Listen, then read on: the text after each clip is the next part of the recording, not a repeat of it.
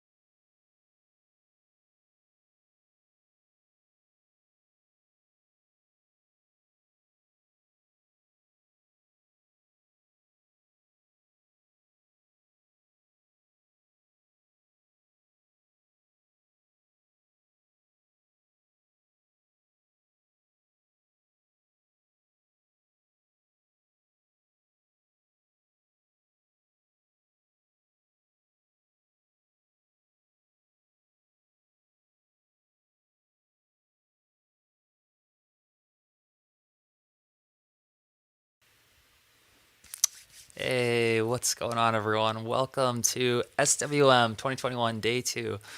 So excited to have you here. It's going to be an incredible day. Um, so, yesterday we had a worldwide audience tuning in from all over, and we brought together five of the most incredible partners that I've connected with over the last 5 years in the music industry who are literally shaping the future of the music industry and helping independent artists like you to learn how to be successful as a musician in 2021. So how do we really hone our craft so that we can stand out from a sea of saturation and noise when it comes to music? And then how do we get our music heard? How do we grow our audience and find and attract the right people who are actually going to resonate with it? And how do we make it sustainable? How do we make an income doing it? So yesterday, I hope that one thing that you really took away from the conference was how we went really deep, we went really tactical with a few different speakers in different areas. We talked about song royalties, and we talked about the 80-20 rule. We talked about social media for musicians in 2021. And there's all these shiny objects and tactics and strategies, but also every single speaker had these underlying patterns, these underlying currents, and it seemed like one of the biggest takeaways was that underneath, like everyone was recommending, really figuring out, prioritizing, and really figuring out what are going to be the needle movers for you, and taking away one thing and actually taking action, right? So taking all this information, but then actually choosing something, circling your takeaways, and committing, and actually investing in yourself. And so that's that's definitely a core takeaway. I think that applies in every area of your life. So it's been an honor so far to be able to host this event and bring these speakers to you. And you're in for another incredible day with day 2. And there's 4 days total, so it's just awesome. This is one of my favorite times of the year. So thank you for being a part of it. So let's go ahead and let's just do some quick housekeeping before we kick off day 2. So our first speaker is coming on here, Christina Curo, in about 17 minutes. And before then, let me just kind of pull up my notes here for you. So today we're going to have speakers like Bree Noble, Chris Bradley, Daniel Grimmett, and Christina, who are helping you focus on release strategy, as a musician. So you've got a new song, a single, an EP, or an album. What is actually the step-by-step process for planning out a release successfully and making the most out of that launch? So instead of investing so much time into the music and then just kind of putting out and nothing happens, how do you actually get leverage out of that? We're also going to be going deep into production and how can you, as an independent artist, learn to really hone your skills as a producer so that you can create higher quality content, which is going to allow you to really stand out. So it's gonna be absolutely incredible. And one thing that we're doing today, and this is the first time we've ever done this in 4 years of doing the event, so it's something I'm really, really excited about, is at the end of the day, we are doing something that is called the PAR Experience. So Wendy Parr is going to be coming on here live at 4 p.m. Eastern to actually break out. So a lot of the event happens totally live right now, and also there's these presenters, there's these speakers that have incredible knowledge, incredible wisdom, and are sharing the lessons that they've learned. But one way that we really wanted to raise the stakes, or we really wanted to provide even more value this year, was by adding more community integration and allowing you guys to also connect with each other. Because through experience, that's one of the things that I've learned over the last 5 years, especially, is just the power of community and connecting, and a rising tide rises all boats. And so we really wanted to find a way to make things more interactive for you and more engaging. It's awesome seeing you in the chat. I love doing the Q&A sessions. But this year, for the first time ever, starting at the end of today and then moving forward for the rest of the 2 days, we're going to have these integration circles, so that we're actually going to have a separate breakout room on Zoom meetings, and we're going to invite you guys to come on live, and we're going to do a big breakout room session with 3 artists per room. And we'll have prompts for you guys to go deeper into your own career as a musician and learn from each other and connect and build a community. So it's going to be really awesome. So the way that's going to work is, and a quick recap for everyone, if you didn't catch this and this is your first time seeing the event, basically most, a lot of events like this, like South by Southwest, or music conferences in general, there's a ticket, maybe an $800 ticket to come see it live. You see a bunch of amazing speakers. And the way that this event works is that it's completely free to attend live. And each speaker, the replays are going to be available for 48 hours after they air, and then they expire and they go away. And then the only way to watch them is getting the VIP upgrade, which is a $97 upgrade that includes the replays for all the sessions. It includes a bunch of extra bonuses and goodies. Includes 3 months to our music mentor program that has regular sessions like this, an interactive community. Also includes like a 10-day challenge that we're doing at the end of the event. Just a bunch of awesome stuff. And one additional thing that we're adding in is, so at the end of the day today, we are going to do these integration rooms, and we're going to open it up to everyone because we think they're going to be super valuable, and we'd love to bring as many people in as possible to experience it. And then the next 2 days, it's going to be VIP only. So that's another perk if you're someone who has gotten the VIP upgrade. Also, if you've gotten a VIP upgrade, I'd love to hear it in the chat if you share, so I know who's going to be in the VIP rooms the next couple of days.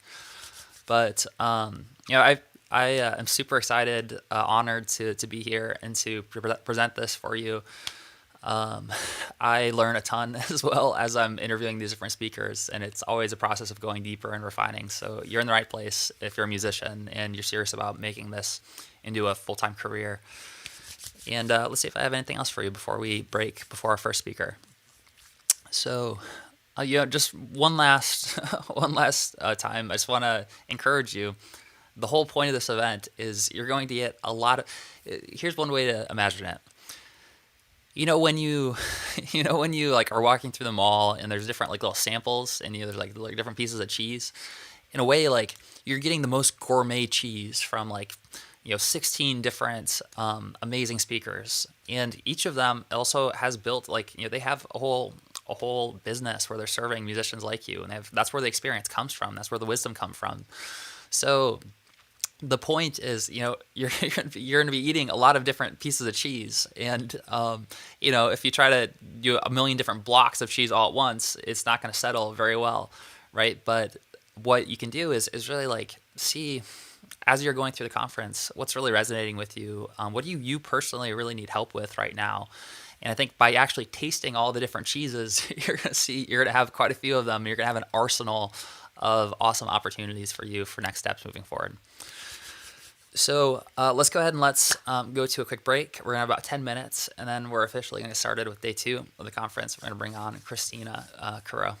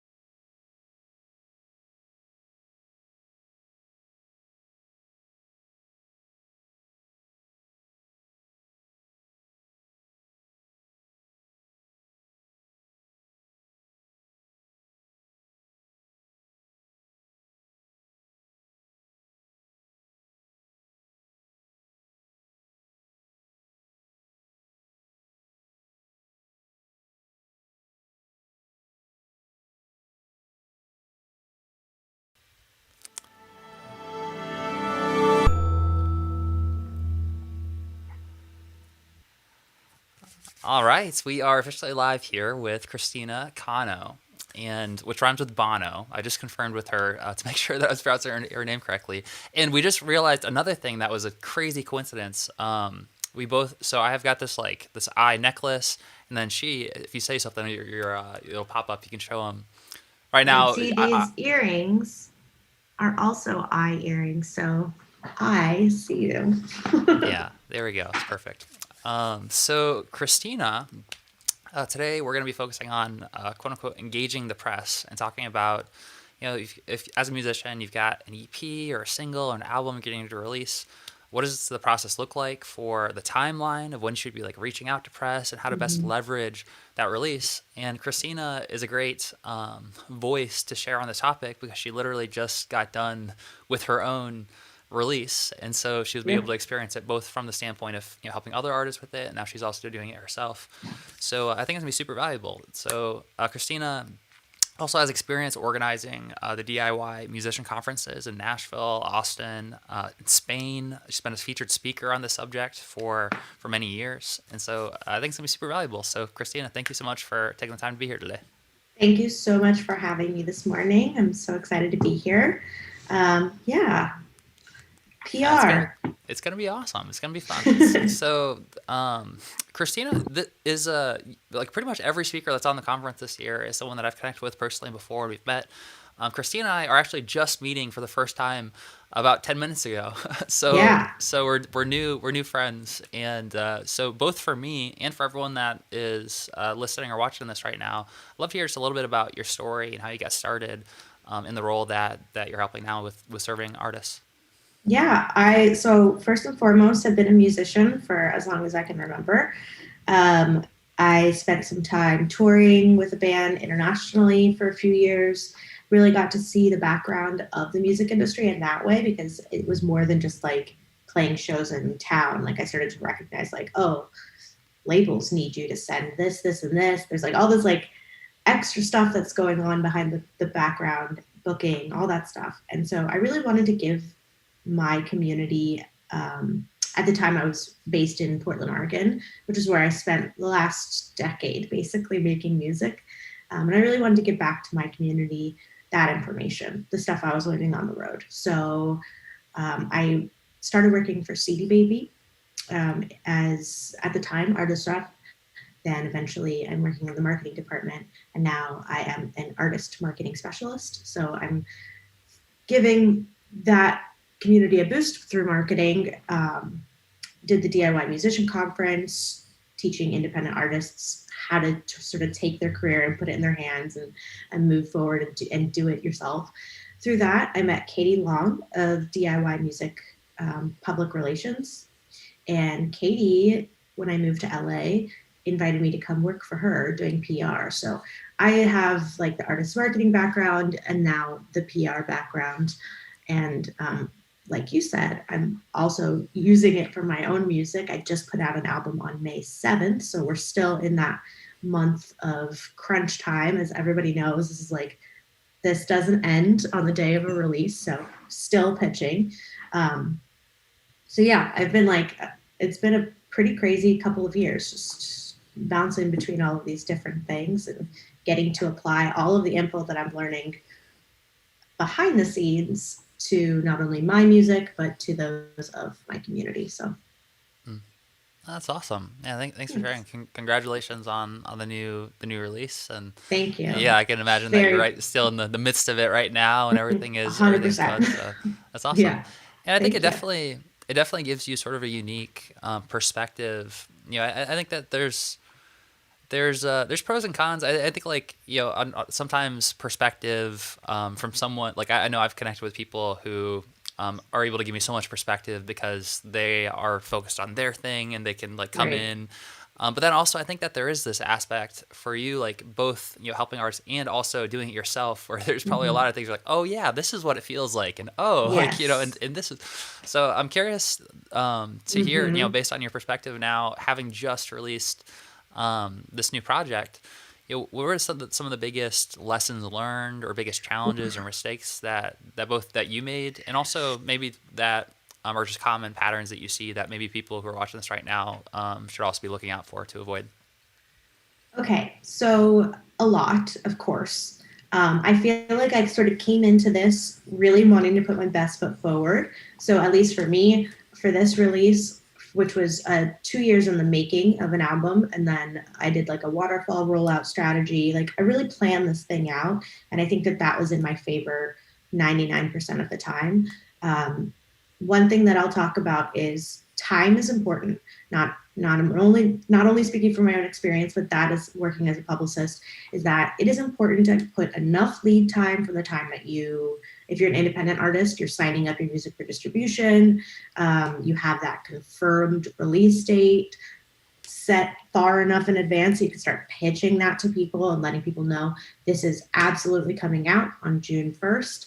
Um, and if that's the case, the lesson is 3 to 4 for printed press, about 1 to 2 for digital press, and then about one or so for your own personal network, for your own fan base. You want to start building the buzz for that. Playlists, there's like all these different sort of avenues that you can go with, like Submit Hub and that sort of thing. You could start doing that a couple weeks before your release. And then, of course, you never stop with the playlists after you're released. So the earliest that you're really going to start pushing things is 3 to 4 months if you're trying to get something written up, and then never ending afterwards if you're trying to keep continuing on playlists. Mm. Um, the biggest lesson I learned through this, and this is like a hot topic right now, is Submit Hub can suck. Getting like feedback about stuff before you even put music out, that was difficult because it's just playlisters. They're not musicians most of the time. They're not people that have worked for 2 years building this thing that they're putting out into the world. They're just people that are listening to your songs for 30 seconds and deciding whether or not it fits on their playlist.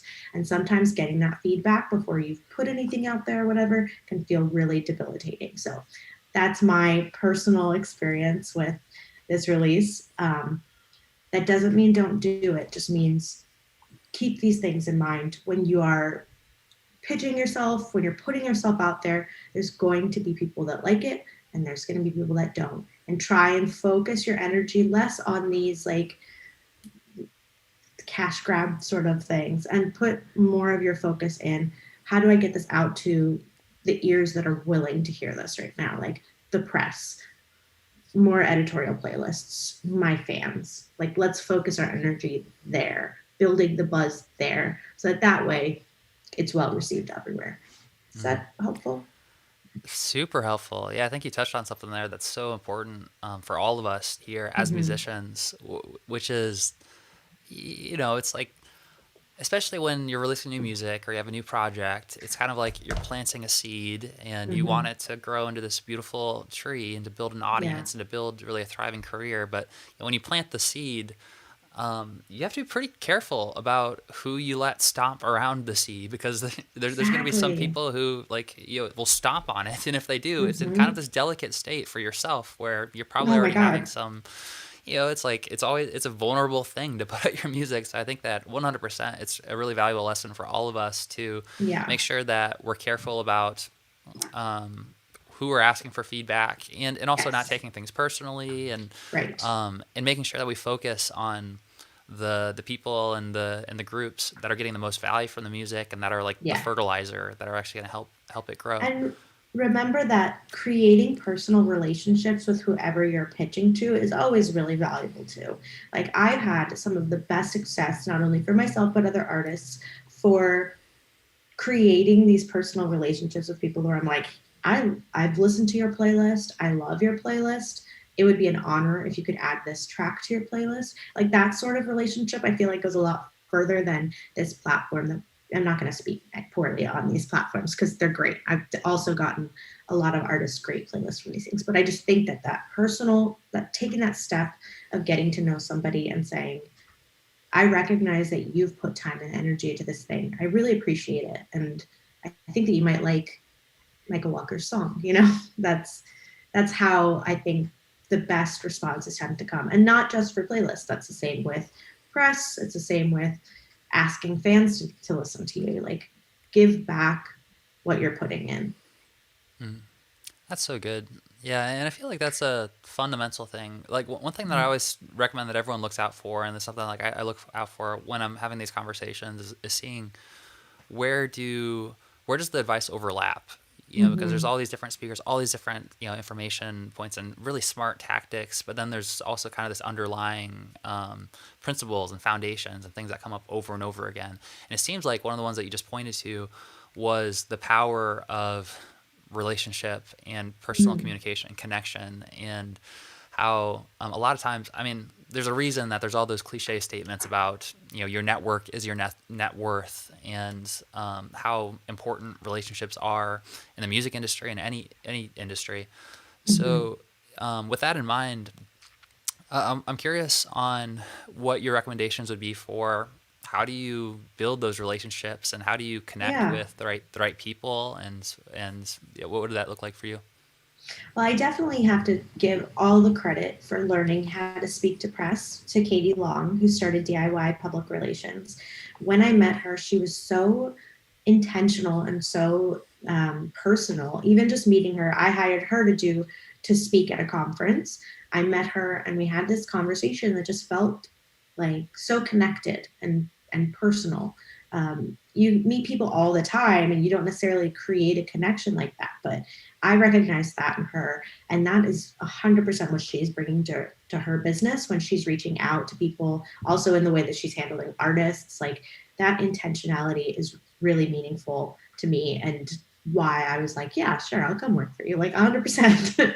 And so I think that that's where you start, right? Like you start with building relationships, and the best way to do that is to look for art or look for writers that are writing on subjects or writing on artists that you like. So, for example, if you want to be in uh, Brooklyn Vegan, that's a blog, and you like a certain writer or you like a certain artist and you see that that artist was written about, you maybe look at the writer, then look at the writer's other body of work and be like, is this the right person to write about me? I am a existential folk artist, and this is a person that particularly only writes about hip hop. So maybe that's not the right person for me to try and ask to listen to my music or to write about it. That doesn't mean that you have to completely limit yourself to people that only write about, a specific genre, but I do think that that's like important to know who you're reaching out to and to be like, okay, I know your body of work. I've read it, and I would love it if you would consider writing about mine or about my artist. That's the first place to start. And then on a logistical level, create a spreadsheet, start keeping track of all of these people, start considering how you're going to roll out asking for press. Are you going to do it all at once? Are you going to do it in one day? Are you going to do it like over the course of a month leading up to it? Just start thinking about that stuff and stay organized, because like that can pile up. That's my biggest problem, is always piling up. So that's the logistical level. But again, be intentional. Don't be a robot. Don't send the same email to every single press person and be like, hi, I love your blog, will you listen to my music?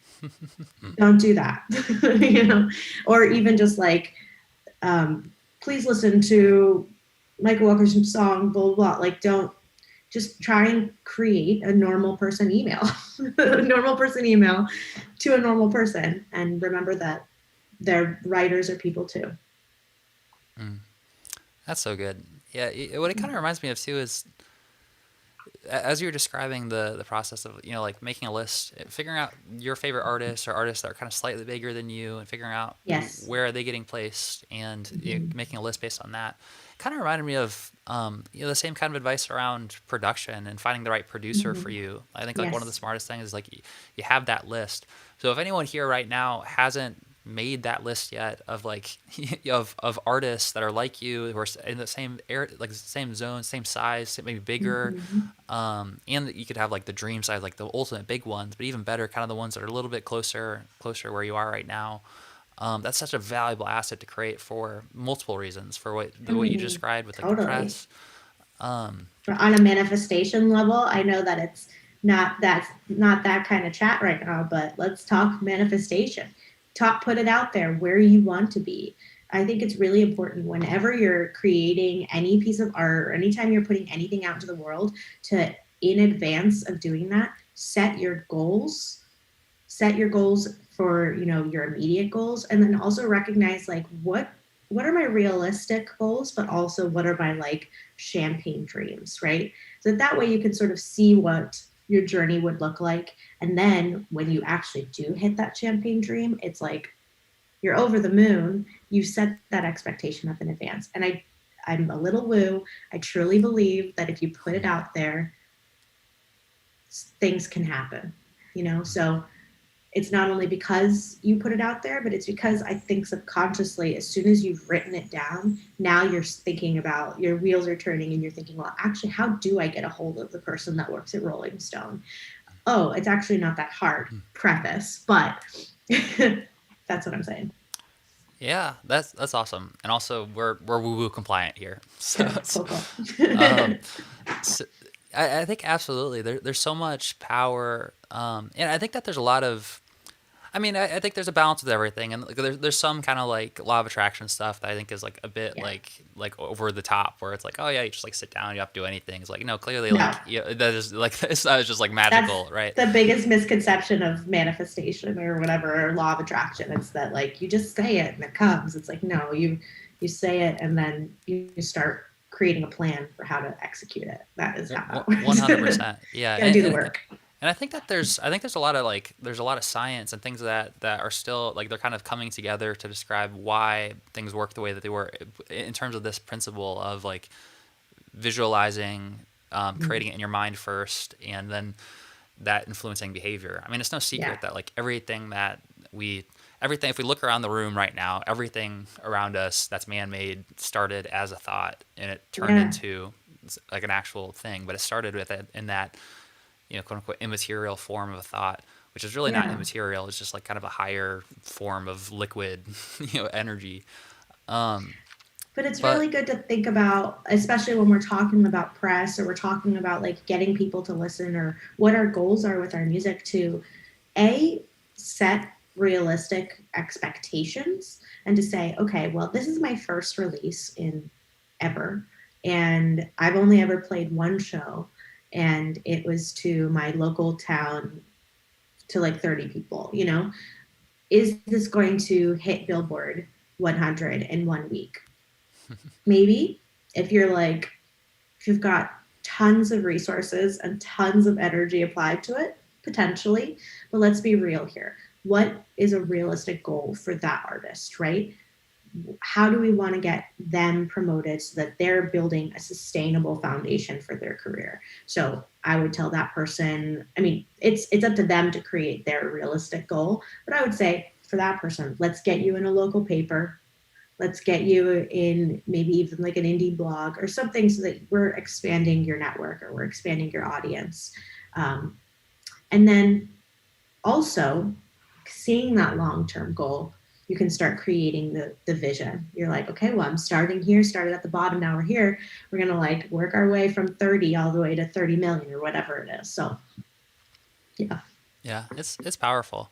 Yeah, I think one analogy that I come back to sometimes is that achievement or goal setting is sort of like a game of golf where you Mm-hmm. sit down, you hit the ball, and if you know where you're aiming for and you keep hitting it and keep seeing, okay, where am I now, where did I land, then as long as you're making progress, eventually you'll get this little tiny ball in this hole. It could be miles or hundreds of miles away.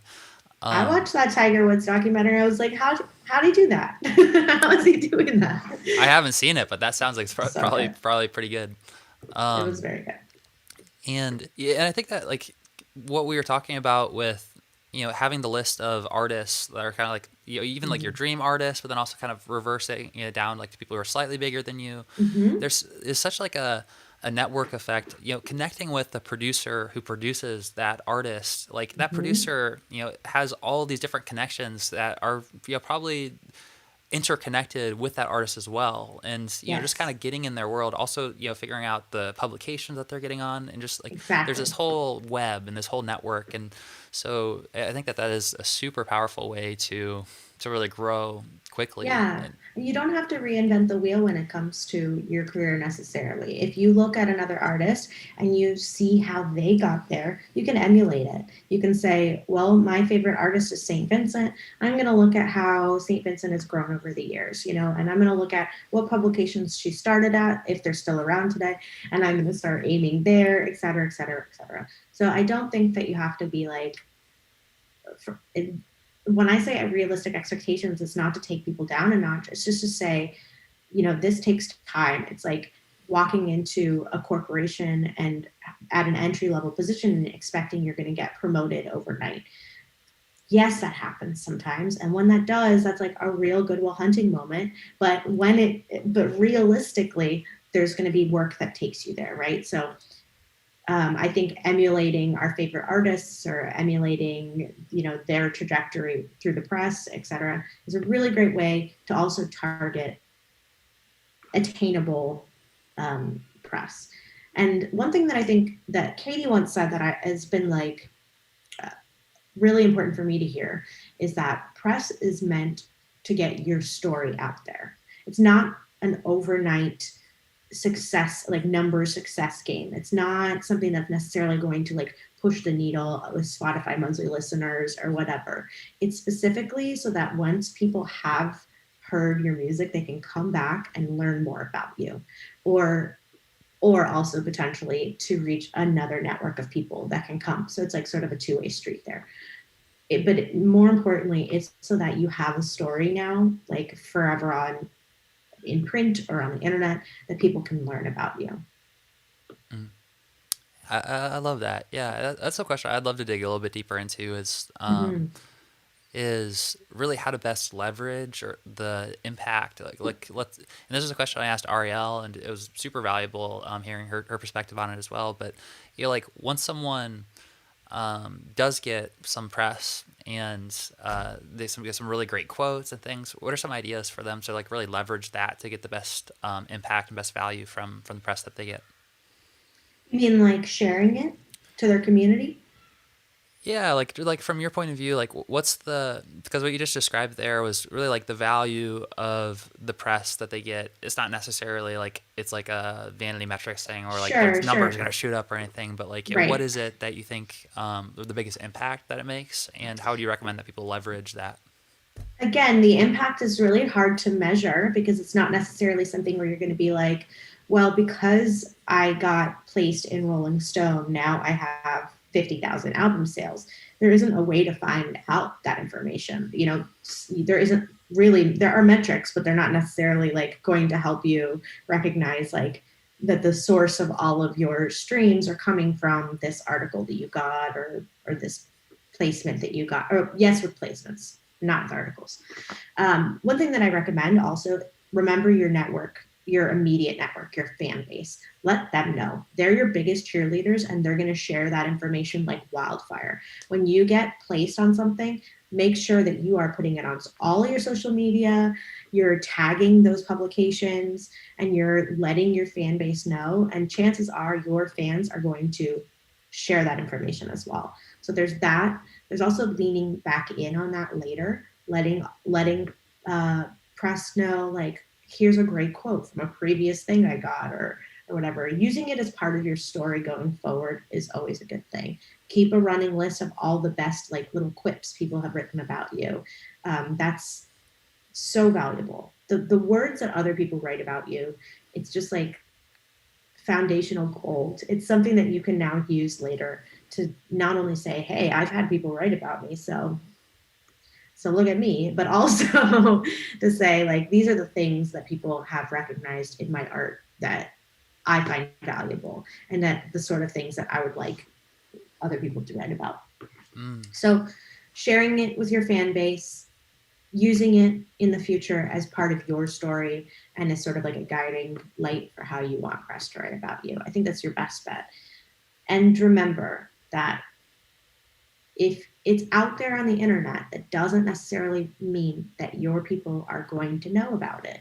You have to do the work in delivering this information out there. It can be in social media, it can be in newsletters, it can be in private emails to your friends or your fans or your family and being like, hey, I'm on this. Do you mind sharing it on Facebook? That's that's it's impossible for you to, or not impossible. It's hard for you to expect other people to just like do this sometimes without asking or letting them know that it's out there.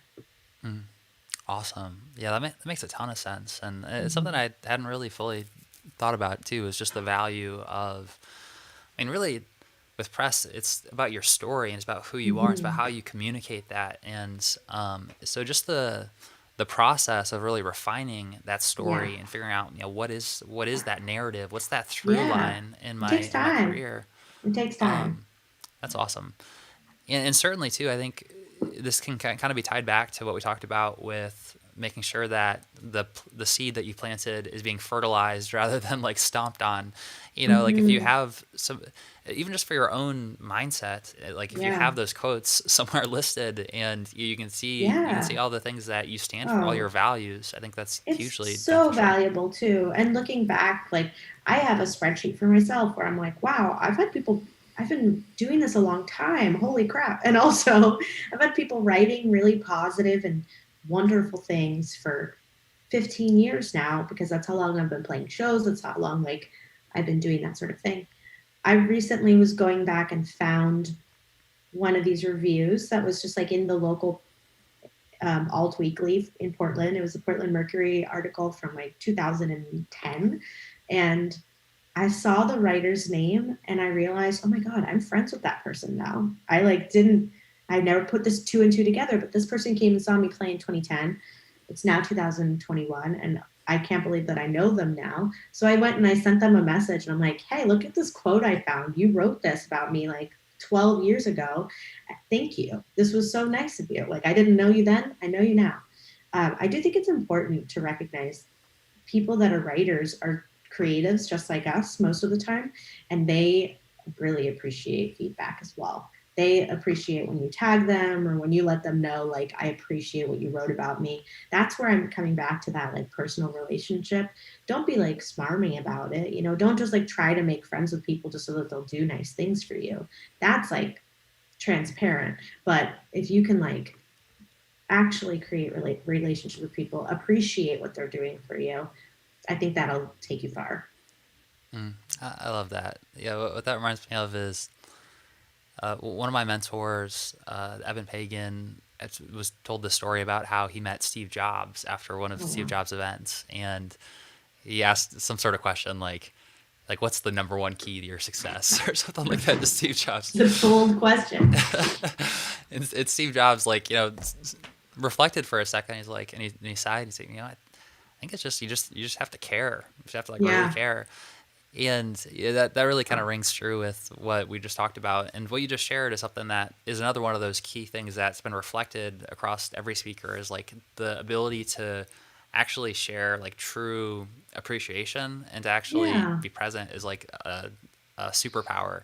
Be And present for sure. yeah, awesome. So next, another question that kind of comes up as we're talking about PR and publicity and your story and really honing that in is when it comes to figuring out a through line or figuring out a narrative or something that makes someone unique. Mhm. I'm curious to hear your thoughts on people who are watching this right now, or maybe wondering like, what's unique about my story, what's writable, or what would be a Yes. good story. What would your recommendations be? Okay, so I just said this yesterday to somebody, but I come from a theater background and comedy and improv comedy and that sort of thing. And the first thing that they teach you in improv comedy is to not try to be funny because when you do, you're going to be hacky, but also because your original perspective is so much more valuable and it's already going to be inherently interesting to people. You can walk into a room, onto a stage, and just be yourself, and that's going to be so interesting. So that applies, I think, when you're trying to tell your story about who you are as an artist. Just sort of hone in on who you are and don't try to be anything else, anything other than who you are. And I know that that can sound like so like just be yourself, but it is true. Like write your story or say your story out loud, recognize who you are as an artist authentically, and then you can start and shape shift that how you want that presented. um, the first time I had to write a bio for myself, I know how hard it is to write a bio for yourself, first of all. And I still, to this day, when I have to edit it, like go into anxiety mode and I'm like, how do I do this? Like I pretend like I've never done it before, and I do it for artists every day. So I know how hard it is to like take this information and try and apply it to yourself. So that's my preface. But the first time I really had to do it before an album release was about 5 years ago, and this was a new one for me, but I tried it. My friend recorded me speaking out loud about myself or about my music, about what I wanted to put out in the world. And from those recordings, listened back later and sort of shape shifted something. Sometimes you need to either be a verbal processor, or if you're just going to like creative dump it all out and then edit it and make it into something later. But I find that to be a really valuable tool if you're just like, I don't know, if you're like me, get paralyzed by like the idea of self promotion, just like sort of self separate a little bit, speak about yourself as if you're talking about your favorite artist, and go into it. And then remember that you can edit and shapeshift it later. But remember that you don't need to be anyone other than who you are. You don't need to try and fluff the numbers to make it seem like you are some Grammy winning musician if you're not. Don't like try to be anything other than who you are when you're writing a bio. Is that really I don't trite wanna be information? anything other than what I've been trying to be lately. I know that's like trite, but it's just it's true. I mean, yeah, it's like writing a resume. Like they could smell BS all over that thing. If you're just gonna write, if you're pretending that you're an executive when you've been working in like a entry level position. I keep coming back to this. I don't know why. I think it's because I'm wearing my corporate mode shirt today that I'm like in corporate mode. But yeah. I think it's super valuable information, and um, you know, I think it's a superpower and the ability to kind of like a ice chiseler, like be able to chisel Mm, away and be yes. authentic and be yourself, but also to figure out those things that are unique, or those things that kind of that resonate with people. So yeah, for anyone who is like watching or listening to this right now, I wonder if you have like a few ideas as like like question prompts or different things that you Mm, might ask someone if you were sitting down with them and you're like, okay, like and they're going to record that video or they're going to start mhm. writing out a bio. What are some of the most important questions that you would ask them? I like to know how people's brains work when it comes to making the music, because I feel like that's the sort of thing that I get really interested in reading about people. So putting a little bit of info about who this artist is on a creative and artistic level. So I'd probably ask a question like, okay, well, tell me what made you want to make this, or how'd you start this project, or like what was day one like for you, and go from there. I think creating the story from this was developed from blah blah blah, and it evolved into this. Like I think that stuff's really interesting. Don't forget that with it, if we're just talking bios right now, a bio doesn't need to be a novel about every single one of your creative whims. It could it the main thing is that we need to know the facts. We need to know who you are, where you're from, a sort of brief analysis of what your music sounds like, maybe a little quip about about the project that you're working on, and and then anything that's worth bragging about. That's where that like previous press thing might come in handy if you're like, and then also so and so said this. I'm going to throw this into my bio and credit them for it. Um, so a bio doesn't need to be like a novel, but if we're just asking questions and we're just trying to brainstorm ideas, that's where I would start. I would start, who are you as an artist? Why are you here? What is this that you're making? What inspired you to make this? Like, give me a little bit of information about like how you make the sauce. Mm.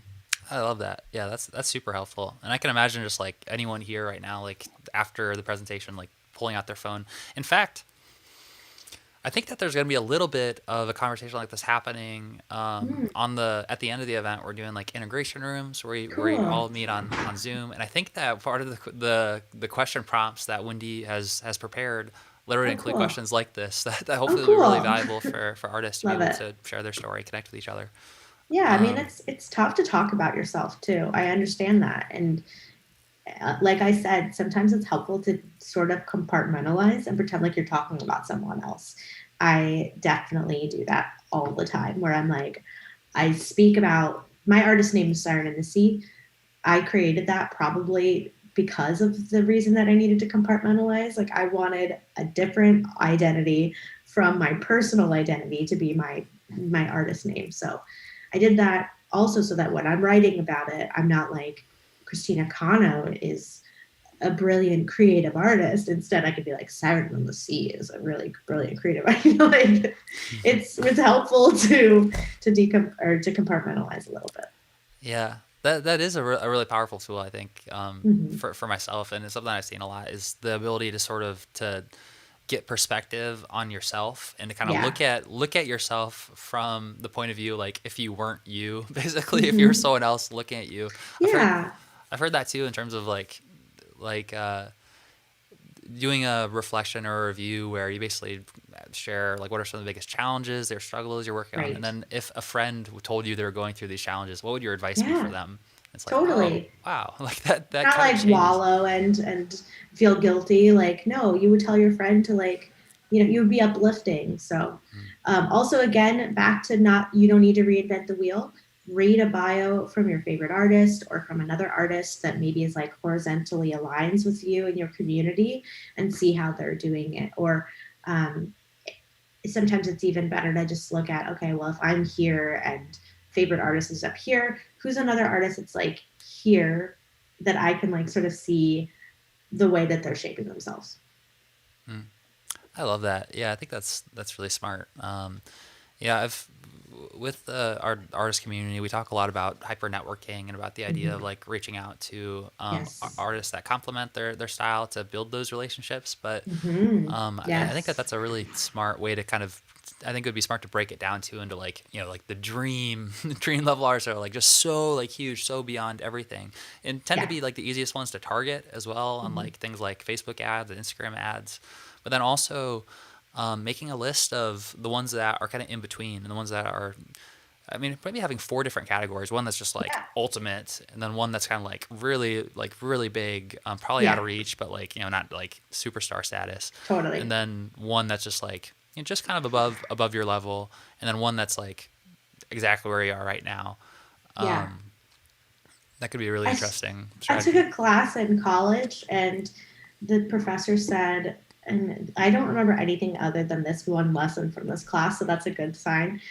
Said nobody is out of reach, and I was like, "What? That's not true." And then um, the exercise that we had to do was to like do this list and pick somebody on this list and figure out how to get in contact with them. Mm, And I realized I could. I like put a person on the list, and then I found out that person had like a film premiere happening in my town, and they were doing a Q&A later. And so, literally 3 days later, I was at a Q&A. I was shaking hands with this artist, and I was telling them I'm a huge fan, and also I would love to like learn more, blah blah blah. And so it's true. Make the list again. I feel like this has turned into like complete manifestation chat, which I'm all about. But make your list, find out how to get a hold of someone. Don't be a crazy stalker, but find out how to get a hold of someone if you need to. Also, mm, cold calls are fine. Sending an email to this artist that you're talking about, whether it's a second tier, third tier, fourth tier, and just putting it out there. Hey, I would love to know like how did you get started, blah blah. People appreciate talking about their journey. They appreciate helping out other artists that maybe are coming up. So I do think that that's totally okay to send those emails. Don't expect anything back. Don't like push too hard if they don't respond, but it's okay to put that out there. It's okay to ask for advice. And I think that goes for music, for business, for anything. It's okay to reach out to people and admit they have information that you'd like to learn about or learn from. mm. Yeah, that's so smart, and I love that story. And what a valuable exercise to have in that Super valuable. class It's the only thing to I learn remember from that. that class. That's awesome. Um, yeah, and I think it is super powerful too in terms of if upon first reach out you don't hear back, and you follow up once or twice, you don't hear back, like that's not Yeah. necessarily a loss. Like it's No. a lot of times you can be kind of planting the seed so that if it is Hmm. someone, they happen to see the message but they're just busy, or like they aren't able to really respond to it, you're still kind of planting a little tiny seed in their world, Right. and at Which some future point you might be able to see it blossom. comes back to press, because absolutely that is the case with press 100%. You're going to be sending out pitches, you're going to be sending press releases out for every release you have, you're going to be doing follow-ups if people aren't necessarily getting back to you with pitches, and you will find that over time you'll be chiseling away at that list, and maybe that person that didn't get back to you after the third press release or the fifth pitch or whatever, now 5 months later, you're putting out your album and you're like, oh, they actually paid attention and they did see those previous emails and my name did stick for whatever reason. And now they're listening. So, same thing. And that's also the same thing with fans, right? Like, you might live in a community where you play 10 shows and you're like, I swear that these people don't know who I am. And then by the 20th show, you've gained more fans, or you've gained people that have been like, actually, yeah, I remember hearing about you 10 shows ago and that's why I'm here. So it never ends. Mm. Yeah, that's so good. Yeah, definitely planting the seeds, allowing them Yes. time to germinate and to Yeah. blossom. Awesome. All right, you know what? I think that now is probably a good time for us to start going to Yeah. some Q&A, some questions Let's from do it. people in the audience right now. Let's do it. All right, Sean Quixote, which again, Sean wins the name It's a of great the name. the name of the day award. Gosh, I Um, love it. Sean asked, "What is a waterfall rollout?" Yeah. So basically, I'm going to try and explain this as easily as I can verbally, but I'm like very visual. So um, basically, you're going to put out your first single, and then when you put out your second single, you're really putting out two songs. You're putting out the second single and now the first single. And then when you put out your third single, you're putting out three songs. You're putting out the third single, the second single, and the first single. And they're going to all live independent of one another. So that way, when you are, and you could do that so on and so on, you could put that out for your entire album if you want. You could do that for 10 songs, whatever. But the idea behind it is so that when somebody discovers the third song, maybe there's two other songs now that they hadn't heard before. And that goes back to what we were just saying about you might be putting that energy out there and not feeling like you're getting responses, but then like by the third song somebody's coming in and you're making new fans for these other things. It's really useful for streaming because you're automatically they're going to the next song that's going to play is now the previous single, so that's really useful to getting people to now listen to these other things. Mm. Yeah, that's super smart. Yeah, and I feel like that probably ties in really well with what we're talking about later today with Pretty Noble and like the release Mm-hmm. strategy and kind of the singles leading up to a bigger release. Yes. I think it builds a lot of buzz. It lets people know that you're like taking this thing seriously, because it takes a lot of time and energy to set these things up too. Like, let's be real. It's not like you're just signing this up the day before. And if you are, let's talk, because you need time. Mm. But yeah, I think it's a great strategy. It's definitely been an interesting one to do personally and to witness how it works, because there are pros and cons to it. There are days where I'm like, well, is the song itself not getting enough streams because now the next song is playing, like those sorts of things. I think I'm overthinking it. Really, you're creating an opportunity for people to come back to music that you've previously released. So I think it's a really positive way to do it. Mm. Um, yeah, certainly getting used a lot right now in popular music. So I'm interested to see what the next thing is.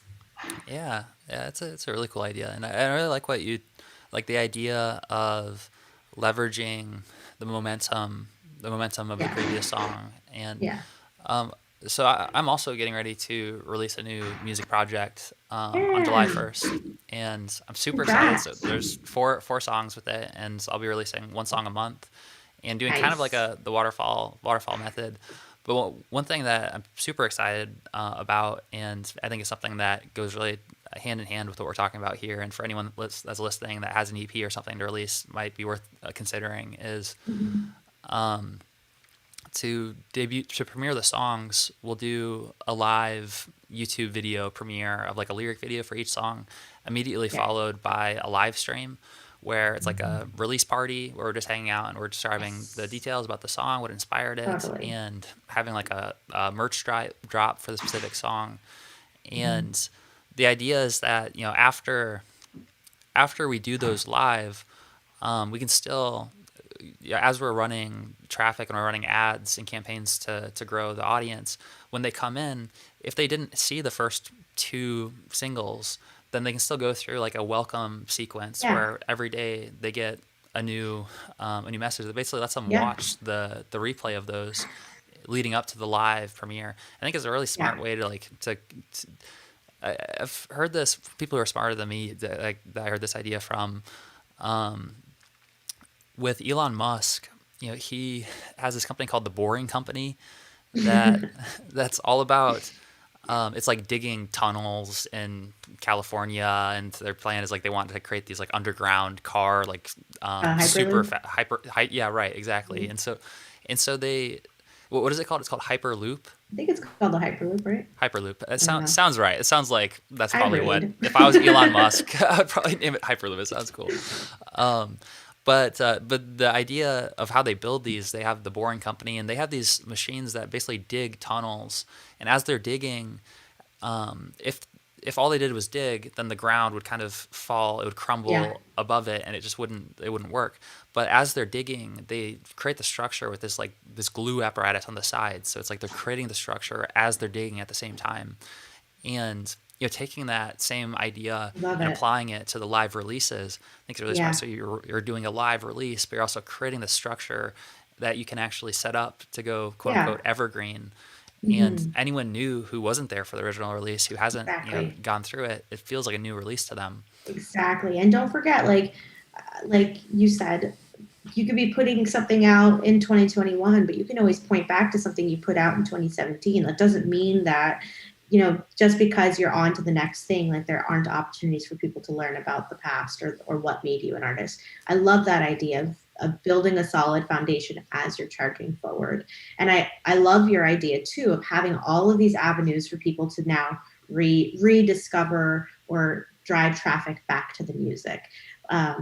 There's always a conversation of like, do I put a music video out on the day of the release, or do I put it out like a few days, a week later, whatever? I'm always pro put it out after. That way you have another opportunity for someone to discover that song that's only coming here because they saw the video. And then again, going back to the fact that your fans aren't going to know about this unless you let them know, which is why you create press, buzz, or why you share this stuff on social media. So you need to let people know, and you can't expect that they're just going to like discover that music video on your YouTube unless you have shared the information or had other people 100%. help share the information. 100%. Yeah, I think that's really smart. And with this release, the videos are just gonna be lyric videos, kind of like a Cool. quick and easy one, so that in the Same future thing. we'll be able to do what you're talking about with like having a full production music video for the Well, a songs. lyric video is a perfect use of this though. It's again another opportunity for somebody to discover the song and go check it out. It's also reinforcing of the song to the existing listeners. Right now they have another piece of content or whatever to like attach themselves to then build that buzz of the song inside of them and go listen to it again a million times. But then for news people that are just going to see the lyric video, now they have an opportunity to go listen to the song for the first time. Mm, awesome. Now I'm talking about it, I'm getting really excited excited for Yeah, it. I'm excited for you. That's really cool. Lyric videos are hard to make. Proud of you. Thanks. Yeah, no, it's not me making it. We got a team a team creating the thank the good Lord, because if it was me doing it, Yeah. it would be like Microsoft Paint, like drawing Same. them with a brush. I'd be like on Canva, like, how do I put 5 words in here in one frame? I don't. You misspelled the word your. Dang it. Oh my gosh. Um, It's a creative choice. here's a good question. So this is from Jeff's Healing Music. Jeff asked, Ooh. Christina, what would you say a good game plan would be for re-releasing a song if you did it poorly the first time? So first, I would ask what made it feel poorly executed to you. Was it that you feel like nobody heard it? Or, yeah, that's my first question. I also would ask, like, do you need to re release it, or can you release something else and eventually, like we were just talking about, create more opportunities for people to then discover the thing that you released the first time? If it's just like you put the song out and you hate that version of the song, the mix is awful, the master's awful, that's a creative choice that you can absolutely decide to like re-execute. But I don't know. I'm very much a let's move forward and not dwell on the past. If you're not happy about the way that came out, let's put something else out. And then hopefully people will start attaching to that other one. That's my advice. Mm. Yeah, that's definitely good advice. Um, and one thing to add on to it is like what we just talked about with the idea of like creating quote unquote evergreen stuff. Mm-hmm. It really wouldn't be that hard to do for your if you have an existing audience, Yeah, to just like send them a broadcast, do some live stream where you're going deeper with the song and you're describing behind the scenes. Maybe you have some new yeah, content like a lyric video or something to go with it, and yeah, then you have something set up for like in the meantime, if you don't have new music yet, then you have something set up for new people to discover you, and you can drive traffic to that. exactly. Um, but I think what Christina's saying, especially when it comes to like press, yeah, I imagine that it would be an uphill battle, really like having this old song that came out 3 years ago and trying to like reach out to press to like re-release it. That's not, yeah, you're not going to want to do that, to be totally honest. Press Yeah, isn't going to write about a song that you put out 3 years ago. yeah, If it's like, yeah, but I really loved this song and it came out 3 years ago and blah, blah. Unless you re-record it or do something differently with it, it's probably not going to hit the same. Like consider I think consider moving forward, consider using these strategies for the next thing, and people will listen to that song. Um, yeah, I don't think that you should. I've had a lot of people ask me before, like, well, I put this out 5 years ago and I think I should delete it from all of the platforms and just like rebuild my brand. I'm like, what's the point, really? That being said, I've also done that. I had an album that came out in 2010, and it's not on the internet for a reason. But well, we guilty as charged as well. Paradise yeah, Fears. It made its way back online. It's called The Secret to Dropping Out. It's not good. We took it wow, took it down for a reason, but yeah. it's there. Thank you, well, YouTube. yeah, I just also find a pivot and reevaluate and see where you are creatively. And if you're like, this creatively doesn't align with me anymore, sure, edit it off the internet. But if you're just like, this is something I put out in 2010 and I'm bummed that it didn't get, written up about, and I'm bummed that it didn't get 1,000 million streams. 1,000 million is not a number. It didn't get a bunch of A streams, billion, a a billion billion streams. streams. Then yeah, maybe let's just move forward. Mm. Yeah, that's definitely good thinking. I promise myself I'm trying. I don't want to reuse this analogy too much. It's one of my favorite analogies. If I'm not careful, this will come up in every conversation. But Sure. the analogy of that we're like surfers right now, trying to catch waves, and we don't necessarily Yeah. want to try to catch a wave that's passed 10 years ago. It takes a lot of No. energy, but like, look what's coming up now. How can I catch the current Exactly. wave? Exactly. Love that analogy. You're talking to the right person for ocean themed analogies. Let's just say that. Okay, there we go. I feel like there's a lot for we're meeting for the first time, but I feel like there's quite a few Symbiotic. synchronicity, there's symbiotic Yes. things that are happening. We got the eye logo. We're talking about law of attraction. We should Yeah. probably start a band called Yes. the something eyes, right? Mm. Yes. Maybe It's you too guys in the early for chat. me to nail this artist name down, but we'll figure it out. Yeah, maybe. I mean, in fact, like we could just start like a band with everyone here in the audience right now. I love it. A collaborative effort. The all The all eye, seeing the eye. all seeing eye, and it's about how like we're all separate and different, but then Mm. like underneath we're all one community. We're just like one eye, Love right? it. Okay, is Love that hippie it. enough for all you guys? Yes. Awesome. All right, so next question, we got one from Relaxed Self. Said, Mm. question: how often should you contact a newspaper, Peleus publication, etc., to get a hold of them? It's a good question. Yeah, like what That's a does the really great process look like question. reaching out? How many times do you follow up? What is that? Again, it comes back to remembering that just because they read the email the first time, they didn't respond, doesn't mean that they're not going to the next time you reach out to them. So follow-ups are super important. I think that you should, like we were talking about, it usually takes about a month for pitching your new song to press, and in that month, it's okay to follow up once or twice. Don't send them a text every single day. Don't email them every day and are like, why didn't you respond? Don't be aggressive, but it's okay to follow up at least. It's important to follow up at least once. I think it's okay to follow up twice if it's something you really, really want. Um, People respond really well to following up because they're like, often it's not that people don't want to write about you, it's that they get thousands of emails in their inbox every day. And that little like follow up reminder reminds them, oh, well, first of all, this person means business because they're willing to follow up. And secondly, like, oh, right, yeah, I remember seeing that name. I'll give it a listen now that I have time. So I think following up is really important. Mm. As far as how many times you should contact press, it's every time you have something to release and every next time that you have something to release, and keep building that network and keep sending them stuff. And just because you didn't hear from NBC on the first release doesn't mean that by the time you put out 10 songs you won't necessarily, you know what I mean, like you keep building. Don't just assume that because you haven't heard back from your favorite publication that you're never going to hear back Mm. one day. Yeah, that's such a great lesson to not assume just because you don't get a response the first time that they didn't see it or they're not Right. interested, but that there's a good chance. I think, yeah, it's better to assume that they're just busy and like, and even just like the way that you phrase those follow up emails, I think is going to make a big difference if you're giving them the benefit of the doubt. And Yes. and I think the fact that you're willing to follow up, like you're just saying, shows them that you have something valuable, or like that you think that you have something valuable for them, and that they just made a mistake, not There's not yeah. working forward with it.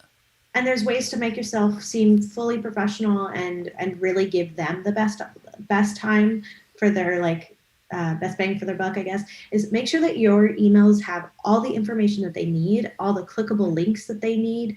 Like, please add all of your social media and contact information on there at the bottom. Please make sure that if you're asking them to listen to a song, that you're linking to that song, or if you're asking them to watch a video, to link to that video. Give them a little bit about your bio. It doesn't need to be an essay. Like, it doesn't need to be a ton of information. It just needs to be the stuff that you want them to know so that they can go listen to the song and then write about it, etc. So make sure that your email is not just like one long crazy tangent about who you are and why they need to write about you. Just give them the facts and give them all the information they need to do that, so that they don't even have to like necessarily go back and forth with you about getting that information. You want to put that info in the email in the first one. Mm. That's so good. Yeah, just having the clarity, like I mean, with any sort of email or in like a marketing standpoint, you have the call to Yes. action and you want to be really clear Right. about like what's the next step. If you can Right. just like make it as simple and streamlined as possible, what's the next step? Yeah. Um, They're not going to want to do like a crazy back and forth with you asking, okay, well, then send me the song. Don't do that. Give them the song up front. awesome. Yeah, and one thing that might be helpful in terms of our follow up process for reaching out to, I mean, a lot of the speakers that are on the summit are people that we reached out to. And Yeah. like Christina said, like we didn't necessarily hear back right away. Ari Herstand is an example of someone we've been reaching out to for like, probably the last 2 years. And he Nice. just got back a few months ago. And so we Cool. finally connected. He's awesome. We had a great Yeah. interview We'll for do. our podcast, did an interview for his podcast. Nice. And and we weren't like aggressively like following up, but it's just about planting the seeds, I think. And Cool. for us, we have like a spreadsheet where we have everyone listed out. Like Christina mentioned earlier, having that spreadsheet is so powerful, and just like the contact and also kind of breaking it down for us. The follow up process is like we have a column that's literally just like status, and then it's like to do, like to reach out, reached out, Mm-hmm. followed up, last follow up. And Yeah. so, I think there's different ways to do this, but this is something that's worked really well for us. Is we have the initial reach out and we mark them as reached out. We give them a week. If they haven't responded, we send out a follow up email that's kind of a slightly different angle. It's like still kind of a pitch, but just kind of done from slightly different point of view to see if, maybe speaking about it in this way, sometimes adding a little bit more credibility, or like Hmm. trying not to like brag and be like, oh, we're the greatest in the world, but also kind of like speaking like, this is why we think this would be valuable for you. And then the last one is literally just like, hey, just want to follow up one last time here. Into the, some of the summary, like, last follow up. And, like, I think that would be a great fit, but also like, no hard feelings either way. I won't like Yeah. keep bugging you and that's been so I don't think you powerful. even need to say that part either. The like, I'll stop bothering you. Like, don't come Right. off as super insecure either. I mean, not that you doing that isn't that, but put I'm your glad best you foot said that. forward We and don't, yeah, we definitely don't say that yeah, in the email. It's that's just sort of like the way that I look at it is just sort of like, well, not like I'm bothering them, but just like yeah, they might be busy. It's not the right sure, timing. of course, of course. No hard feelings at all. But just wanted Hmm. to like reach out one last time and let them know that Hmm. this is like the last time that we're going to be reaching out about it. Sure. And Yeah, it's just like a marketing email.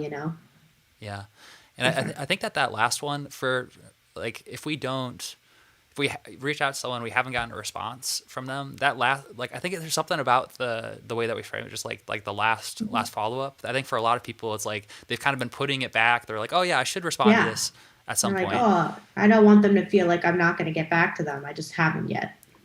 Right. That's the thought process, I think. Exactly. Yep. All right. Awesome. So let's keep on trucking through some more Q and A. So Bard of Eli said, I'm promoting an idea campaign as well as a song of mine that fits with it. The song is about plastic pollution, and my campaign is to help save the seas by raising awareness with Ocean Aid concerts. I realize this is Oh, a I love massive it. project. But what do you think is the best way of getting this into the press? Hmm. First of all, love it.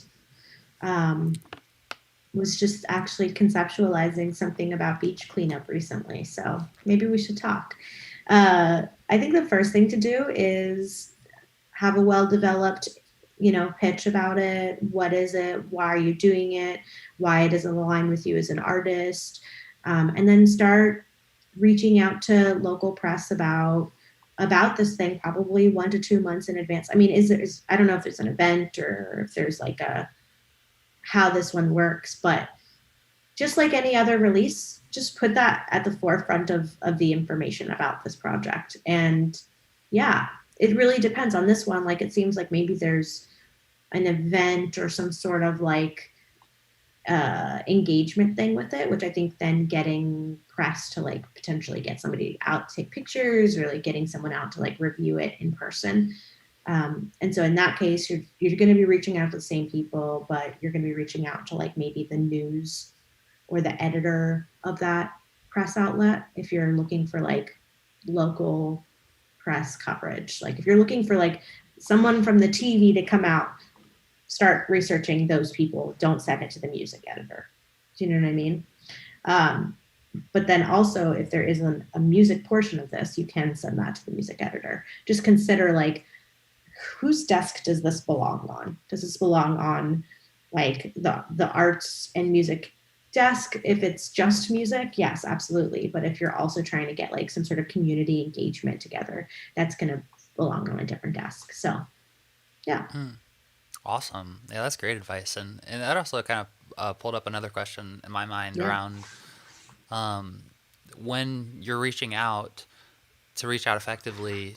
It's so important to know that you're reaching out to like the right person and Mm-hmm. organization. Um, who, like, when you're doing that research, and let's say that you were reaching out to some of these publications, from your experience, like, how do you find the right person to reach out to? And in most cases, who would be the person that you put down on that big spreadsheet? Honestly, LinkedIn is a really huge tool for me. Also, just looking at the website of that press outlet. Usually, they have like a contact or an about us section, and they have a whole list of who the editors are for each column. Also, if you're looking for just like press, like written up press, look at the written press, and again, look for similar articles or somebody that's written on a similar theme. In this case, I would look for somebody who's written about sort of like environmental justice and trying to get it in their ear and let them know, like, well, you've written about like water pollution before, and I think you might be really interested in this thing that I'm doing. That's where I would start. Mm, that's really smart. Yeah, I wonder. I mean, you might even be able to like Google some stuff too, like Google Just articles Google it. Totally. about yeah, about Oceanic musicians. pollution, whatever. Oh yeah, totally. Yeah, Like, musicians who've done things like that. yes, 100%. Google News is a great column to look into, but yeah, that's where I would start with something like that. And I'd love to hear more. So please send me more information. I'm sure you're going to give out my email address or something like that. Yeah, So, yeah. Speaking of that, I mean, for everyone who's watching this right now who wants to connect more or get in touch, what would be the best place for them to learn more? um, you could look for me on sirenandthesea.com. That's my artist page. And then there's also contact information there. So that would be the best place to go. Cool. So it's siren and the sea.com. And the sea. Yeah, that's why I love ocean stuff. Nice. It's a cool name. Yeah. Thanks. All right. So let's go ahead and let's do two more questions for the day. So we got four total. So let's see if we can try to choose some really good ones. Okay, Fancy Creation has also like all these names are auto generated, or at least a lot of them are. So Fancy Oh, Creation. Um, that makes sense.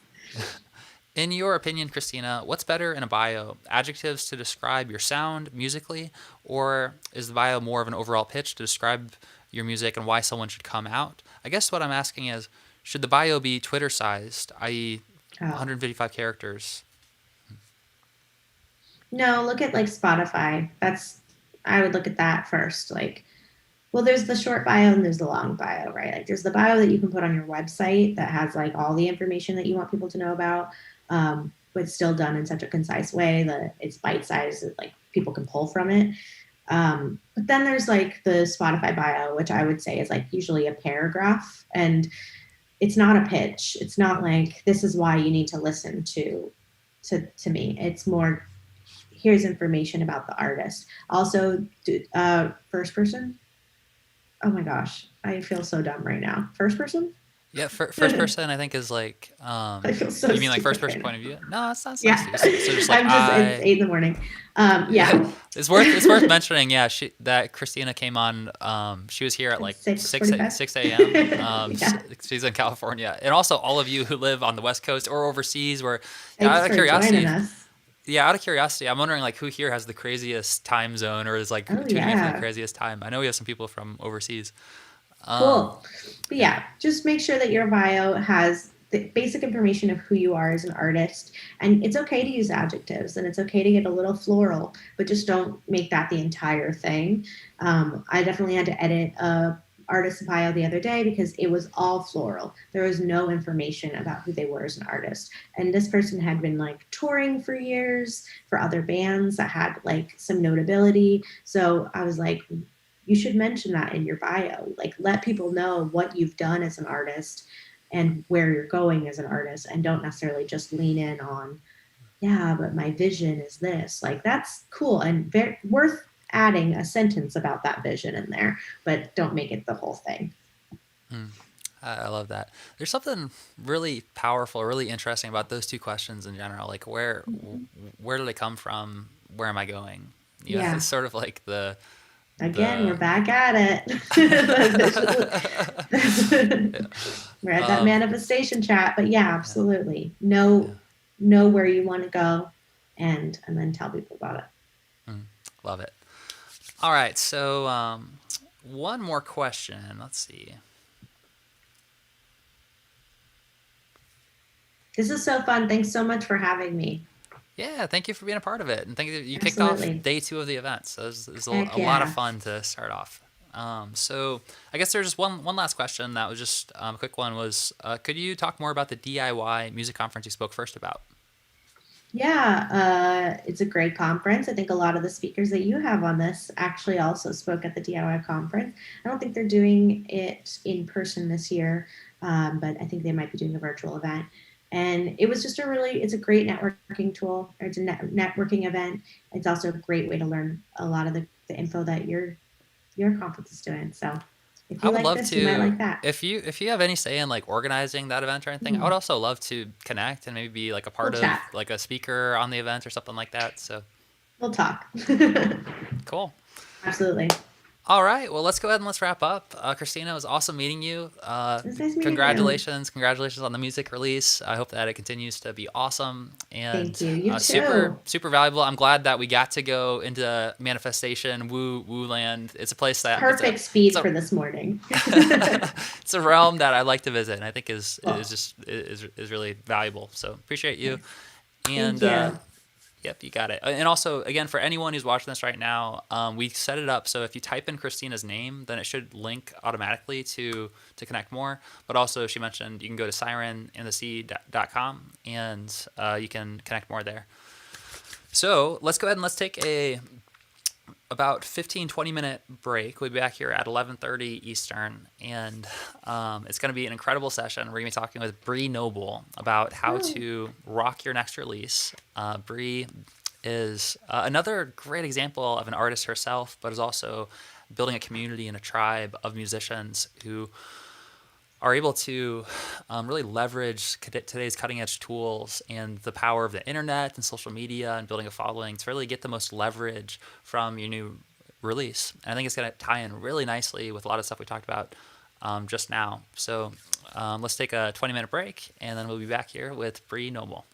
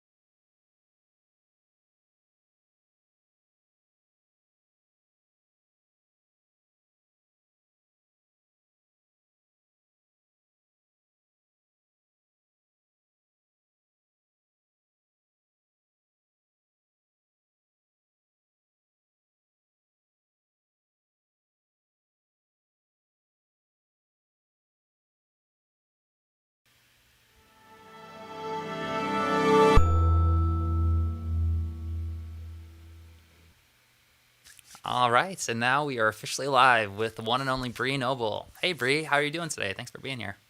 I am doing awesome. Yeah, so it sounds like Bree just moved into a new place with her whole family. Literally, just like this weekend is moving, so there's a lot of things in movement right now. But thank you so much for taking the time to be here and talk about releasing your music successfully.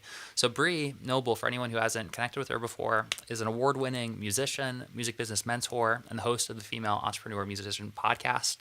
She has a program called Rock Your Next Release, where she really focuses on the release strategy and timeline and step by step. How do you make sure that you've got a new single or a new album, a new release coming out? How do you make sure that you can plan it and prepare for it and keep track of everything that needs to happen? Which there's quite a few things that need to happen when you're getting to release a new song. So today we're going to talk about that concept of how do you successfully plan and execute on your next release. So Bree, thank you so much for being here today. You are welcome. I'm excited to be here, and I think it'll be fun because last time we talked, you were getting ready to like record and all that stuff, and now I know you're going to be releasing something soon. So like you're in it, right? I know, I know. I'm in release mode right now. In about a month for releasing the first single, so a lot of fun. So this is also going to be especially relevant, I think, to me getting ready to release a new song as well. So excited to dig in. So for anyone here who this is their first time learning about you, could you just share a little bit more about yourself and how you got started and and we're able to build up this course about helping artists to release their music successfully.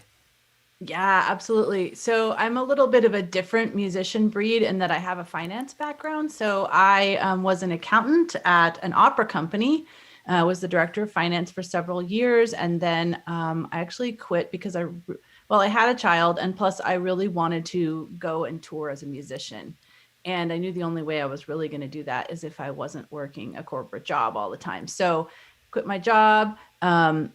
Really was struggling to figure out how to do the audience building thing. And when I finally kind of hit on this formula of really grassroots building, thinking of myself as a business, just like any other small business would build their client base in relation to fans. That is when I, really started taking off as a musician. Eventually, I built up a platform called Women of Substance, where I promoted female artists in all genres and their music. And then they started asking me questions like, how did you do this? How did you build a fan base? And how are you touring? And so I started talking a lot about that and helping them with that. And so that was kind of the beginning of my journey as a music business coach. And then, same thing. I started getting so many questions around releases.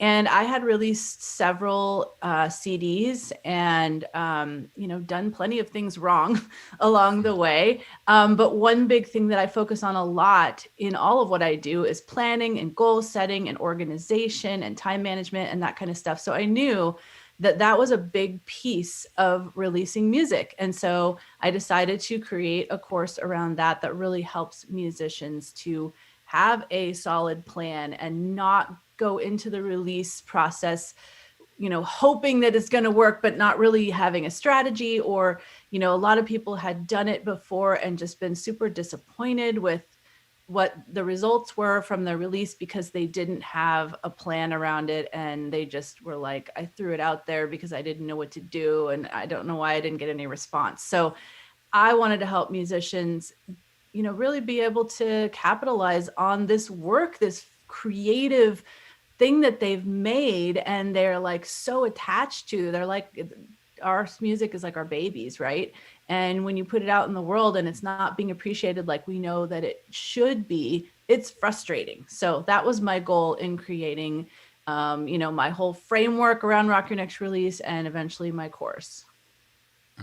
Oh, that's so awesome. And yeah, I think for most of us as musicians, the thing that comes more naturally or intuitively is really just like the creative process and recording the songs. And like you said, it's like our baby. And then when it comes to like finally releasing them, it's so easy to just drag our feet and kind of to like if we don't have a plan, if there's confusion around it, then either you just like dump it out or you just put it out, nothing really happens, or you just never really pull up the courage, like you just keep pushing it back and back. So I think that what you're focusing on, what you're offering is so valuable. Having a concrete step-by-step like plan that really help you get your ducks in a row from someone who has experience within that realm of planning and organizing things and having the right timeline.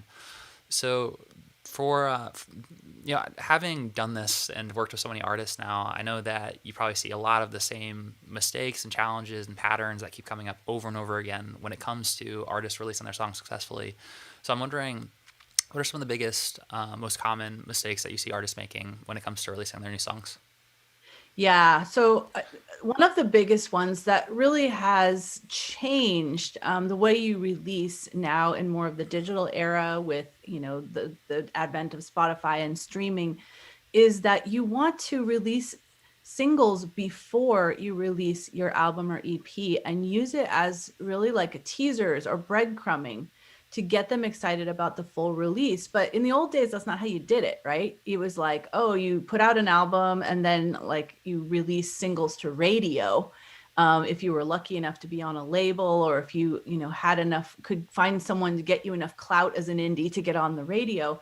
And then you'd be trying to drive sales of the whole album to, whether it was actual stores or whether it was even the digital stores that, used to be the way you would buy things like iTunes and Amazon and stuff like that. And I know some people still buy actual digital downloads, but nowadays it's more about streaming. I'm a huge consumer of streaming myself. So I actually really love it because I can see it from the consumer side and see how I really engage with an artist for the first time and then want to learn more about them. And then I start going deep into their catalog and all of that. And then I'm like getting notified when they have new singles. And then when their whole album comes out, I'm excited because I've already listened to several of their singles and I like them. And I know that I'm going to be interested in listening to the rest. So what's cool is that we can use our singles to really get people excited about the upcoming release. And you can use that to even like drive sales of your physical CD if you're going to be selling CDs, or get people excited to come to your release party and buy merch from your table. But the other thing is that if you don't do that, then if you just release the album and then you're like, oh, now I want to release some singles, it doesn't work like that anymore in the digital era. You don't just release singles after the album. Once it's out and your like digital version of that song is in the world, it's released, right? So you can't go back in time. So that is one of the biggest mistakes, is that people don't plan out an entire strategy around going toward your album as or EP as the end goal. And even let's just say you have an EP of like 4 or 5 songs.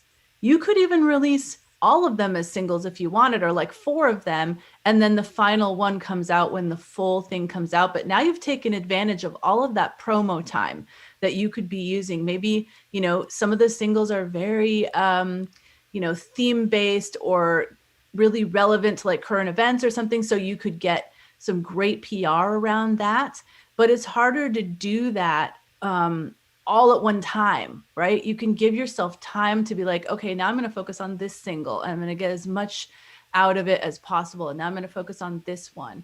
And then it just all builds to this, climactic moment when your full album or EP comes out. You can even like do pre-orders along the way too. So that is one of the biggest mistakes, is that people do things in the wrong order. They don't plan out an entire strategy of from the first idea that you're going to have the album or EP to actually its release into the world. That's awesome. Yeah. So it sounds like what you're saying is that really, like, from a starting point, it's really important to look at the body of work that you're releasing, like an album or an EP, and you don't have to like release it all at once, but you really figure out how to create those breadcrumbs that sort of lead to the full cake, and you can leverage the momentum from those singles up to the full release. One question that I had for you was, when you're doing it this way, let's say that you have, a 4-song EP, like this guy has, that's going to be coming Somebody out. around here has. And you're planning on splitting up and doing, a song, releasing a single per month leading up to the full EP. Would you Would you upload that still as like a full EP and then like you just release one song at a time, or do you like upload them separately and then collect them into an EP, or how does that work exactly? Yeah, I would do it one at a time. So yes, you have to pay for each single separately, but it's not that expensive. And so you release each single as its own thing.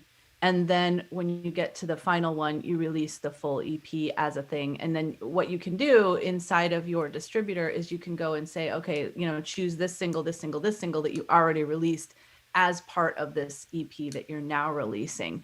And the other important thing about doing this is on Spotify. And I know the world is not all about Spotify, but there's so many opportunities within Spotify that I want to make sure that we take advantage of, is that you can submit each thing to Spotify editorial to be considered for their playlist. And if you get on their playlist, and I know people that have in my own program, you can get so many plays from that. Even if you're only on that playlist for a few weeks, you can get so many new ears on your music that might then go down the rabbit hole with you further into your catalog if they like you. So you definitely want to release them as singles so you can take advantage of that. And you cannot go back in time to release things as singles later or offer them up to Spotify editorial playlists. You can only do it when you're releasing it, and you can only release or offer one thing for them to review per release. So that's why you don't want to release the whole EP, because then you can only choose one song for them to review. That's super interesting. So, I mean, one, I can verify the impact that getting one song on an editorial playlist can have. I remember with Paradise Fears, there was one song that we got on, it was Spotify's top hits, and got literally millions of streams just from that playlist. So it's a really cool process that they have for being able to upload your songs. And I love the idea of the fact that you can actually split those and have 5 opportunities to do that rather than just one. So with Spotify editorial playlists for like the submission process, just out of curiosity, so let's say you have 4 songs on an EP and you're getting ready to release it, and you do one individually for each of the songs. Then do you have another opportunity when if you, let's say that you had, well, I guess with the 4th song you'd probably want to just bundle them together, right, and say like here's like the full EP. So then So you only get to choose one song per release. So the final thing will be an EP release, and you can choose one song. Well, obviously you've chosen the other 3 already, so you're going to choose the 4th one. But that's how I would do it, because you're not really now. What you could do if you wanted is you could release all 4 as singles, and then maybe you could add like a different mix of one of the songs to your EP. So when you okay, that makes sense. Awesome. So when it comes to like maybe we could zoom out a bit and share just like a higher level timeline, in terms of preparing, starting to reach out for like the submissions, and what does that process look like at a high level? Okay, so I am a big planner. I get a lot of pushback from this sometimes when I'm on my webinar. They're like, do I really have to spend 12 months, getting ready for my release? Well, no, you don't. But I create a plan that's 12 months before and then 3 months after, just because you've got to build in margin for error, because we don't want to be stressed out by someone else's timeline. And we don't want to like put a date out into the world and then be like, oh my gosh, my CDs aren't going to arrive or whatever. So you have to, however much in your plan you cannot control, you have to build in extra time for that. So if you're recording your own music at home and you're like maybe doing your physical, you're creating your physical CDs and you're doing it online, you're uploading it, you're doing it all yourself, you have a lot of control there. So you can know that there's not going to be a lot of wrenches in the system. But if you're recording in a studio, you don't know, like, what if I had a student whose producer got into a car accident and it like completely derailed everything that she was doing. And then she was doing a lot, through his contacts. And so she was absolutely stuck. So you can't know the future, and you can't control things that you are unable to control. So that's why you want a big, long timeline there. But you can absolutely shorten that if you're doing your own recording, you're doing your own mixing, if you have a friend, or, you just are able to control more of the variables. But the reason I say 12 months is that, that's like the very early planning stage. And at that point, you're thinking, okay, what producer do I want to pursue? What studio do I want to use? And you need time to make sure you can get on their schedule and, all the timelines match everything for you can all be in the studio at the same time. Maybe you need certain players in the studio, all that. So putting all of that out of the picture, if we get down to like, okay, now we're going to start, finding ways to promote things before we start releasing the singles. So if we go backwards and kind of reverse engineer from the end, which is like the day of your release party. So I like to say, go back a month, 2 and 3, and release each single every month. So 1 month before, 2 months before, 3 months before. And people always say, well, why wouldn't I just say I have 10 songs on the album? Why wouldn't I just release them all as singles? And again, you can do it however you want. The reason I suggest not to is that if you're really going to go full bore on promoting these singles and they're going to be like individual launches, you will fully burn out if you do that for an entire year. By the time you get to your album, you're going to be like, I am so over this. So you can absolutely release every song as a single leading up if you want to. There's nothing wrong with that strategy, but I recommend 3 because I think it's kind of the sweet spot of like, I can really put a lot of effort into this. I can have like a 3-month launch window here, and not feel super stressed out about it and keep up my energy. So then back before the first single gets released, then you're looking at things like, are you going to do a short crowdfunding campaign? You've got to build that in there too. So I kind of suggest that about 6 months out from your full release. Are you going to do a tour? You've got to start planning for that. You can't wait till it's released and then be like, maybe I should do a support tour, because then it's going to take you so many months to book all those gigs. So you got to start on that really early. And then you've got to start on, okay, I've got to have a place for my release party if you're going to have a local one.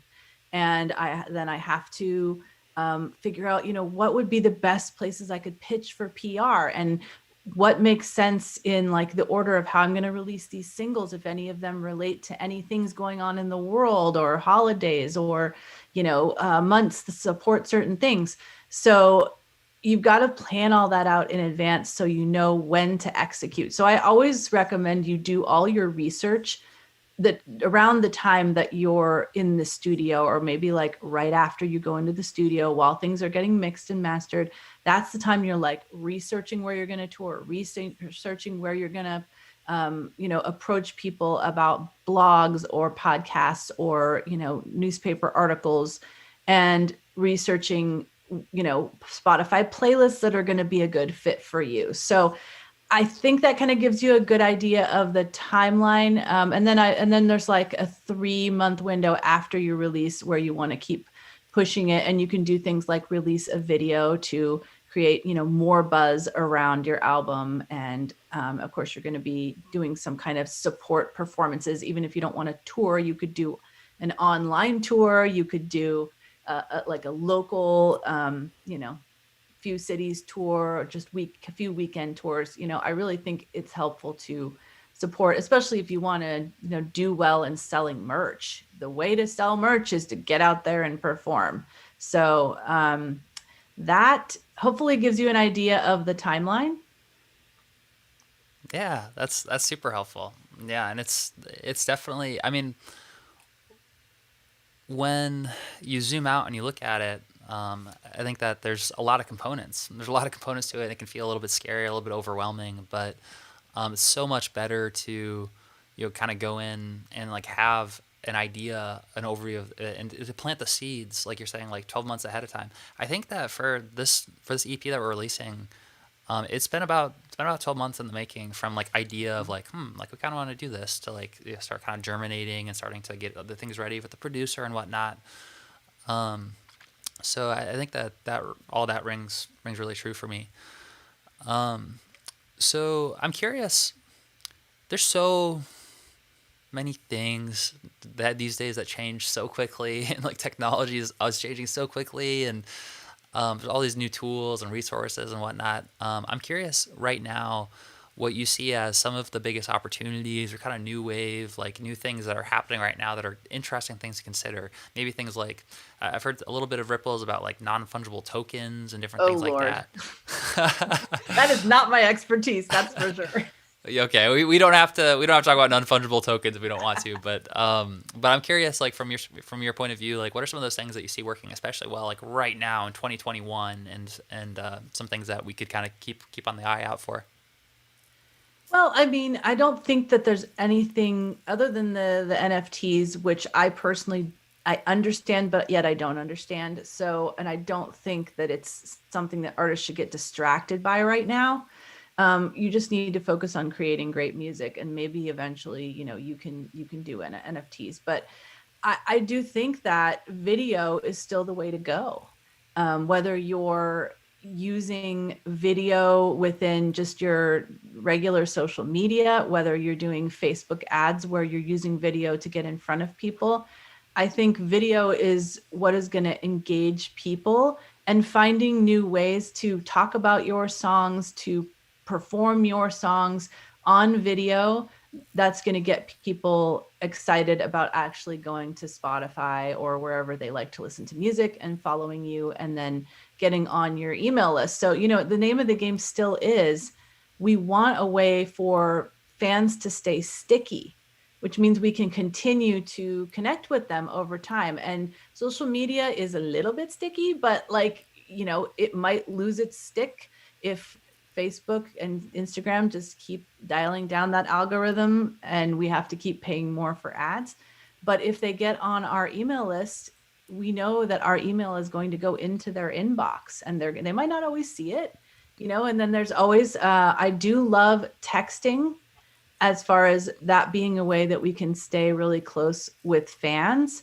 That is a little bit bigger barrier to entry to get somebody to give you their phone number and to get on your text list. But I definitely have seen many artists using this and it being very, very successful. I know I'm going to start using it more in my own business. One great way to use it is just to ask people if they want a reminder of when you're having an event, when you're having your release party, when you're having your online release party, when you're, coming to their area, because people do want to know about events.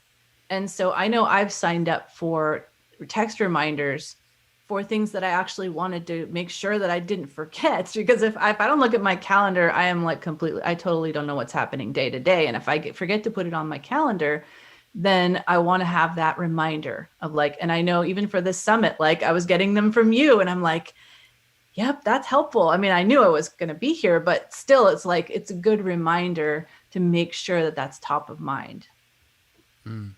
I love that. Yeah, and I think that there's probably some good room to dive deeper into the idea of broadcasting and building a list and an audience email list, text message list. Um, but man,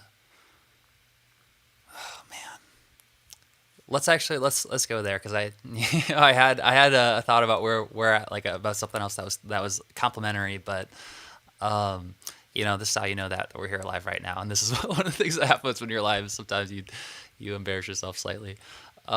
So let's talk about that. Let's talk about building an audience, building an email list, and like what are some of the strategies to do that for an upcoming release, and maybe some of the like just like the pros and cons between an email list versus social media. I think a lot of people, a lot of artists, we feel like email, it's like sort of like outdated or like but like social media seems like it's super trendy. Like, so shouldn't I spend more time focusing there? And I know both of us as successful online business owners, and every successful online business that we know right now fundamentally uses email as like the mode of profit generation. Like email lists are so much more profitable than social media. But I'd love to just hear your thoughts on the landscape and how you'd recommend, like, first, why email, and then like how do people grow an email list? Yeah, I mean, I do think they're both valuable. Social media is valuable, email is valuable. They're kind of more like different levels. Mm. Now you can interact with somebody on social media, and the great thing about especially Instagram is that you have the ability to DM with people. But email, like, you still have to have it. I know that people say, oh, email's dead, I'm over it, I don't want to deal with my email. But as things happen to you in life, you have to actually pay attention to your email. I get emails from my daughter's school all the time, and I have to pay attention to those. If I don't pay attention to my email, I won't know what is going on, with her school, with important dates, all that stuff. So I still say that email is a necessity in this world. That may change, but right now it is. And because of that, it's a great place to connect with people and know that they're actually going to see what you put in there. Now, I don't read every artist newsletter that I'm subscribed to every time, but that's where it comes into, you got to have a really good subject lines, have them be either intriguing, where I want to open it like, what is that about? Or very specifically what it is. Concert tomorrow, then I'm like, oh, they're having a concert tomorrow, down the street from me. Oh my gosh, I need to open this, find out about it. So there's kind of two ways that you can use email, like get their attention very specifically for the right people with the subject line, or you can make it, really intriguing, like why would they want to open it? And that's a little bit different than social media. Social media, you could do that with like an image. You could make it intriguing, and then especially on Instagram, you could do that and then have the caption below to get them to continue reading. But I think that social media is a way to start the conversation, is a way to start engaging with them, to give them a little bit more of you, in like a full capacity of you. Like on my social media, I share about my experiences as a musician. I share about my experiences with my family. I share about experiences in business. Like, they get to experience the whole of me in a way that it's harder to do on email, especially because it's not as image driven. And whenever I add images to my emails, the the delivery rate always goes down. So I'm always, not really adding a lot of images all the time. But I do think that email is here to stay for at least a while. And the way to get people on your list, you need to have something that's exclusive, something that they can only get when they're on your list, whether it's special coupons, whether it is special content. Maybe you even do something cool where whenever someone joins your list, you send them a personalized video. Like, that's one thing that I love about what you do, Michael, is you always make everything really personalized. Whenever I do something with you, you send me a video. I'm like, every time I think that's so good, and I did that with my summits too, but it's harder to do that all the time. But if you set up a system where it's like anytime someone gets on your list, you get pinged in a certain way, and you have a really easy way to do a short video for them, they'll love that. And they'll want to get on your email list, and they'll want to continue reading. And the other important thing about email is you can set up things and do it once, and then you don't have to do it again. So if you want to create like an automated sequence where you kind of take them through your journey as a musician, and they can really learn about your background, and you can expose them to maybe some of your old catalog and stuff, that's something you can set up once, and you don't have to talk about it again. And you can just do like current broadcasts about what's happening, but that is happening in the background. So they're getting educated without you having to, individually email everybody. I love it. That's so good. Totally. The personalized videos has been like a game changer for, I mean, not just for us, but also for like the artists that we're working with who are recording videos, like you're saying, for the fans in a strategic way. And because obviously there's a limited amount of time, and you can't necessarily like always do like everything for everyone. But one example that has been working really well has been when we build like the AI chatbots that basically have your voice and can have a conversation with a new fan, like in the messenger inbox. most at first, like, we don't even build the AI chatbots. Like, you just organically have conversations so that you can actually connect and have and meet new fans, and you kind of learn how the conversation happens normally, and then that makes it easier to like kind of build this flow that's more automated. But then the thing that like kind of like the because you don't want necessarily ever want to just automate everything away in your music business. If you do that, then it's like you're just like a robot, and it's like there's no personal connection and there's no like heart to it. And so the one of the pieces, like one of the tip of the iceberg, kind of like the leverage points that has been working really well, is after someone goes through the automated flow and then they're about to join the community, like that being a point where the personalized video comes into play and it says, "Hey, just want to say thank you so much for listening to the music. So glad that you enjoyed it, and thanks for joining the community. By the way, I've got X, Y, and Z if you're interested in diving deeper. Thank you, you're awesome." And yeah, we got this idea from one of our artists who had basically started doing this like with the personalized videos, and his funnel with ads went from like 71% ROI to like 370% ROI when he added in that personalized video at the end of it.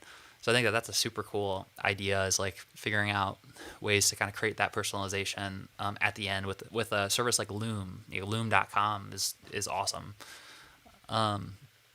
So so we were talking about diving deeper with emails and broadcasts and text messages.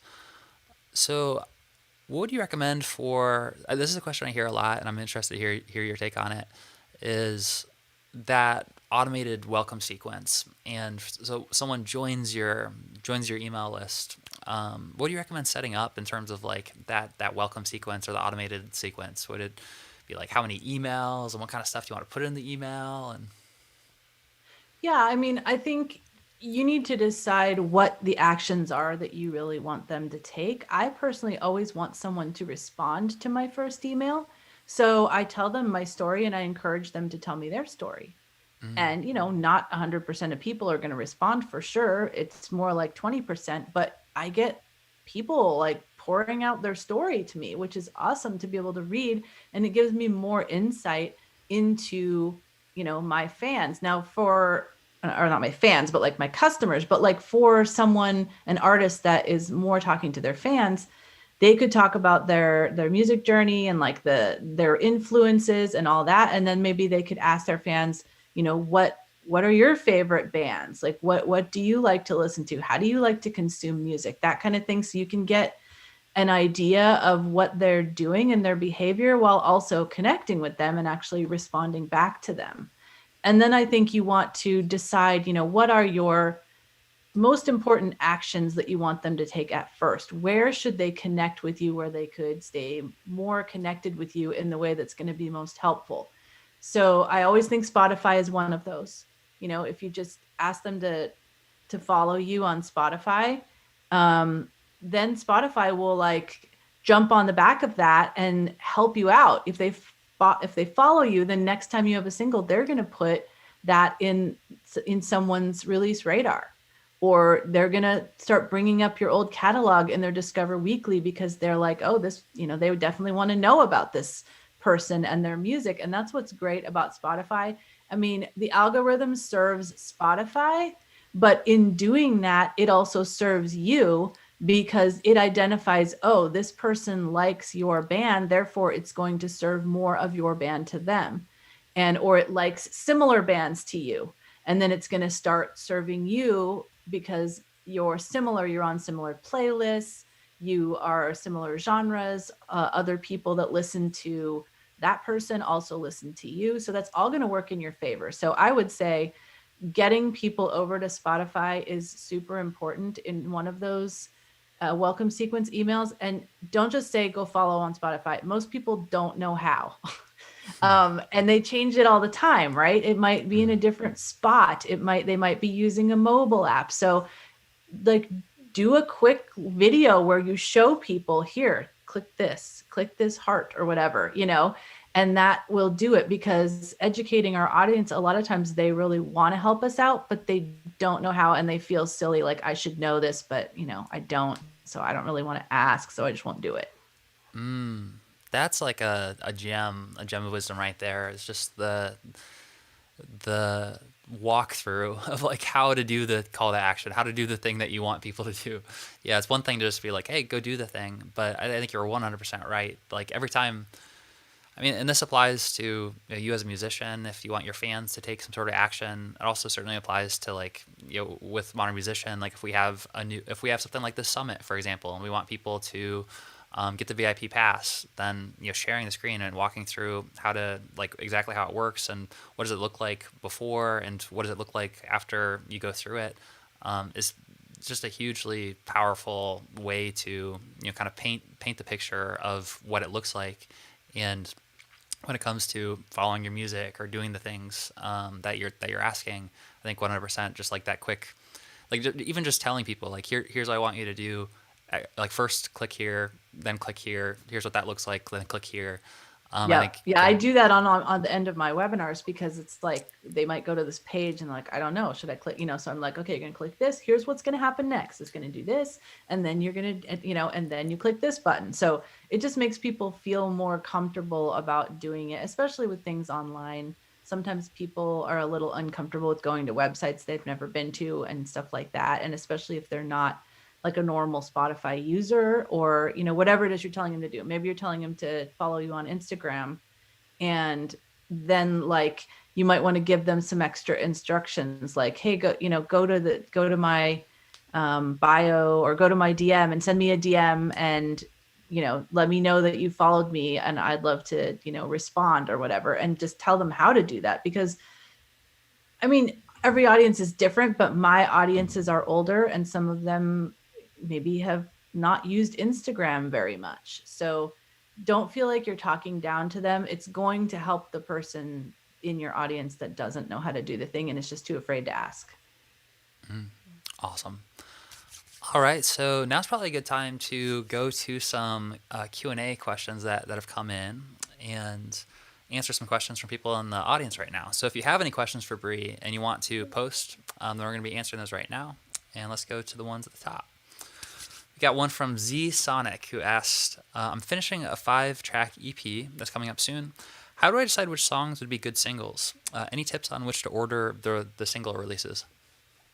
Yeah, I actually created a whole matrix around this because it's hard when we're in our own head about our own songs, right? So I recommend you definitely get some other opinions about it. You not only ask your family and friends, but actually ask some fans and also even maybe like put them out there on the kinds of sites where you can get kind of feedback, where you feel like you can get feedback that's not going to make you feel uncomfortable about it. But also, thinking about maybe songs that are relevant to certain things that are going on in the world, the news, the time of year, if you've got a really like upbeat, song that would be really fun to like hang out by the pool in the summer, or you've got a really like beautiful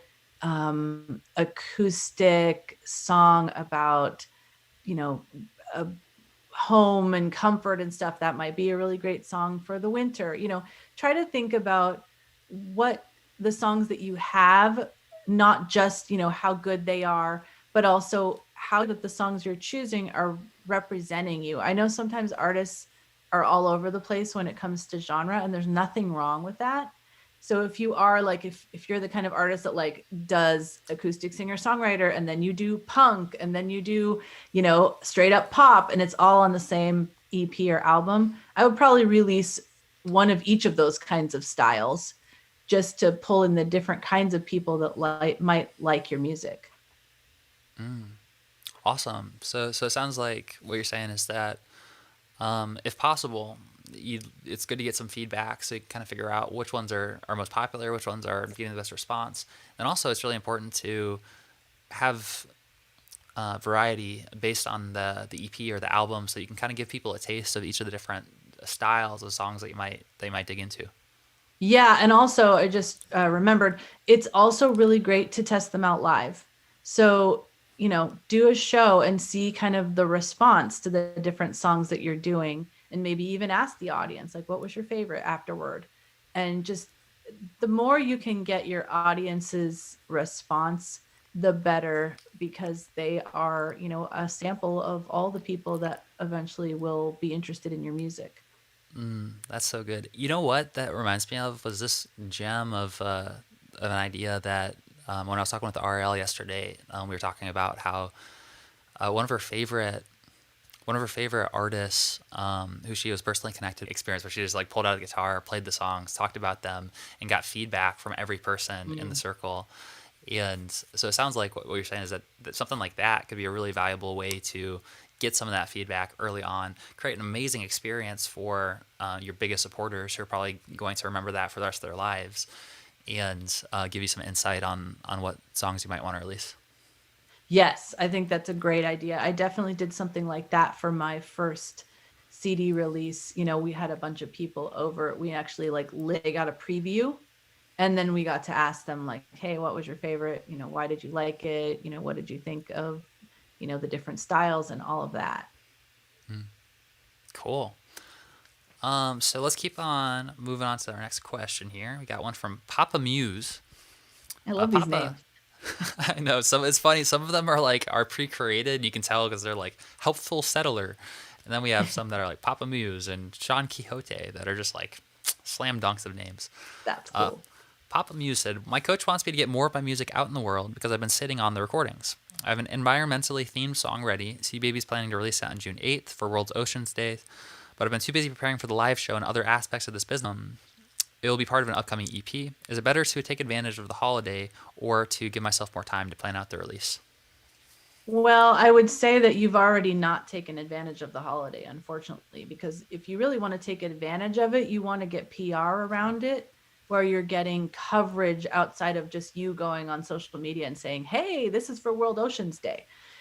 So if you really want to take advantage of a holiday, you've got to work several months in advance and start going out to, different maybe there's some environmental blogs, maybe there is some they're going to do some news stories about it in your local paper, or you could suggest that they do a story about it. So I would probably delay, just because I think that even if you release it, you're not like focus days. So I wonder if there are other ones you could use or relate it to that might be more helpful, since it's just really close. Yeah, I agree. I think that makes a lot of sense. Helpful Settler asked, "I heard that Spotify is the best for singles and iTunes, and other streaming platforms prefer an EP or album. What's your perspective on this?" I don't have a perspective on that. It's really about where your potential and current listeners are. So, I consume music on Spotify. I don't consume music on any other place. So it wouldn't matter if you released, stuff on Apple. And I say you just want to release stuff everywhere, but I would still do the single strategy of 3 singles as teasers up to your album or EP. And I would release them on all of them. It's not like I would just say, "Oh, I'm only releasing singles on Spotify and I'm only releasing albums and EPs on iTunes." EP when it comes out versus Spotify, as far as getting it out to more of your potential listeners and stuff. But I don't think it changes your strategy at all. Yeah, yeah, that's awesome. One question that just came up as you were answering that too was, what tools would you recommend that exist right now in terms of, there's it seems like there's quite a few different tools that do this sort of thing where it's like you can create a big link where you can get like a pre-order save tool, or you can have all of your links. And what's great about it is if you're already using CD Baby as your distributor, then it's free for you to use. So you can do things like pre-saves, you can do gated content, which means, you can get people's email address for, something that you're giving away. There's a lot of ways that you can use it to also just direct people to take actions. And you can also use it for advertising if you want, but mostly I like their free tools. And I'm a pretty big fan of CD Baby as a distributor. I know a lot of people like DistroKid, some people like TuneCore. There's other things, the Orchard and Ditto and things like that. I personally like CD Baby just because, and I know there's people on CD Baby on the summit, but they didn't pay me to say that. I just really like them because you pay for your release once and you don't pay for it again. It is out in the world. You never have to worry that they're going to take it down. So CD Baby to use show.co. So that's what I would recommend. Awesome. Cool. So it sounds like show.co is an awesome resource for it. And especially, if you use CD Baby to distribute, then it's just a free thing, which is awesome. Yeah. It's funny as you were talking. I don't know if you probably saw this, but I like sneezed and I like tried to avoid it like coming up and distract. So I muted myself, but I think that Zoom still like showed up, so everyone just like saw me like sneezing, but I was muted. So that's funny. So next question that we had that came up here was Jeff's Healing Music asked, as a disabled artist with a limited budget, is there a condensed must-do list on a budget that you can still do to rock your release? Yeah. So number one, you could just choose to release a single. I actually have created a condensed version of my program that's called Rock Your Next Single Release, because I've had a lot of people say that to me, like I'm not ready to release a whole album. So there's a lot of things that you can get for free. It's always like, do you have the time or do you have the money? So if you have more of the time, there's a lot of things that you can do PR wise that is just, elbow grease in you going out and connecting with as many people as possible to get some exposure. So, get to know the local media. I always say start with the local media, because once you want to go beyond that, then you have something to show for it. Look, I already have a press page with all of this coverage. I started with my local, like city versions of the big paper. So like the Orange County Register, I was on the cover of the two different of the local city, like inserts of that paper. And like, yeah, I wasn't on the cover of the Register, but that's like an entire county newspaper. But my city, I was on the cover. So you can get that really good coverage in a small local area, and then you can use that to move out from there. There's tons of blogs that feature music. There's tons of podcasts that feature music. And also with Spotify playlists, you can absolutely start reaching out to curators and be very selective, like listen to their playlists, make sure that your song really fits, and talk to them about, hey, I love your playlist. I love that you put this artist and this artist on here. They're some of my favorites, and I think it creates a great mood. This song that I have, I think would go really well with it. Would you be willing to check it out? That is all you need to do. Just connect with them like a human. Don't send out this like massive blast to 100 people that's like, release, blah, blah, blah. It looks all corporate-y and stuff. No one's going to pay any attention to that. So there's a lot of people out there that are just curating because they love curating on Spotify and creating cool mood playlists. So those are all things that you can absolutely do for free. You don't have to do ads. You do want to work on building up your social media and, connecting with as many people as possible around your music. So when the release comes out, they're going to be excited and they're going to be evangelists for you. And then you want to work on getting as many people on your email list as possible, like I talked about earlier. Yeah, that's so good. And such an important question too, in terms of, I love the way you answer it in terms of, well, it's either like you're trading time or money. If you don't have money, then you might take more time, but you absolutely can do it. And I think something that I'd like to share for everyone, because I think it's especially important for musicians, is I think that there's sort of it's easy to fall into sort of a scarcity mindset around, I want to do things as cheap as possible. I don't have enough money. Money is the thing. I'm trying to, as little money as possible. And that almost goes hand in hand. It's almost like a causal effect of like, that kind of keeps you without a lot of money. I think a smarter question to ask. Vicious cycle. Yes. Vicious cycle. And I think that all of the most successful people, the people who have the most successful businesses, especially, have the question they're asking.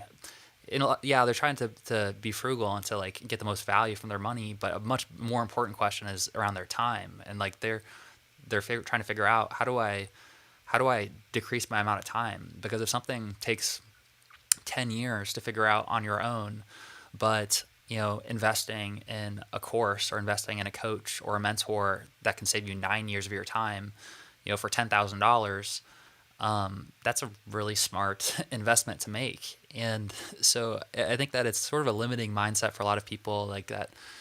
Like I can't, like I don't have enough money to invest, or I mean, in some cases, of course, it's true. Like it's not like that there's just like that there's everyone has unlimited resources. But as someone who basically lived in his van and slept in Walmart parking lots and ate peanut butter tortillas and was a starving artist for a while, and it took us 10 years to accomplish something really meaningful to us with Paradise Fears, and then starting Modern Musician, invested tens of thousands of dollars into coaches, and was able in the first year to to multiply that by like a huge factor. I just think that it's, if possible, it's always smarter to figure out, how do I leverage my time, and how do I get that back? Because time is like a resource, never comes back, at least until we figure out how to upload ourselves to the cloud, or figure out how to extend lifespan. But money is something that is really not a permanent. It's not a permanent thing. It's something that can be replenishable. It's something that ultimately, yeah, is a lot less valuable than your time. So Yeah, hopefully and I that comes think across the right way. what you said about the vicious cycle is the problem, because yes, in the beginning you don't have anything to invest, and then you start using all those things that I just said, and you start getting some success, but you're always thinking, I can't invest, I'm in this scarcity mindset.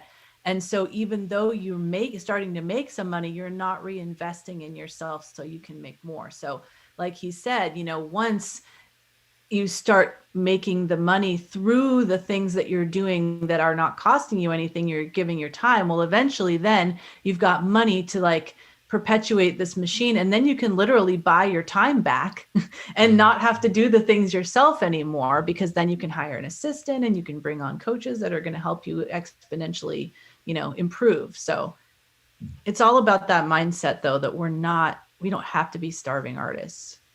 Mm. I love that. Yeah, that's such a good point. Of you can start out and reinvest. And you can buy your time back. That's awesome. Cool. So let's keep on moving on to our next questions here. So we had a question from Relaxed Self, who asked, "Do you have a recommended platform for managing email lists, like Mailchimp, Bandzoogle, Patreon, etc.?" Um, I think it's the one that you're going to use, that you feel comfortable with. Like there's nothing, each one has their pluses and minuses. Bandzoogle, I love them for websites. They have also email stuff.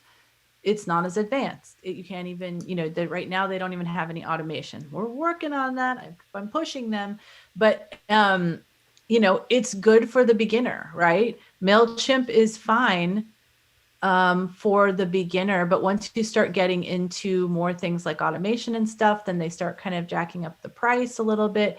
I personally use ConvertKit. I love it.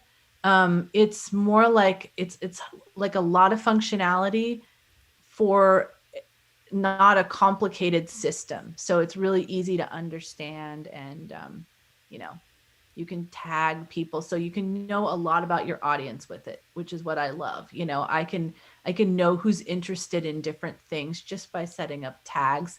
I can look at a person's subscriber information and be like, oh, they're interested in music licensing, and and I don't know what else, some other thing that we've talked about, because they've shown interest in that thing, and it helps me understand how I can help that person more.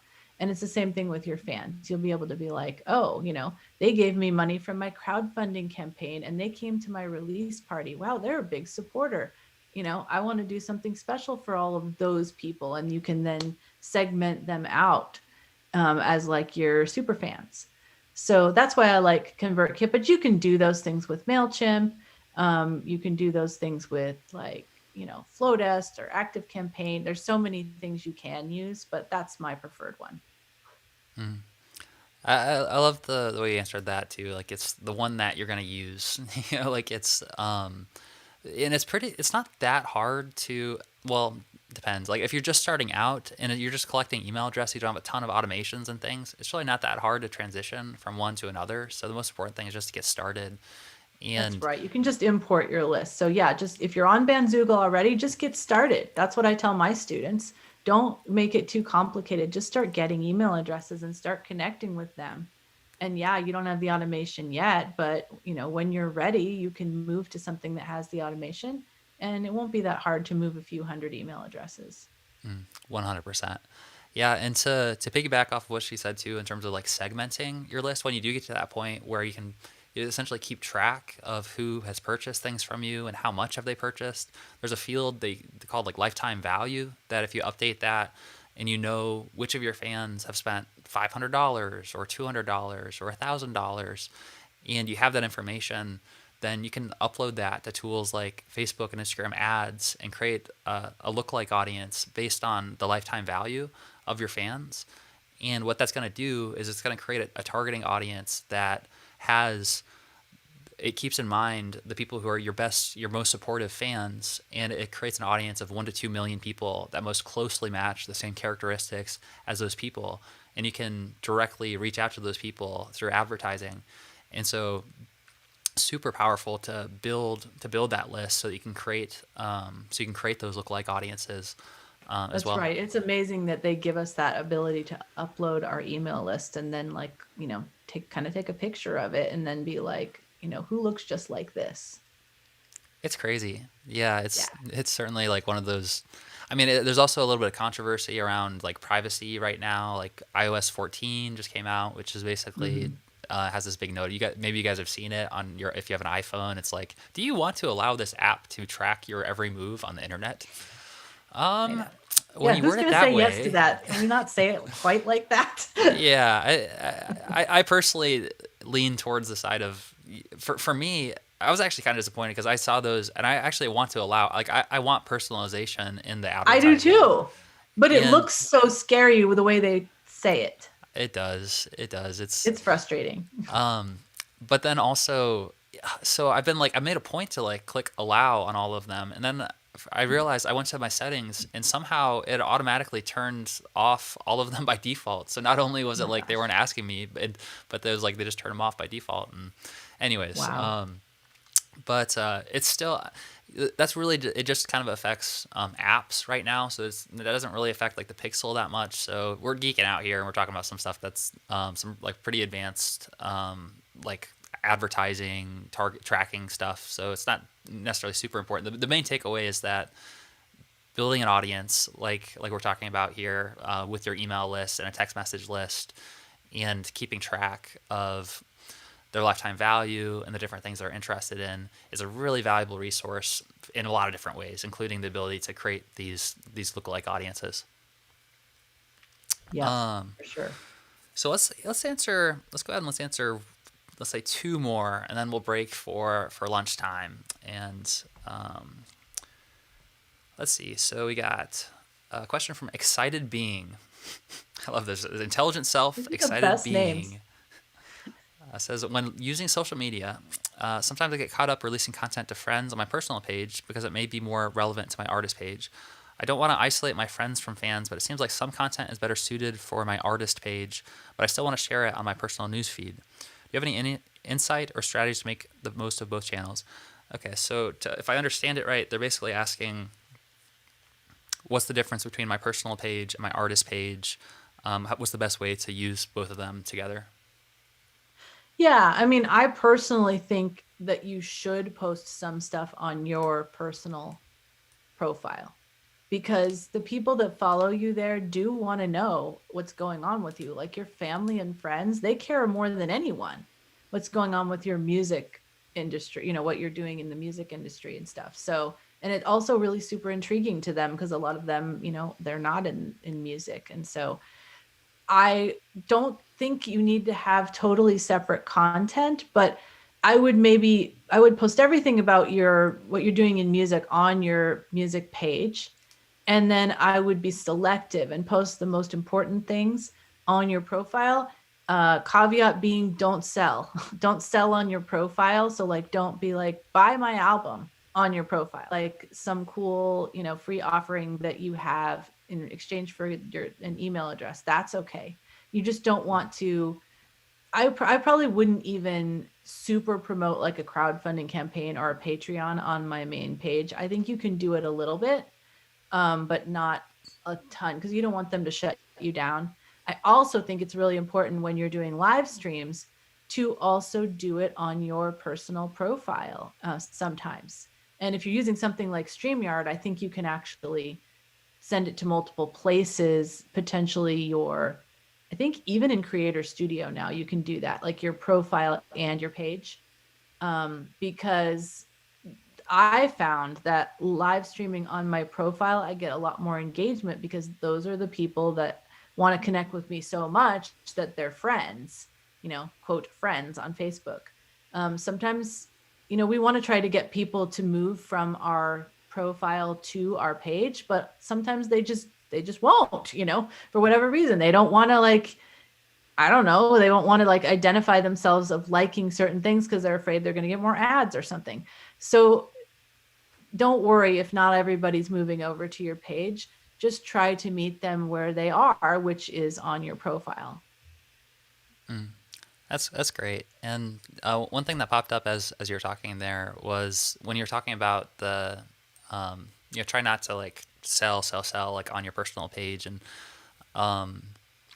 it reminded me of this analogy of social media and email, and like that kind of illustrates one of the benefits of email, which is the idea of social media being like a dinner party or a social media, like a social gathering, where it's like, it's a great place to go to connect with people and to, to show up and to communicate and interact. But it would be a little bit weird if you were trying to sell stuff to people at like a dinner party, right? Like, and it might be more appropriate to invite people back to your office. Like maybe you have some discussions about some of those offerings, and then it's like you invite them back to, like you're like we should talk more about this. Maybe like over the next couple of days we have like a call or something, and that might be a place where you can make more of a direct offer. And the analogy being that the email list is a place that's maybe a little bit more personal, a little bit more intimate. It might be a place to take that next step for your fans. Yeah, totally. I mean, we all know some of those people that like try to like sell their network marketing thing wherever, and they probably would stand up at a dinner party and talk about their, jewelry line or whatever it was.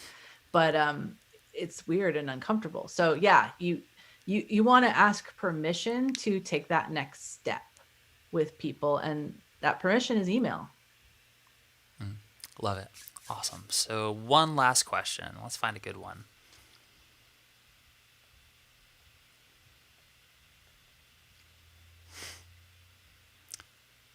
Oh, so I was so confused. I saw it says Michael, modern musician, and then it had like a question. I'm like, wait, is this like, are they asking this on behalf of me, or?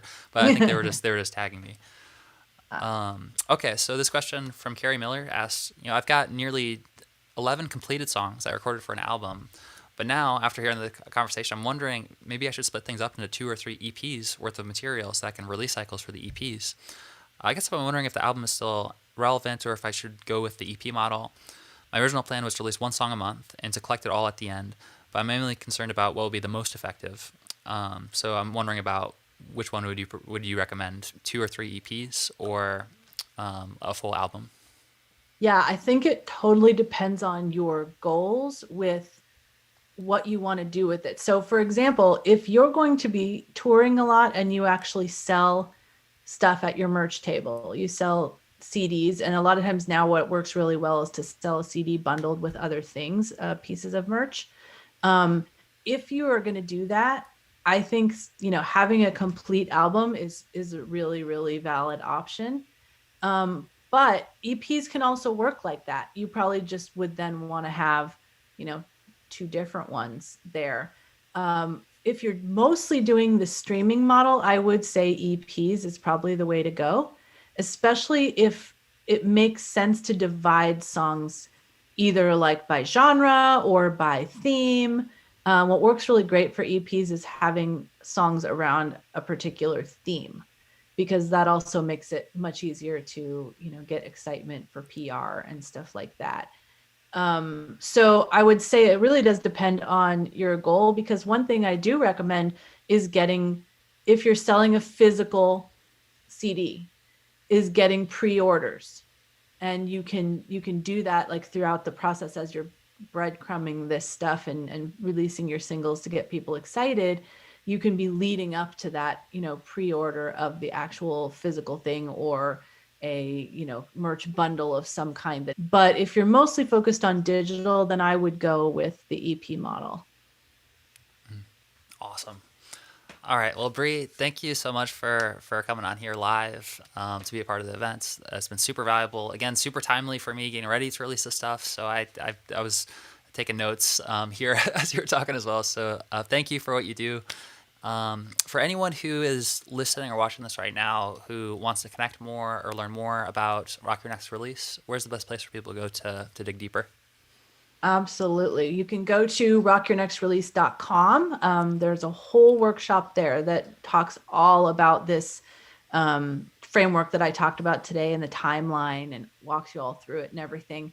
And then I would love to connect with you and have you become a listener of my podcast, profitablemusician.com. And I also know that there's some other links that I gave you guys that are probably going to be, sent out by Michael and his team as well, for like a cool, a free resource and stuff. Awesome. Yeah, I mean, Bree is a rock star, so she has a ton of resources, the podcast and the website, and also she does a summit as well, kind of like this.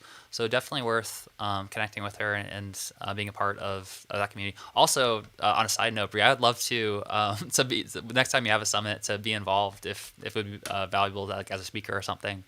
Of course, of course. I've been a little bit on summit hiatus. I've been in a lot of summits, but I haven't done one in a bit. But I'm definitely thinking about it. So, Okay, well, I'm your guy if you ever want to brainstorm it. I know, like, of course you are. being in the middle of doing it right now, I can say that it's a lot of fun. It's so awesome. A huge, a lot of gratitude. It's a huge blessing, but also, we're like halfway through it, and I am feeling pretty exhausted right now in the best possible way. So, so I definitely, I get it. relate with I've that. been there, and I didn't even do mine live, so I feel you. Yeah. Well, thank you so much for being a part of it. Awesome. So let's go ahead and let's take a lunch break. I know for those of you who are on like the West Coast, you're like, taking a lunch break. It's like 9:30 a.m. right now. No, it's a breakfast break for me. I'm hungry, so. There you go. Awesome. So let's go ahead and let's take a break for about 20 minutes, and I guess it'll be somewhat of a quick break, so we can grab a bite. You can go to the bathroom, grab some water, anything you need. Maybe get the best quality out of your songs. Right now, one of the biggest challenges is as things have become more and more accessible and easy to record, to add a signature sound, or how do you like really cut through the noise with your music? And that's exactly what we're going to talk about with Daniel, and then we're going to follow up with Chris Bradley. So it's going to be a lot of fun. I'll see you in about 20 minutes.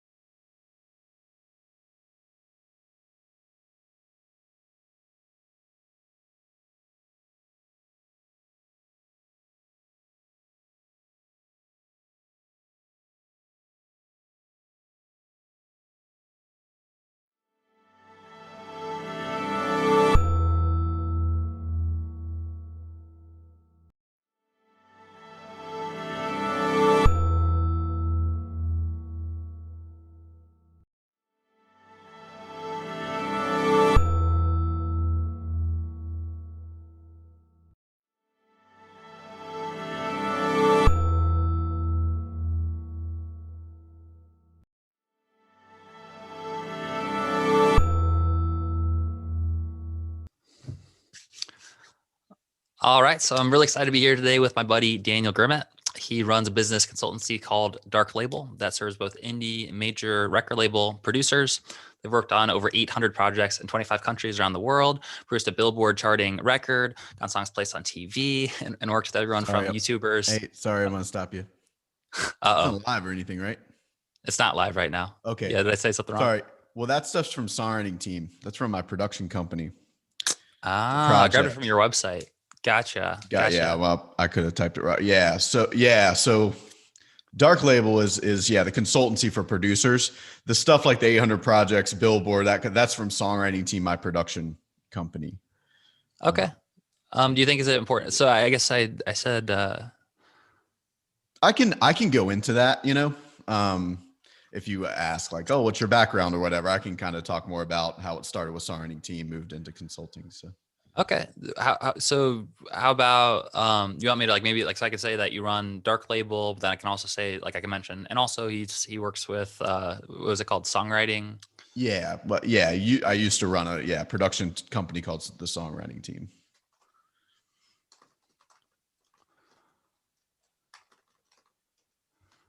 Awesome. So I'll make sure to kind of clarify that that's not Dark Label, but that was the songwriting team. Yeah, you could say got to start running a production company called Songwriting Team that did 800 projects, Billboard, blah blah blah, and now runs a consultancy that serves indie and major label producers called Dark Label. Sweet. I'm such a diva, dude. No, I'm glad that you let me know, and that that's what we got the editing team for, so that I was watching a podcast with Chris Hansen, the Catch a Predator guy, and they were doing it's like eight Emmys and blah blah blah, and like the end of it, he's like, oh, thanks for having me here. 10 Emmys. he added the nice. Because I didn't want to interrupt the intro, but 10 Emmys. That's awesome. Sorry. Anyway. Yep. No problem. Cool, man. So I'll just kind of jump right back into it. All right. I'm super excited to be here today with my buddy Daniel Grimmett. He launched his career with a production company called the Songwriting Team that worked on over 800 projects, 25 countries around the world, produced a Billboard charting record, got songs placed on TV, and worked with everyone from YouTubers to Fortune 500 brands. Now he runs a business consultancy called Dark Label that serves both indie and major record label producers. And today, we've had a couple of really good conversations around production and mindset. And as an indie musician, there's a lot of amazing tools that are at our disposal, like home studios and whatnot. But there's also sometimes a challenge in terms of time and knowing like how much should we be doing ourselves versus building a team.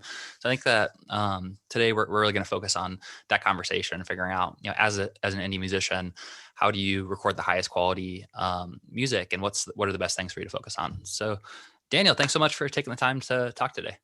Thanks, man. Appreciate you having me. I'm looking forward to it. Heck yeah. So I'd love to start off by just hearing a little bit about your backstory. We've already connected, but for anyone listening to this right now, could you just introduce yourself and share a little bit about how you got started with Dark Horse or Dark Label? Dark Label, yeah. Dark Horse is a great production school in Nashville, though, and studio.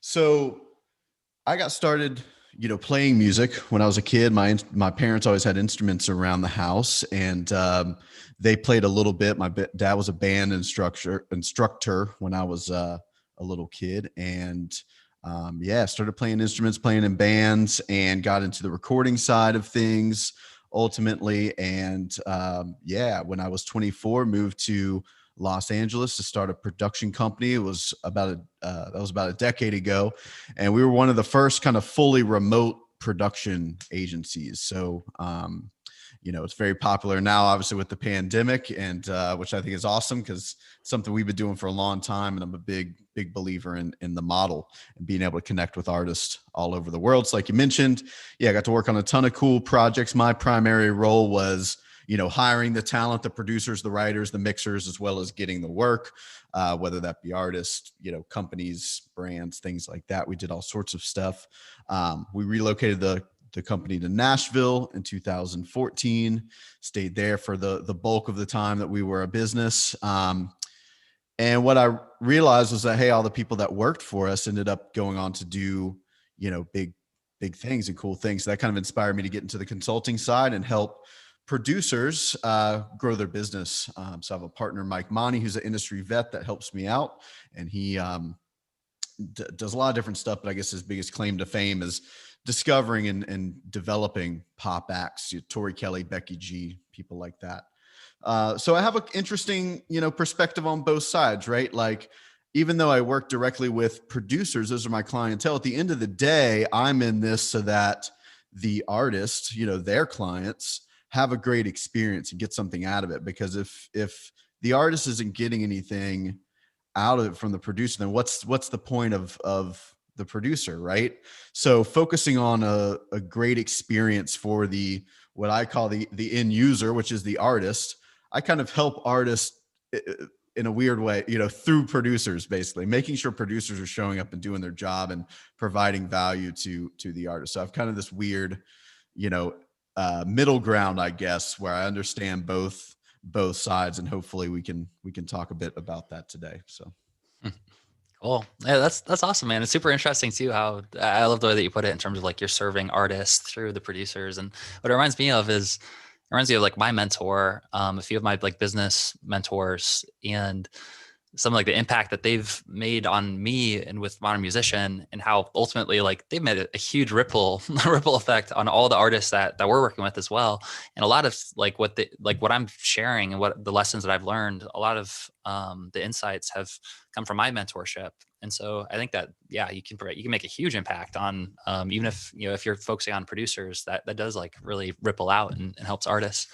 So from your perspective, what do you say, like in terms of kind of zooming out and looking at the landscape of the music industry right now, what do you think are some of the biggest challenges that music artists are struggling with right now? Yeah, well, listen, like obviously the thing that comes to mind, right? I look at the objections that my producers get, right? That's how I can get kind of an idea of what's going on out there from the artist perspective. The tough thing is, right, how do I come up with the money to invest in a good product when, it's difficult to make money back on it, make a return on investment. And the truth is that it's kind of always been that way, Sure, there was people that made a lot of money off records before streaming, but that was a select few. That was the ones that got through the gatekeepers, and even most of them didn't get like the best deals in the world. But that has not changed. And I think there's a lot of like, well, let me before I go into that. So yeah, the biggest issue is like, okay, the music is the product, right? And or the music is now the marketing, I'm sorry, for the artist, which is the product. And it has to be good. I mean, I still think the music's first, So how do we create great music when we have a budget and may not be able to afford producers? And I have like a lot of thoughts on that, and I could we can go into questions, but I'll just throw this out there first. The music is just not where I'd be skimping. Like, if you want to develop skills to try to do as much as you can, really do it on the content side, do it on the stuff that like, I think you have a better chance of really getting good at, but the music side, the chances of, and I just want to preface this, but like, I don't want to demotivate people or anything, but maybe it's just a different perspective. You've put in the real artists have put in thousands and thousands of hours to become great artists, and producers have done the same thing. And there's just so much time, right?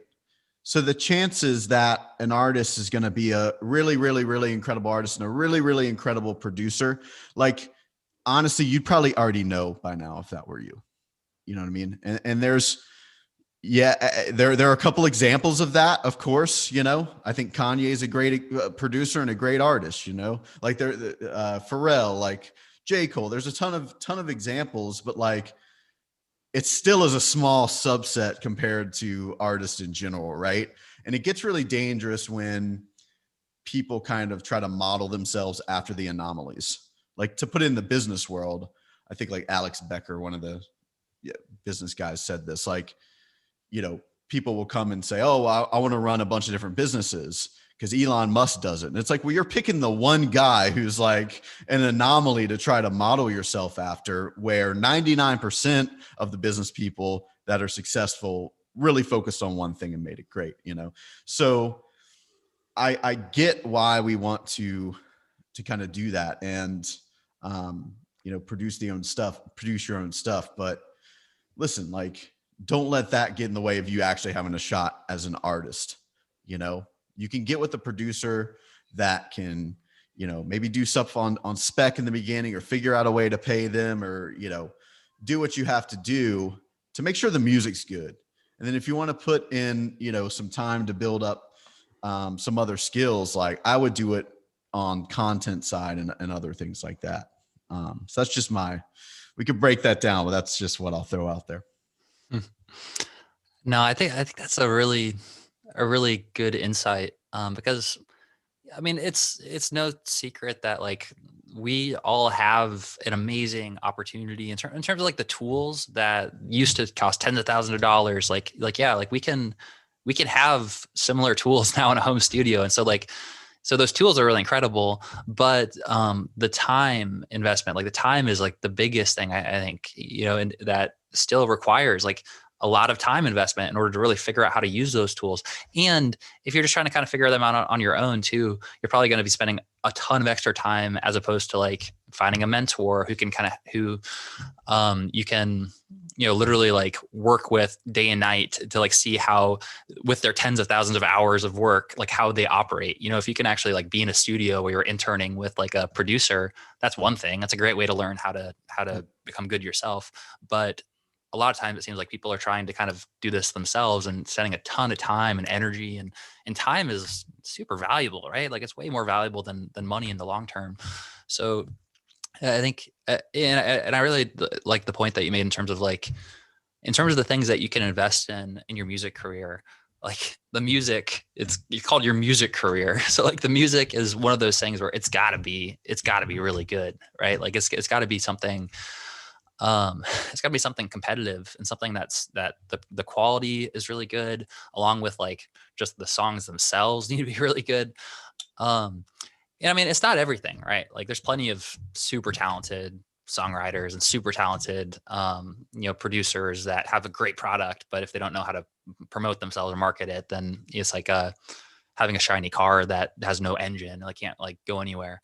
But also, if you try to just like polish a turd, it's still going to be a turd. It's in like, and if you're trying to gain traction with a subpar product, then you're going to be going an uphill battle. So I agree 100%. I think like the product, honing in the product, and then honing in the marketing are probably like the two best investments that you can make. Yeah. And I also want to just like add that just because I said that doesn't mean that I don't think artists should learn production. I absolutely think they should. It's kind of like, it's part of the writing process nowadays on a lot of things. Yeah. But, unless you're like a producer and really good, where it's getting kind of muddy is that artists are thinking because they can produce a demo that now it's like a co-production. It's like, well, no, you're just producing your demo. So that's how it used to work, right? So like you would go with a smaller producer or like studio in town, and you would cut your demos. Okay. Like, they used to do it in Nashville, right? They'd have like the demo factories. You'd go in, they'd crank it out in an hour. Various genres. Like I'm not talking just country, but like that's how it worked. You made a demo, and then you would take it to the main producer. They would do the master, right? They would do the master production, the master recording. And basically where we're at now is just that artists are doing their own demos, but in most cases, that's what it is. You've made a demo, which is great. That helps the producer. That's a starting point for the producer, but it's not a co-production in most cases, unless you're a good producer. So that's kind of where it gets a little blurry, but I do think learning basic production and being able to like lay something out for yourself, program some drums and, make an arrangement is important. But you just don't want to trick yourself into like, I don't know. It's just one of those things where like, it's kind of got to be like 100% or more, and it's like, sure, I'll save, $500 not hiring that guy to make a track, or $1,000, but then all my music's 80%. And it's like, well, then what's the point? I guess if you're doing it for fun, fine. But like, just to I'm not talking about people just doing it for fun here. I'm talking about people that are trying to make this a career, which I assume this is what this podcast is for. 80% is just not going to cut it. 99% is not going to cut it. 100% and up, is what's necessary. So like you have to figure out kind of where do I have the high, maybe you have a higher chance of like getting really good at the content side. It's like, okay, well, we'll save money on the content side. I don't need to hire a video guy outside of maybe, music videos or something, but all the other stuff maybe I can do on my own or whatever. Maybe that's where you kind of say, but like, yeah, it's like, you're just not even going to have the opportunity to like get in the rooms with people with the music. If they're just like, yeah, it's all right. Like you got to bring it on that front. That's still a thing. And you can argue and say, oh, there's a bunch of music that like isn't that great or whatever, and it's famous. Like, well, it's still a thing, I promise you. In 99% of cases, again, we're looking at anomalies here. Like, yeah, that rapper happened to be really good at marketing, so maybe his music isn't like the best thing in the world, but he's really good at marketing, and it's at least working in the short term. Yeah. We know kind of now that most of the time it's not working in the long term. But but regardless. You gotta bring it with that stuff, man. Or people they're not even gonna give you a chance, Absolutely. That's not where I'd skimp. Yeah. I think one analogy I use all the time is that, building a successful music career is kind of like starting a fire, and the logs for the fire are the songs. And, if you just have like a bunch of wet grass, it's just kind of like crap. Like you're gonna have a really difficult time starting the fire. But if you have like some really nice logs, like big thick logs, and you have lighter fluid kind of doused all through them, it's going to light a lot easier. But also, like, if all you have is those logs, you just kind of throw them in a fire pit, then nothing's going to happen. It's just going to be like logs sitting in a fire pit. So you have to know how to generate flames, how to like generate traffic, how to promote yourself to like, to be able to start the fire. And yeah, like if you are really, really good at starting fires and you have like a lot of good marketing around it, then sometimes you can light thin twig or something, and it might start like a bit of a fire, and you might be able to have a bunch of stuff that you kind of throw in, and fire can kind of get going. But it's a heck of a lot easier if you have like lighter fluid doused in these logs, and it's literally like one touch of the flame just whoosh, and it goes viral, right? Yeah. And you're going to be if you're going kind of the major route, like you're probably not going to make much money off that first thing anyway. So you need longevity, you need multiple projects to do well. You need long-term fans. You need all that stuff. And yeah, I don't know. It's just like every musician I like it because it's good music, obviously, and it sounds good. There's no musician I listen to where it's like, oh, cool. Yeah. They have 80% recordings, not one. There's not one artist I listen to. Everything I listen to, I'm sure, I don't know, maybe you have some examples, but like, I can't think of an artist I listen to that doesn't, where it's not fucking awesome. Sorry. Beep. Everyone cover your ears. I didn't ask in the beginning. I don't cuss that much. I think we should be good. I don't think we have a lot of little kids that are listening to this. Yeah, awesome. So I think that, this is a really good point in terms of like, in terms of, so I guess the next question that would kind of come up is, let's say that someone is listening to this right now and they want to take their music to the next level and they want to record higher quality songs, and they're like, okay, like how do I find the right producer? Like who do I look for, and who'd be a good fit for me? You have any recommendations for how they can discover and like find the person who's the right fit? Yeah. A couple ways. So the good thing is, like, obviously with the internet, we can connect with anyone. So I can just reverse engineer it and say where my producers meet artists, and then you can kind of use that. So obviously a big one is like referral. Do you have a friend that has a really great sounding record that you're like, dang, my stuff doesn't sound like hers or his yet? Like, well, go ask who they worked with, so referral, that's a big way producers get work, and that's a way you could find producers. The next is going to be Instagram. I'm sure you follow some producers on Instagram. Are there ones that have a style? Have a call with 4 or 5 of them to see which one you connect with, see which one has, now listen, there's a lot of producers that aren't professional at all, even though they sound good, they don't handle their business well. And I apologize on behalf of them, and hopefully I can get through to helping all those people. But yes, you're right. If you've had a bad experience, there are a lot that aren't, that aren't professional. So you may have to go through 3 or 4, but it's worth doing. It's like when people say, hey, get a therapist or whatever. So therapy is great and it can be life-changing, but you may have to put in the work to go through 3 or 4 to find one that you really connect with, and that's okay. That's just the tuition. That's just the tuition of this career for you, or this business rather. It's the tuition in your career for this business. So Facebook groups, another place to meet great producers. If you do pop stuff, go in to make pop music. There's like hundreds of killer producers in that group. YouTube, so if you may have come across some producers already. If you're searching for stuff on how to produce, well, the ones you've learned from, do they take clients? Are they good? Is the source material that they're teaching on, if they're pulling up a song they worked on to teach you something, does it sound good? Does it sound like something you want to do? And most producers now can handle remote sessions. So if you don't live near a bunch of producers or good producers, like that's not an excuse. You could do it online. You send over, now that you know how to produce demos, you send your demo to them. They put the track down.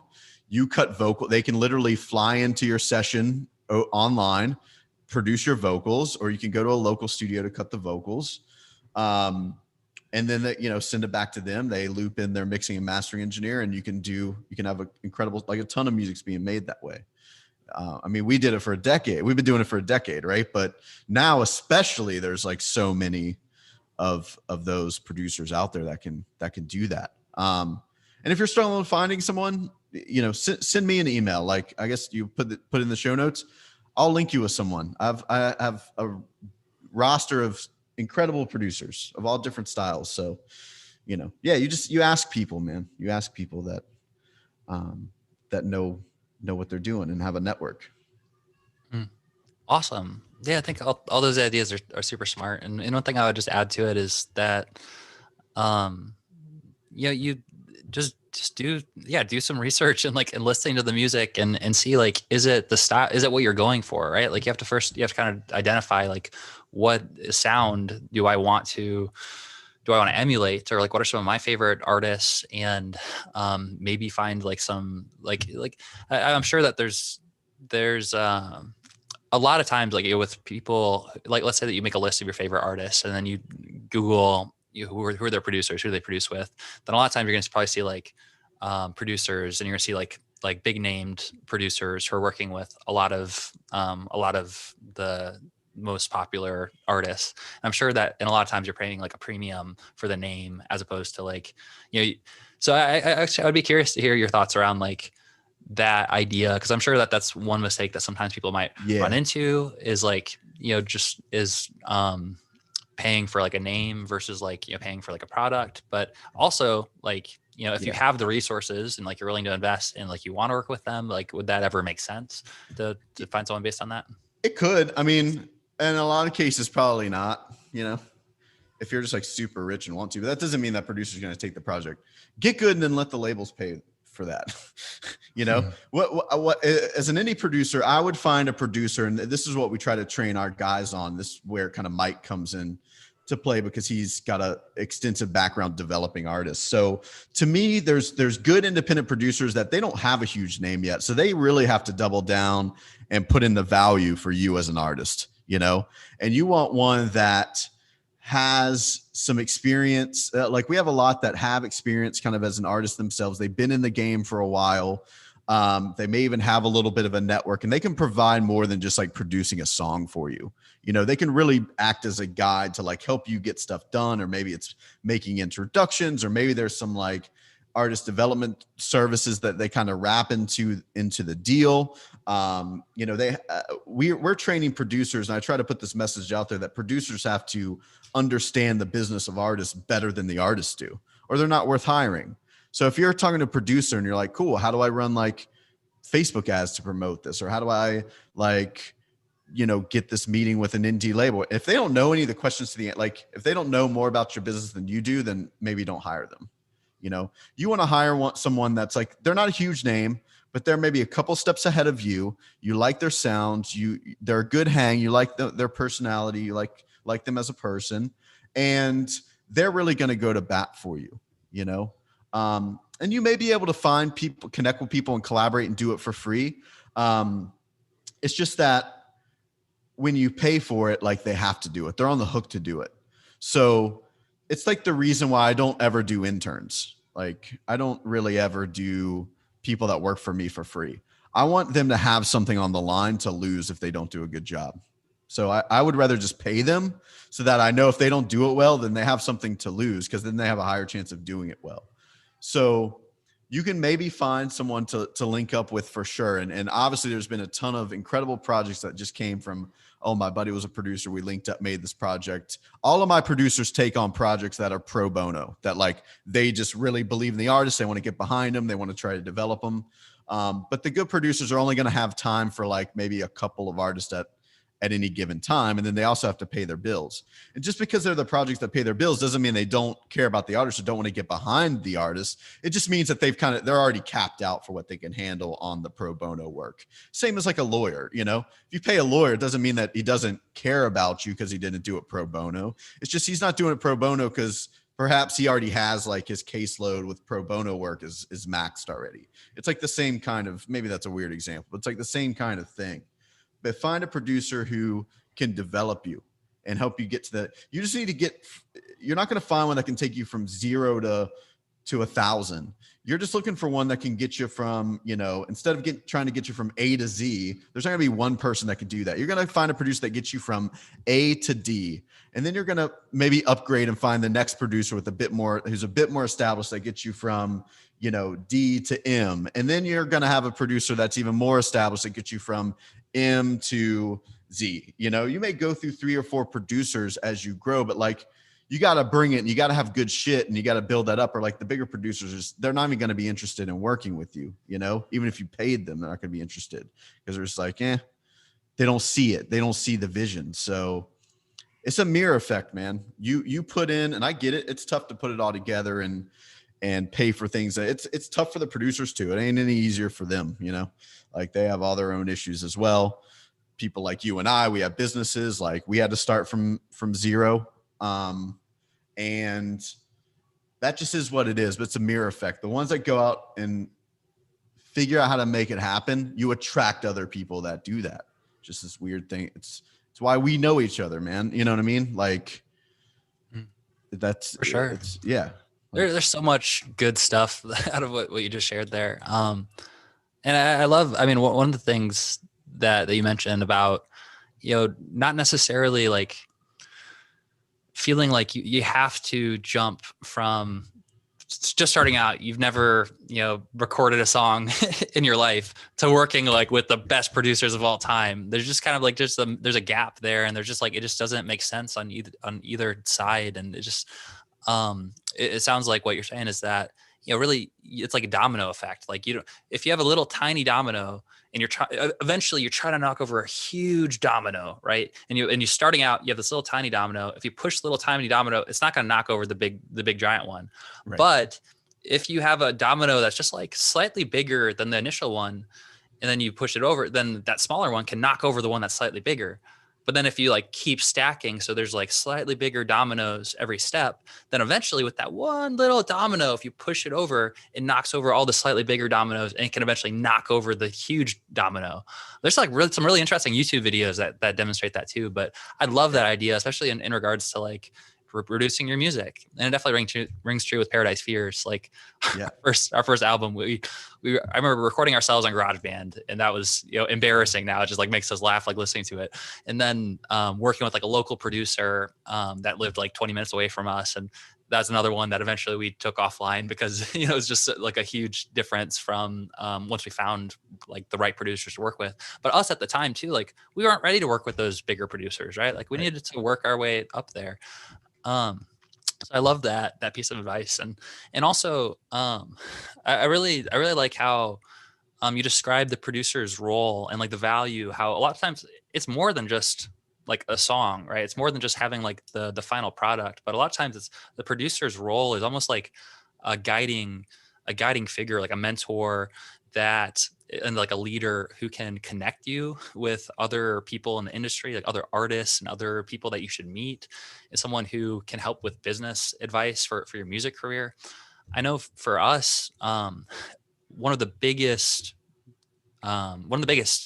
things that impacted the trajectory of our career was when we first connected with a producer named Jordan Schmidt, who was exactly what you're describing. He was like an up and coming producer, just starting out, didn't really have much of a big name yet. Now he's recorded like several multi-platinum songs, and he lives in Nashville, and he's working with like a bunch of super well-known, like the top of the top like country artists right now. If you like Google Jordan Schmidt, I'm sure you'll see his credentials. Um, he, for us, was a huge guiding light. Like early on, he was the person who, when we told him that we were planning on going to college and doing the band on the side, and that we were still going to pursue the band, he was basically like, look, like, that's fine if you want to do that, but if you're serious, if this is something like you really want to turn into a career, like, it's the bands that go all in that are ones that are successful, you know? So like that one statement for us coming from Jordan, like, changed all of our lives. And there's no way that we would have, accomplished what we did without that mentorship. So I think that, yeah, but like exactly what you're saying, for more than just the songs, like finding a good producer and working with producers is hugely valuable for your music career. Yeah, man. And like another thing I don't think artists, like, especially newer ones, don't realize yet. And I get it, especially if you're coming into the game in like the past like 5 years or something. It unfortunately doesn't seem like music is valuable anymore, right? Like I think a lot of artists kind of feel that way. It's like, oh, well, At you least can like get financially, like so paying much for of it. It's, I'm not making any money immediately. There's so many art, but like that is not the way to think. A song is an asset. Go look at how much people have just in the past year have been selling their publishing for. Hundreds of millions of dollars. Every song you put out is an asset that can continue to make money for you. It's not going to make money up front, but that's like, it's like buying or it's like saying, well, I'm not going to get into real estate because I'm not going to make all my money back in a month. It's like, well, come on, that's just immature. So like, if you have the idea of like, well, I'm not going to invest in production unless I immediately make my money back, it's just an immature way to look at it. Like, it's just not a thing. And I think that unfortunately there's a lot of not you, because you have a totally different thing, but I think there's a lot of like messaging out there from music marketers that it's like everything's about like you have to immediately make a return on your song prop. It's like, that just, if you need that to do music, you don't love this shit. You don't love this shit. That was never a thing until like the past. I've been hearing one of the objections my producers have brought up in the past maybe 2-3 years, like, oh, they said no because they're not going to make their money back immediately.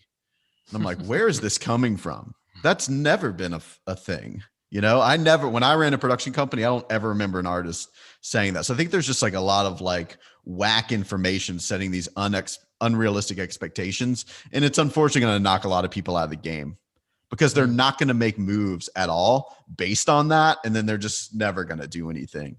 So like a song is an asset. Yes, you're going to put a little bit of money into it up front, but that song, even if it doesn't break immediately, it may break in a couple years. That is an asset, Like if you look at Lizzo, who put out like her, of course, blanking on the name now that I need to know the name off the top of my head. Whatever her first big hit single was, that was like a couple years before it blew up. That's an asset. If she would have just half-assed that song, then probably wouldn't be Lizzo now. Every song is an asset, and you never forget that. Never forget that. So if you don't have a ton of money, well, put as much time as you can into like hopping on Instagram and showing what you can do, show your talents, make content like that. Like, that's really like you could argue like one of the most important things anyway, is just being a brand and being present and connecting with people, and then drop some song, maybe you do some little work tapes or like, covers or whatever, or like features, things like that, to have some content to release. But like, don't skimp on the songs. Make sure, even if you're going to release less of them, make them good, because you could do plenty of other kind of content, like, yeah. And if you happen to be an anomaly, that I know what people are going to say, well, Russ releases a song. Russ is an anomaly. Russ is a great producer and a great artist, and he's been in the game for a long time. He's fast. So you can do a song a week, if you could do that, cool.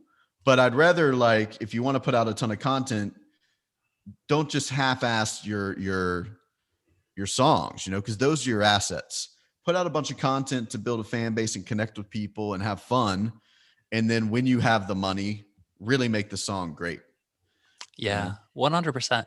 Yeah, and I think an important thing that you brought up too is that you don't necessarily need to have like multiple albums right off the bat of like highly produced songs, right? Like if you save up and you invest in like a single or an EP or an album, like and you can record 20 demos yourself and then just choose like the top 1 to 5, to get like recorded professionally. And if you know how to promote yourself correctly, then like all you need is 1 to 5 songs really.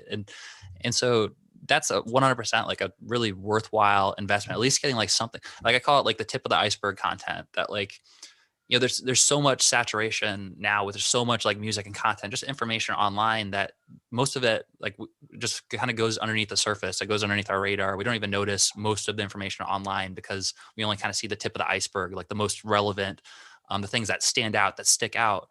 And so, there's not a whole lot of stuff that kind of does that. But if you can create like a little bit like your tip of the iceberg content, like the 1 to 3 songs that are like the best, can make the best possible first impression, you can do a lot with those. And then once you have the fire started, then you can keep kind of adding one log to the fire like over time. I was gonna say, like, you're really good. Sorry to interrupt. Like, you're really good at helping artists use some modern strategies to make money, right? Which is cool. Like, I've seen you show me last time we were on Zoom. I got a little peek at your curriculum, like the steps that you showed me, and like that's awesome. But they have to kind of qualify, right? I mean, they have to. I think I'm even seeing in your ad, like, but to even get to the point where you'll even help them do that, they have to have good music. So it's like, yeah, maybe you save on like not having the best, you save on production, but then you don't even have the quality of music to get to work with someone like you to help them actually go make money and set up these, product funnels and things that generate all this monthly income. It's like, you don't even get to, if Olympic athletes are Olympic athletes before they even get a chance to step on the field, they're already Olympic level athletes before they even get on the field and play the game. Where a lot of artists, I feel like now I know why Adam Ivy just yells at all you people. Shout out, Adam. I usually don't talk to artists. Oh, that's awesome. Peace and love. But yeah, it's like a lot of art. They're not even on the playing field, man. It's like, do the stuff, do the prep work to even get on the playing field so that you don't have a chance to win the game if you're not even on the field. Well, 100%. Yeah, it all starts with the music, the foundation of high quality, content, the tip of the iceberg. If you're trying to start the fire, you don't have, any like fuel to start the fire with, and you could be shooting a flamethrower at this empty fire pit, and like nothing's gonna happen with the fire. One thing that I wanted to reiterate too that you said that I think is really important and tends to kind of get swept under the rug because it's not necessarily the most attractive way to sell something to someone, basically. Like, I think that that you're 100% right. Like there's like too much kind of like get rich quick, or just like sort of like this messaging around thinking that like you instantly need to be successful, right? And people who are just looking like to do that like immediately. And the truth is, Jason Tonioli is one of the artists in our program right now, and he came into the program and he was already kicking butt with his music business. He's making over $10,000 a month already, and now in the last few months, he's made literally hundreds of thousands of dollars. But with the way that he describes his success, he's like, I tell people that I'm a 10-year overnight success story. And like what people don't necessarily realize is that like, it isn't just like overnight. Even the people who have huge opportunities where they blow up, it's like it didn't just happen like overnight. Like it took investment. We reap what we sow. Like, you don't just expect a beautiful apple tree to grow without planting a seed first. Like, you need to like plant the seed, and you need to like nurture it, and you need to like let it grow. And I am a big fan of like, I think that there's good and bad strategies that you could do. And like, you can certainly save a lot of time and a lot of money long term by working with people and getting mentorship that, like, shortcuts, sometimes tens of years of your life, depending on, what you're planning on doing. But I think that it is the people who are the most successful are the ones who they kind of zoom out a bit, and they're playing the long-term game. They're playing the long-term game. They realize, like, hey, I'm going to pay my dues. I'm going to invest. I'm going to invest upfront. So I'm going to keep doing the right things. I'm going to find the right guidance, the right mentorship to make sure that I am taking the right actions. But they have a much longer-term way of looking at it than just like get rich quick or just trying to to figure out. They're just they're not just focused on the short term. Yeah, and if you think about like you want to be a doctor, right? It's like, okay, well, you're going to pay a lot of money and you're not going to make crap for 7 to 10 years. You're going to be putting it. So what's the difference? It's like, okay, there's obviously slightly more of a guarantee. That's the only difference, right? Like if you got a medical degree, you'll probably not be starving, So then really all that comes down to, the only difference is that you need a guarantee in order to sacrifice and do that. And if you need a guarantee, then this just isn't for you, Mm-hmm. Absolutely. And I think that one thing, so for us, when we were starting Paradise Fears, we had a big decision to make when we were graduating high school of like, whether do we want to pursue the band full time, or do we want to like kind of go to college and do it part time? And, a few of us had full ride scholarships, and, I was planning on being a dentist. And so like, we did have, it was a big risk to consider that rather than like taking the scholarships. But what we found out was that we could defer our scholarships for a year and basically like 100% focus on the band and give it our all for the entire year. And worst case scenario, we had like a parachute that, that would be like an emergency chute. And I've heard about the wisdom of kind of like, burning your bridges and like kind of going like all out. So I get that that's sometimes thing, but I think it's more important just that like you're focused and that you're like all in and that you're committed. And, for us, that helped us feel much better, like much less stress and anxiety and like kind of fear about whether this is going to work out. We were able to just focus on doing what it takes and putting all of our energy into it to making it work. So yeah, I think it's really, if you can mitigate risk, awesome. But there also is a balance where it's like, you don't want to be so focused on avoiding risk that you don't do the things necessary to stretch your comfort zone in order to like actually be successful. 100%. Yeah. I'm fine with having a backup plan. I get the argument that you shouldn't have, but I think it's fine. Like I worked in the corporate world from like 18 to 24 before I made the full plunge to go full time into music. And I have that stuff to fall back on. If all my shit went to hell or I was excommunicated from music, then I could go do sales or, work at a corporation or something. Mm-hmm. and play music, whatever, it wouldn't be the worst thing. Obviously it's, you have some privilege, obviously, but yeah, like wouldn't be the worst thing in the world, right? Like I'm not going to be homeless. So that's a good point too. I think in terms of just like developing valuable skills. Like I've heard people talk about before, like when you talked about like having an asset, right? Like having your music is an asset that, it appreciates over time. And, developing yourself, investing in your own character and your skill set and developing mastery, I think is one of the best investments that they can make, as long as like, as if you focus on high value skills that like, are assets that are going to, kind of lend themselves towards other areas in the future. So I think like, technology. So if you try to be a producer, you're just going to add another hard career to your journey. Just a heads up. So I know there's a lot of stuff that pushes that. So it's just as hard for them. It's still difficult. So yeah. Right. Go ahead. Yeah. Right. So what do you think, just out of curiosity, like if we were going to break down kind of like life skills or business skills or music career skills into like a few like top components, what do you think are some of the most valuable skills that artists should like budget time and money into developing? Yeah, I think a couple things like I'll give like a little bit of background on my outside of music work. So I worked in a couple different things like sales, everything from like telemarketing, to up to like real estate. I worked for a real estate marketing firm and did sales for them. And like, what else did I do? Yeah, just like marketing stuff. Like, so I think working at being a telemarketer, like learned a ton from that. You want to talk about like getting over fear and like building thick skin. Mm, It sucks. Like you may cry a couple of times. It sucks for a while. It's like not a great job, but I think doing that gave me the character I need. Like I wasn't afraid of shit when I like went out. I wasn't afraid to know. I was like, all right, whatever, cool. Move on to the next mm, thing. So that helped, like just knowing how to sell things, you know, mm. having a basic understanding of how the internet and digital marketing works, you know, that's a great skill that you could deploy, as a backup. It helps you now, and then you can deploy it as a backup. Yeah, I'd say sales and marketing to me are very high level skills. Yeah, Sure, one there's hundred more. percent. I think I was kind of thinking the same thing too. I think that, I mean, with Paradise Fears, like I remember one of the first things we did, we call it tour hacking, and basically we walked up to people who were standing in Yeah, lines, and we introduced ourselves, and we shared our music, and then we offered a CD.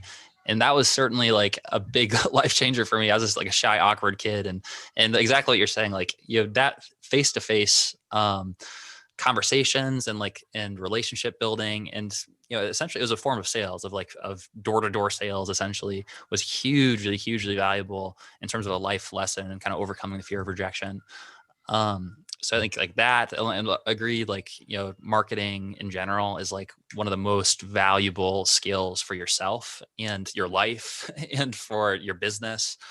And then also I think just like product generate, like improve, like honing in a product. Like I'm reading the autobiography of Steve Jobs right now, and Steve Jobs, I feel like, is a great example of someone who kind of mastered the trifecta of like, he's clearly a very charismatic marketer. He really knows how to position things, and he really focuses on the graphic interface and like the user design. right. But also like, yeah, like a big part of what he does is like the packaging and the positioning and like the core product itself. But he's not necessarily the one who, like, he has Steve Wozniak and he has other people who are kind of helping to develop and kind of do the creation of it. Kind of the same way we're talking about producers. Producers can kind of help to create the product, but having that positioning and the packaging is just another. It's like almost like another branch of marketing. Like I think good product creation at its finest is also directly connected to the marketing as well. I wanted to throw in something that just reminded me of it. You have a good memory. You can I can interrupt you and then you can remember what you were going to say for like a minute later when I finally shut up. I can't do that. I'll definitely forget. So I apologize. But just a point I want to make, and this could be a whole nother topic, so we don't have to go deep into it. But a lot of artists get freaked out about like the business side of things. Same with producers. They don't like the business side any more than you guys do. They feel weird asking for the money. They feel weird. Like they don't enjoy it any more than artists. They don't want to get on TikTok and make stuff all day. The majority, obviously there's some that like it, but business, what you'll find, business is actually very creative. And I think when at least when I work with producers and I'm able to make that shift in their head, then they love doing all that other stuff. They love marketing. They love, I tell them I'm like, they get all tripped up about sales, because they don't want to hurt the artist. They want to make sure it's fair, that, the good ones at least. So they get tripped up about sales. Like, dude, it's consulting. Can you help them or not? That's all you're trying to figure out. Where are they at right now? Where do they want to be? Can you help them down that journey? If so, great, make them an offer. If not, no big deal. And marketing, putting out content. Well, that's just reputation. You're showing people what you can do. It's creative. And, I'm giving examples on the producer side here, but hopefully it ties over to the artist. When you realize that marketing and what you're talking about, developing products, it's a fun, creative process. It's not like, yeah, there's a little bit of like numbers and stuff, but you can like, have someone else do that stuff for you. You can have a business manager, but yeah, it's creative. Business is creative. I want artists to know that. 100%. Yeah, I think that's a big key is sort of recognizing that it can actually be really fun, and if you if you do the creative part of it.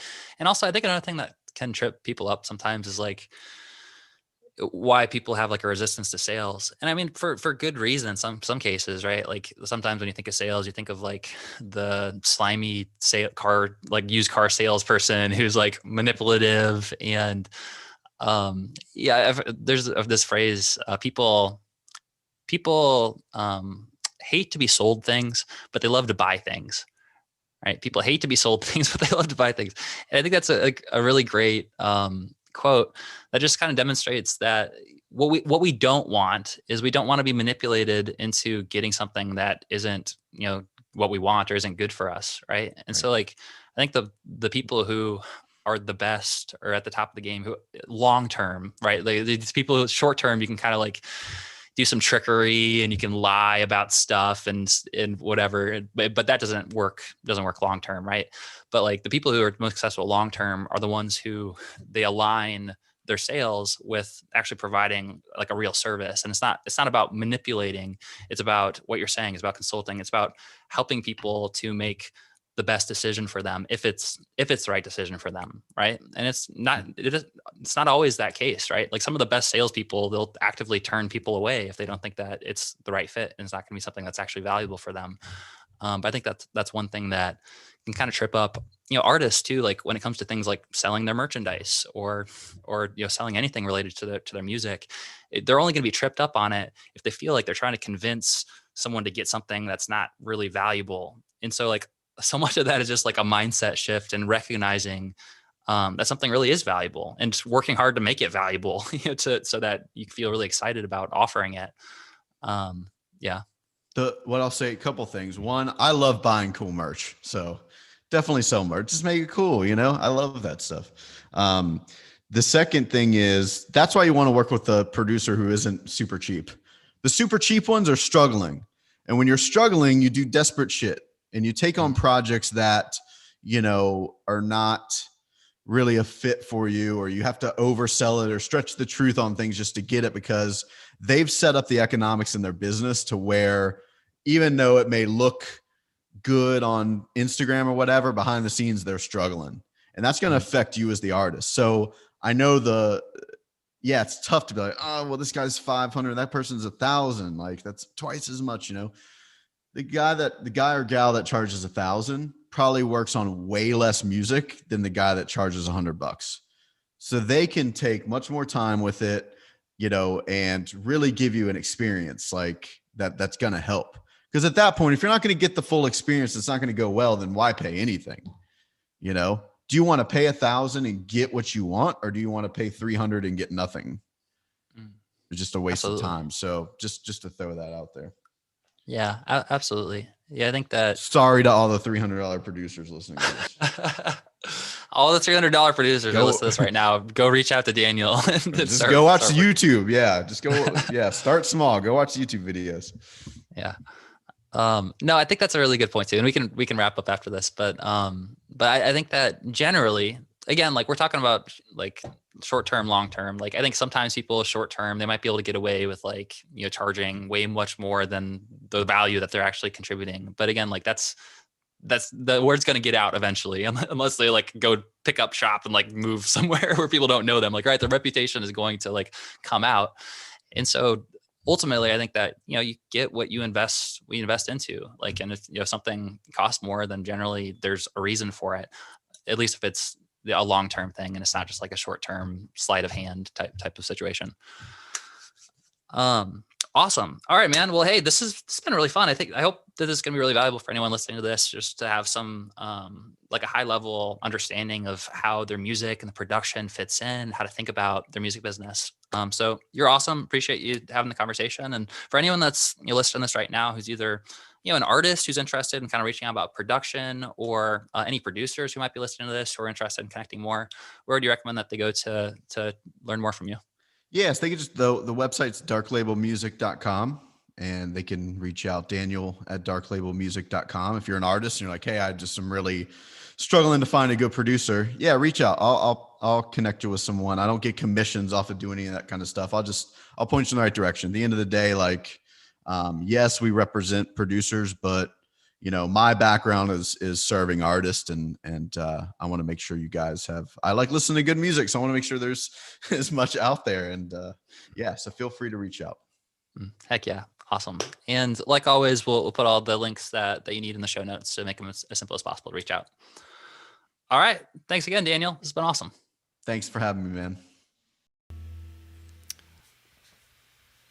All right. And we are officially here with the one and only Daniel Grimmett. So we are actually live now.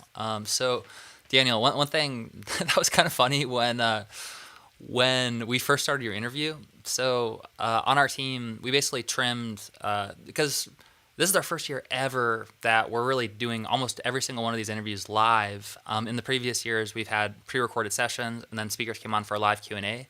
This year, it's everyone except there's maybe 2 people total that we had a pre-recorded session, basically to give me a breather so I don't just crash and burn.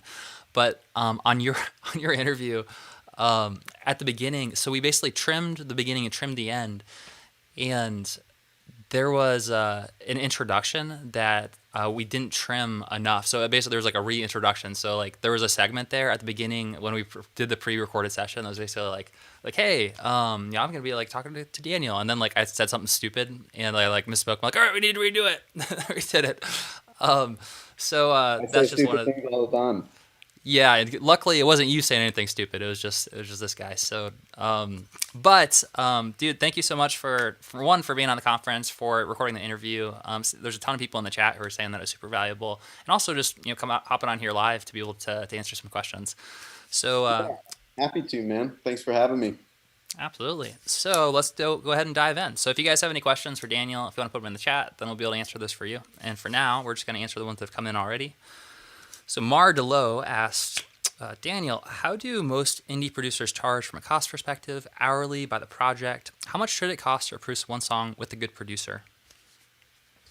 Yeah, so obviously there's going to be a lot of variables, but I'll give you kind of my favorite way, what I primarily do with clients. Now, and when I say clients, producers, generally they're to a level where so hourly can be fine maybe in the beginning, or if it's just you're doing a little work here and there for someone.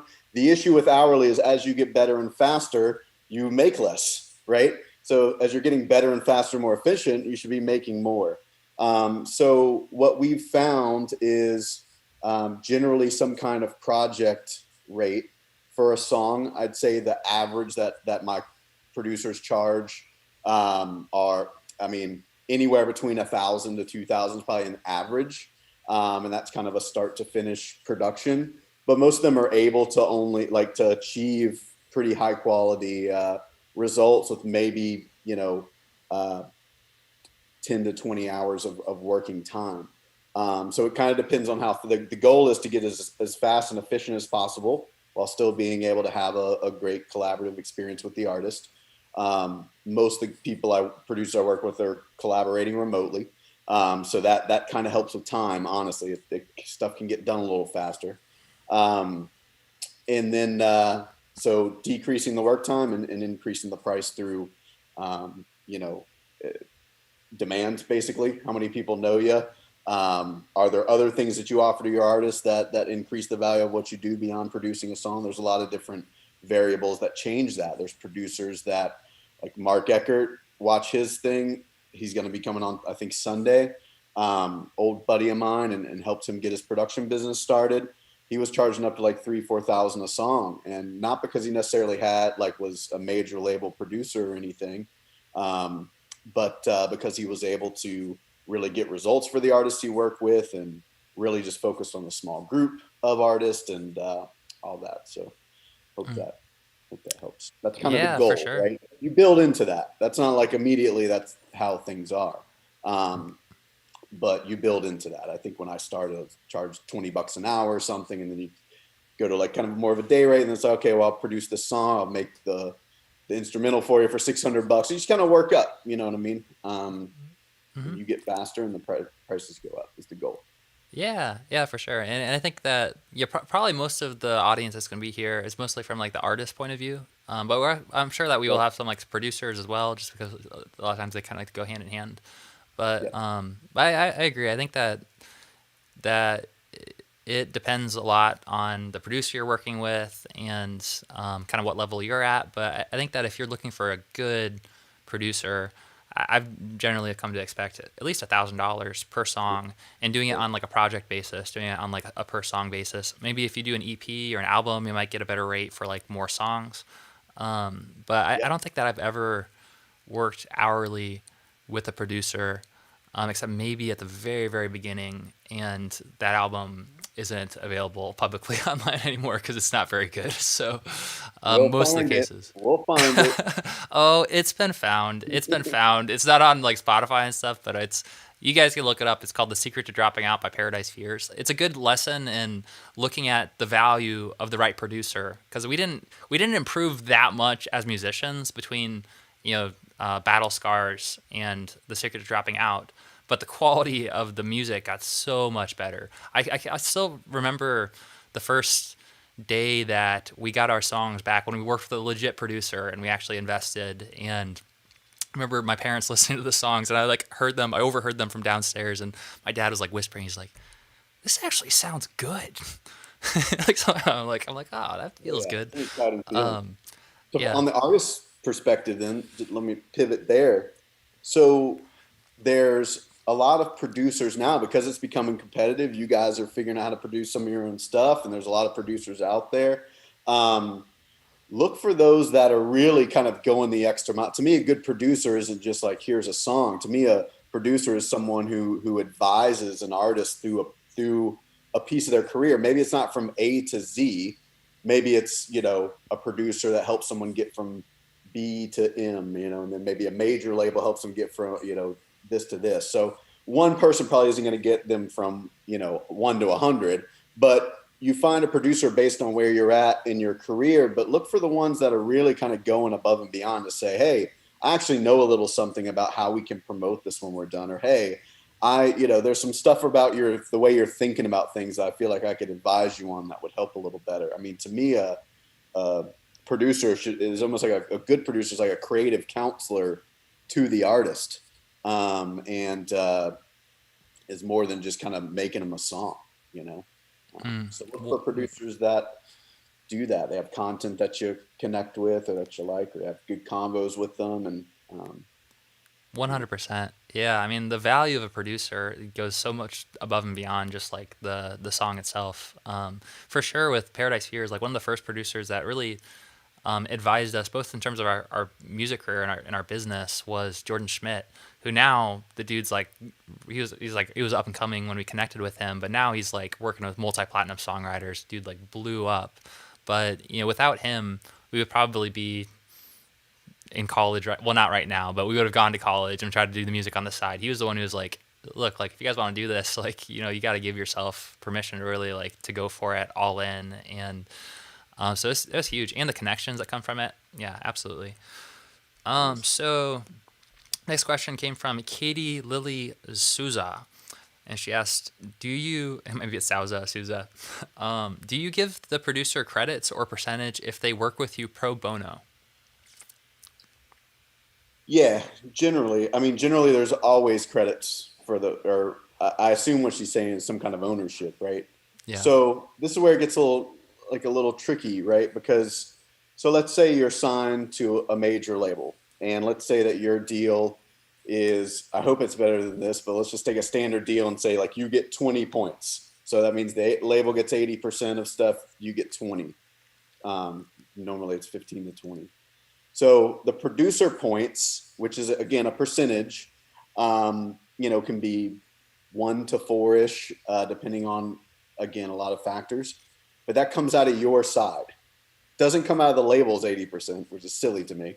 It comes out of your side, right? So that's kind of in the major label world. So in the independent world, it's the same thing I tell the producers, because they ask the same question. Should I be asking for a percentage? Should I just do it work for hire and let the artist, have everything? And it all comes down to what you negotiate. But generally, definitely if you guys are just collaborating, they're doing the work pro bono, they're forfeiting a fee up front, then generally there's something on the back end. It could be a combination. There's a fee up front and then something on the back end, or it could be just a fee up front and nothing on the back end, which is more work for hire. And then what we've kind of done sometimes with producers is a hybrid. So let's say you pay $2,000 for a producer to produce a single for you, and they own a certain percentage, but their percentage, they don't get paid, they don't get kicked back anything until your 2,000 is recouped. So it's kind of like you're your own label. And it's like, okay, well, I'm going to recoup my money before the producer makes any royalties. Or like, you got to look at it from the producer's standpoint. They just don't, if they do a work for hire, which is competitive, but then it just so happens that your song just blows up and is a hit, they're going to look real stupid if they don't have any ownership, you know, or they're going to try to come fight you for it, which wouldn't be fun for anybody. So it's just, it puts just some kind of clause in there to say like, hey, I get it. You're the artist. You're scrapping on a budget, like, but you want something great. Let's negotiate something that makes sense. So you could bring that idea to a producer and say, hey, this kicks in after I'm recouped, or hey, just in case the song hits, you know, 1 million+ streams, I want to make sure at that point you start getting something because you helped to make that happen alongside me. So as with most things in the music industry, there's never a one direct answer, unfortunately, but hopefully that gives you some ways to think about it. Yeah. Different Yeah, methods. that makes a lot of sense. Yeah, using it as just sort of like a spectrum, and yeah, I mean, like when I look at a question like that, if they work with you pro bono, then it's like, what are they getting? What are they getting paid out of it? If they're just like Yeah, working but for free. you want to know something interesting though, Michael? Like in Mm, Nashville, the super like good artists, I'm not talking about signed ones, but like the super good artists, upcoming ones, they're yeah, not paying for producers. There's always a producer willing to work for them. right. And do they And get any sort of percentage from it, or is it just they just do yes, it for the there okay? is percentage. Yep. Yeah, If they wrote it, they own part of songwriting, they probably own part of right. publishing. That makes total sense to me. Yeah. Yeah, that makes a lot of sense. A lot of that goes on. So um, you know, Yeah, so I mean that's cool. I mean, I guess like, probably for that too. Like a lot of times, the best when they're at that point, it's like they've got so much leverage and so much clout from like the existing momentum that it kind of makes sense to just do it on a percentage basis. Where like for someone who's just starting out as an artist, doesn't really have an audience yet, doesn't you know is still it's going to be 5 years before they really achieve like some like real results. Then for a producer working pro bono, I guess the benefit could be just experience if they're looking to work for experience, but also are you likely to attract the best quality producer that's going to give you the yeah, best I would just quality. pay, and I get money is always the thing, right? But I would just pay to like get like, it just is kind of how it is. So a producer that's going to work for pro bono that is a good producer needs to see some kind of proof of concept. You basically, as an artist, need to figure out a way. I know this is easier said than done for some people, um, but you almost have to kind of, you're going to spend the money until you get that proof of concept, and then you'll all of a sudden start seeing like, oh, okay, so and so wants to work for me, and it's just like a more of a collaboration, or this good person, you know. Unfortunately, when you're, if you know, yeah, there's got to be, everyone's time is important, right? Yours, the producers, and people have to make decisions based on what's the best way for me to spend my time. Yeah, it's You know? interesting too. What it kind of reminds me of is this concept of opportunity flow or like deal flow. How you know, at the beginning when you're just starting out, you don't have leverage, you don't have an audience, you don't really have any clout yet.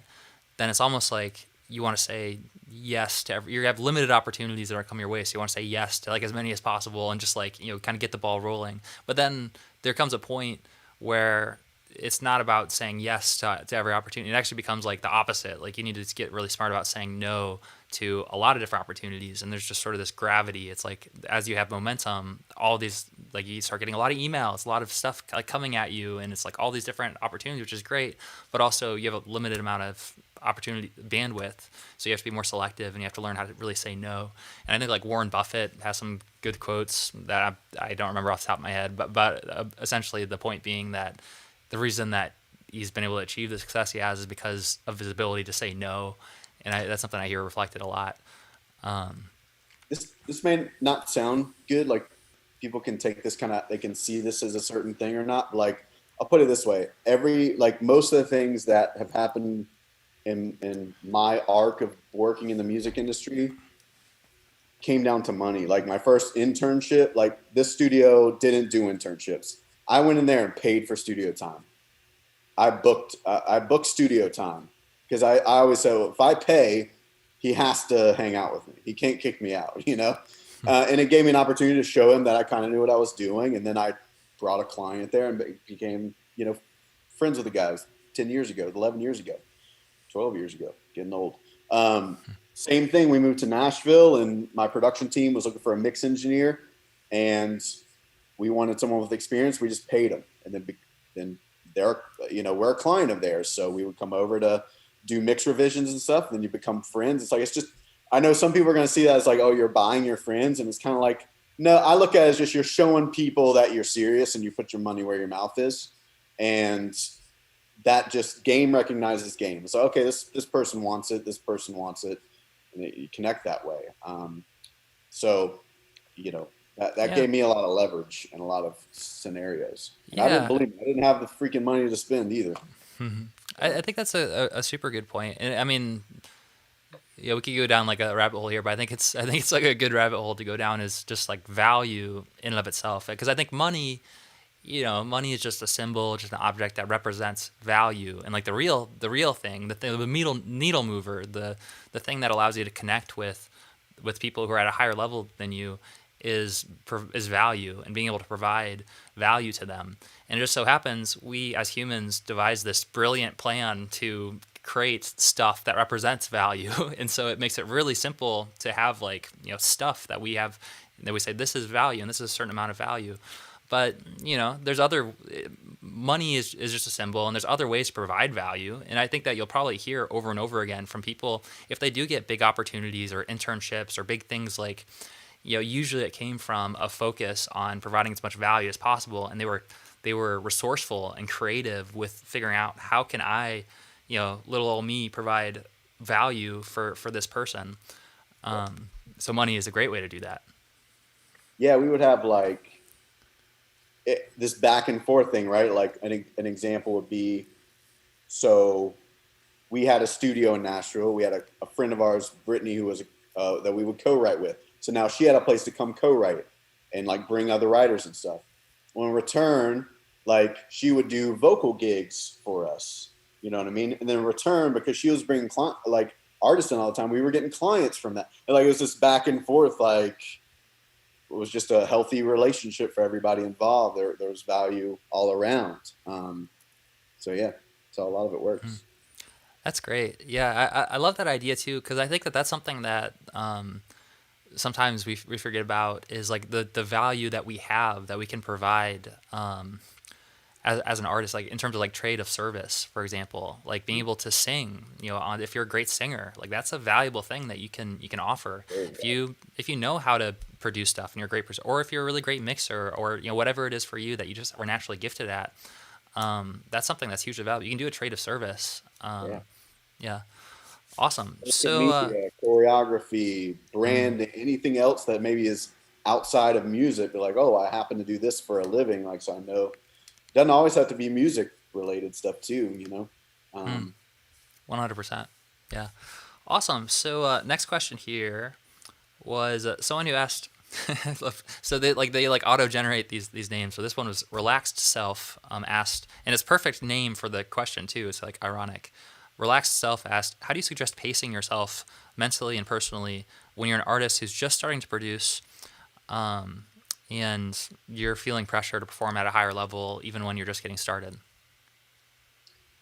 Yeah, I mean, I would have to ask, where is the pressure coming from? Is it internal pressure? Is it from someone, is it external pressure to perform at a high level? Is that even real? There's a lot of artists that I remember. So I don't know if, I guess I mentioned it in the interview. So even though I do business development now, I ran a production company. I work with over 1,000 artists or something, or hundreds. I don't remember, too many. And one thing that we saw a lot was just this unnecessary pressure, especially around first releases. It was just it's dude, no one's there to even listen to it yet. Just get it done and move on. And when you live in Los Angeles or Nashville, you get to see pros work and how unromantic about it, which sounds bad, but it's not. They're still having fun. It's still awesome. It's just yeah, of course I'm going to make a song. I'm going to make another great song. I'm going to go and make another great song. Duh. That's what we do. It's not a big deal. So I'd be curious to hear where that pressure is coming from. Now, if it's a pressure around, I feel like this isn't going fast enough. Like you're always going to be at a level where like your tastes are up here, right? You probably heard this before. Like your tastes are up here and your skills are here, you know? It's kind of always going to be that way, honestly. It's just that like, if you look at where the top hand is, at some point you'll be here. So the bottom's still above your first top, right?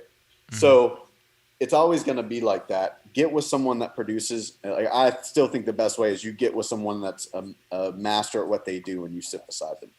Do whatever the hell you have to do it. Pay them, get in there, clean, whatever. Get around people that do it. To me, that's the fastest way to learn something. 100%. Yeah, 100%. I feel like, so 1 second. So I see we got our next speaker, Chris Bradley, here hanging out in the waiting room. So it looks like when we do that, it might do this weird thing where it's not going to let us see each other while we're talking. It's just going to zoom in on your face rather than switching between us.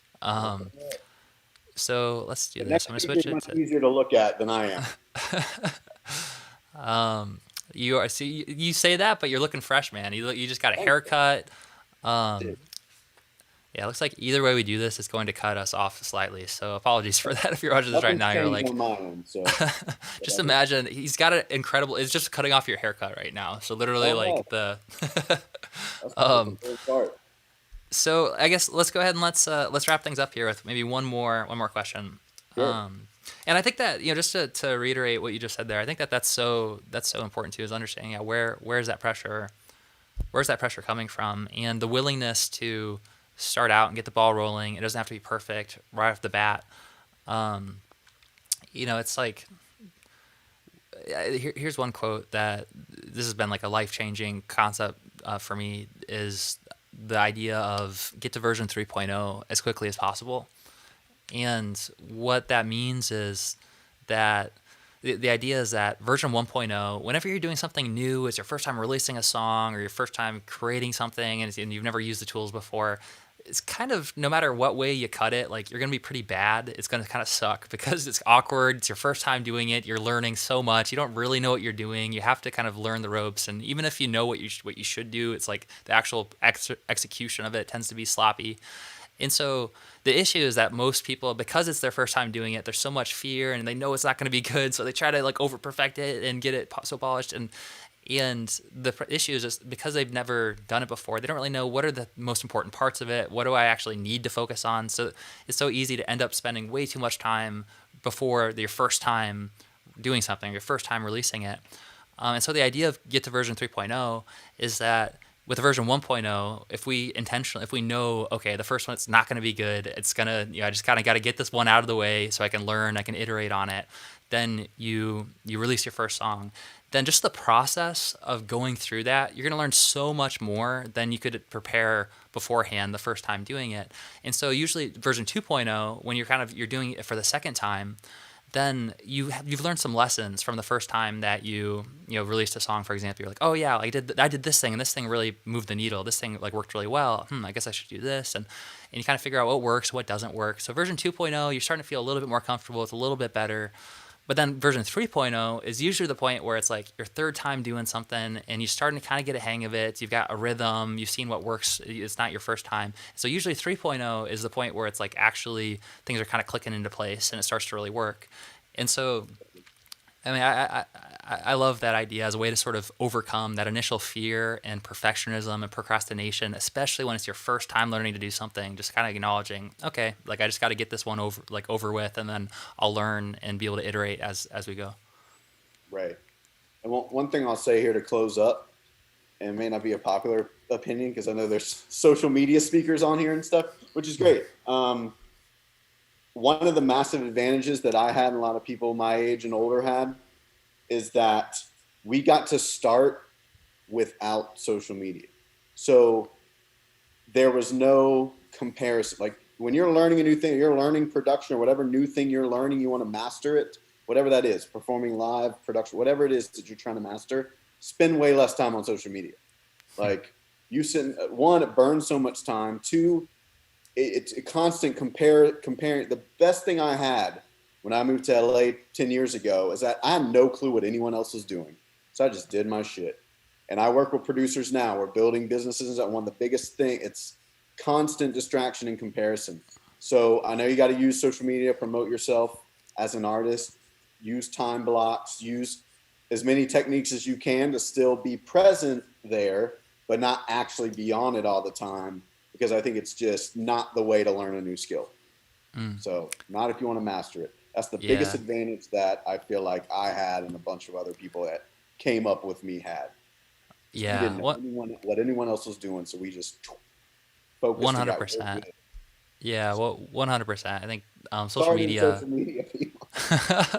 Well, My there's a bad. time, and a place, and it's a powerful tool. But Yes, also, of I mean, course. it's absolutely. I think all of us, if you have a phone and you have social media, have felt at some point or another, like, is this really making a positive impact on my life? And I think that we have to be really careful about our devices and our push notifications and social media. Like, they're literally designed to be addictive, and they have access to a lot of data to figure out what gets people's attention. And so, yeah, I think safeguarding your attention and figuring out, okay, where's the highest quality, like where's the best place that for me to put my limited attention. And is like browsing mindlessly on social media. Is that the thing?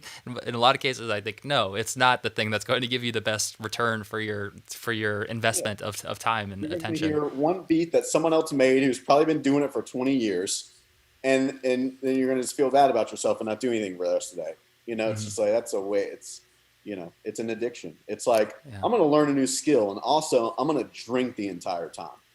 Now, could you do it? Like probably some people could, Mm, but like, is it going to make it better? No. mm. It's not going to make it better. We're trying to learn something with this addiction nagging at you the whole time. Yeah, So absolutely. be And mindful. one last thing I want to mention too, because there's a point that you just brought up that I think is so important and so valuable that I just want to make sure that that people that it sticks with them is that one of the best ways, and in my opinion, probably the best way to learn a new skill quickly is to get yourself next to someone who is already a master at that skill, who's already doing it, and do whatever you need to do to literally plug into their life and to observe what they're doing and to get feedback from them on what you're doing. Because I think that that's really the key to growth is really having mentorship in that way. Yeah, like there's awesome online courses and stuff for production, but I just feel like when someone's new, like you don't know enough to like know enough yet. You know what I mean? Like I feel like just getting into the room with someone is going to be a massive, massive Yeah, help. You're going 100%. to need more hand holding, as where a course is going to be less hand holding, right? Right. Like you need more hand holding in the beginning. So just keep that in mind. Courses can be awesome and supplementary and to pick up some stuff. But like, yeah, to me, nothing beats like just getting in with someone that does it and 100%. just watching them. Yeah, yeah. And one thing to add on to that too is that I think that 100% like the best learnings in my experience or in my perspective come from direct interaction with the person, them like literally looking over your shoulder, you're doing the things, you're making mistakes, and you get this like immediate feedback. I think it's all about feedback and kind of figuring out like really quickly how to adjust. And it's like shooting a basketball and instantly saying, oh, I shot too far to the right, I can shoot to the left. Or if you're just doing something on your own, it's like you shoot the ball and then like you don't know like, well, did that hit or did that not hit? Like having that mentor, that guidance one-on-one is going to be like, oh, like I shot and it went to the right, so you need to aim a little bit to the left. That being said, I also think that there's a huge value in any sort of mentorship, and whether it's like courses or it's like videos or something, just like finding if that's your only Like, accessibility to them right now, then like super super valuable. yeah, But yeah, 100%. I think that the direct feedback is insanely valuable. All right, so yeah, man, let's go ahead and let's wrap up. So, cool. dude, thank you so much for being on the conference, for the interview. It was awesome, and for coming on for live Q&A. Always enjoy having conversations with you. So, anyone here, again, just for anyone who's been listening to this, who wants to connect or learn more, or maybe is looking for a producer, and maybe you can connect them, where would be the best place for them to go to connect with you? Yeah, darklabelmusic.com is the best way to reach out. Daniel, I don't have any products or anything, so nothing to plug, but I'll just plug my email if you have any questions or want to talk. Daniel at darklabelmusic.com or darklabelmusic on Instagram. So, Cool. Great.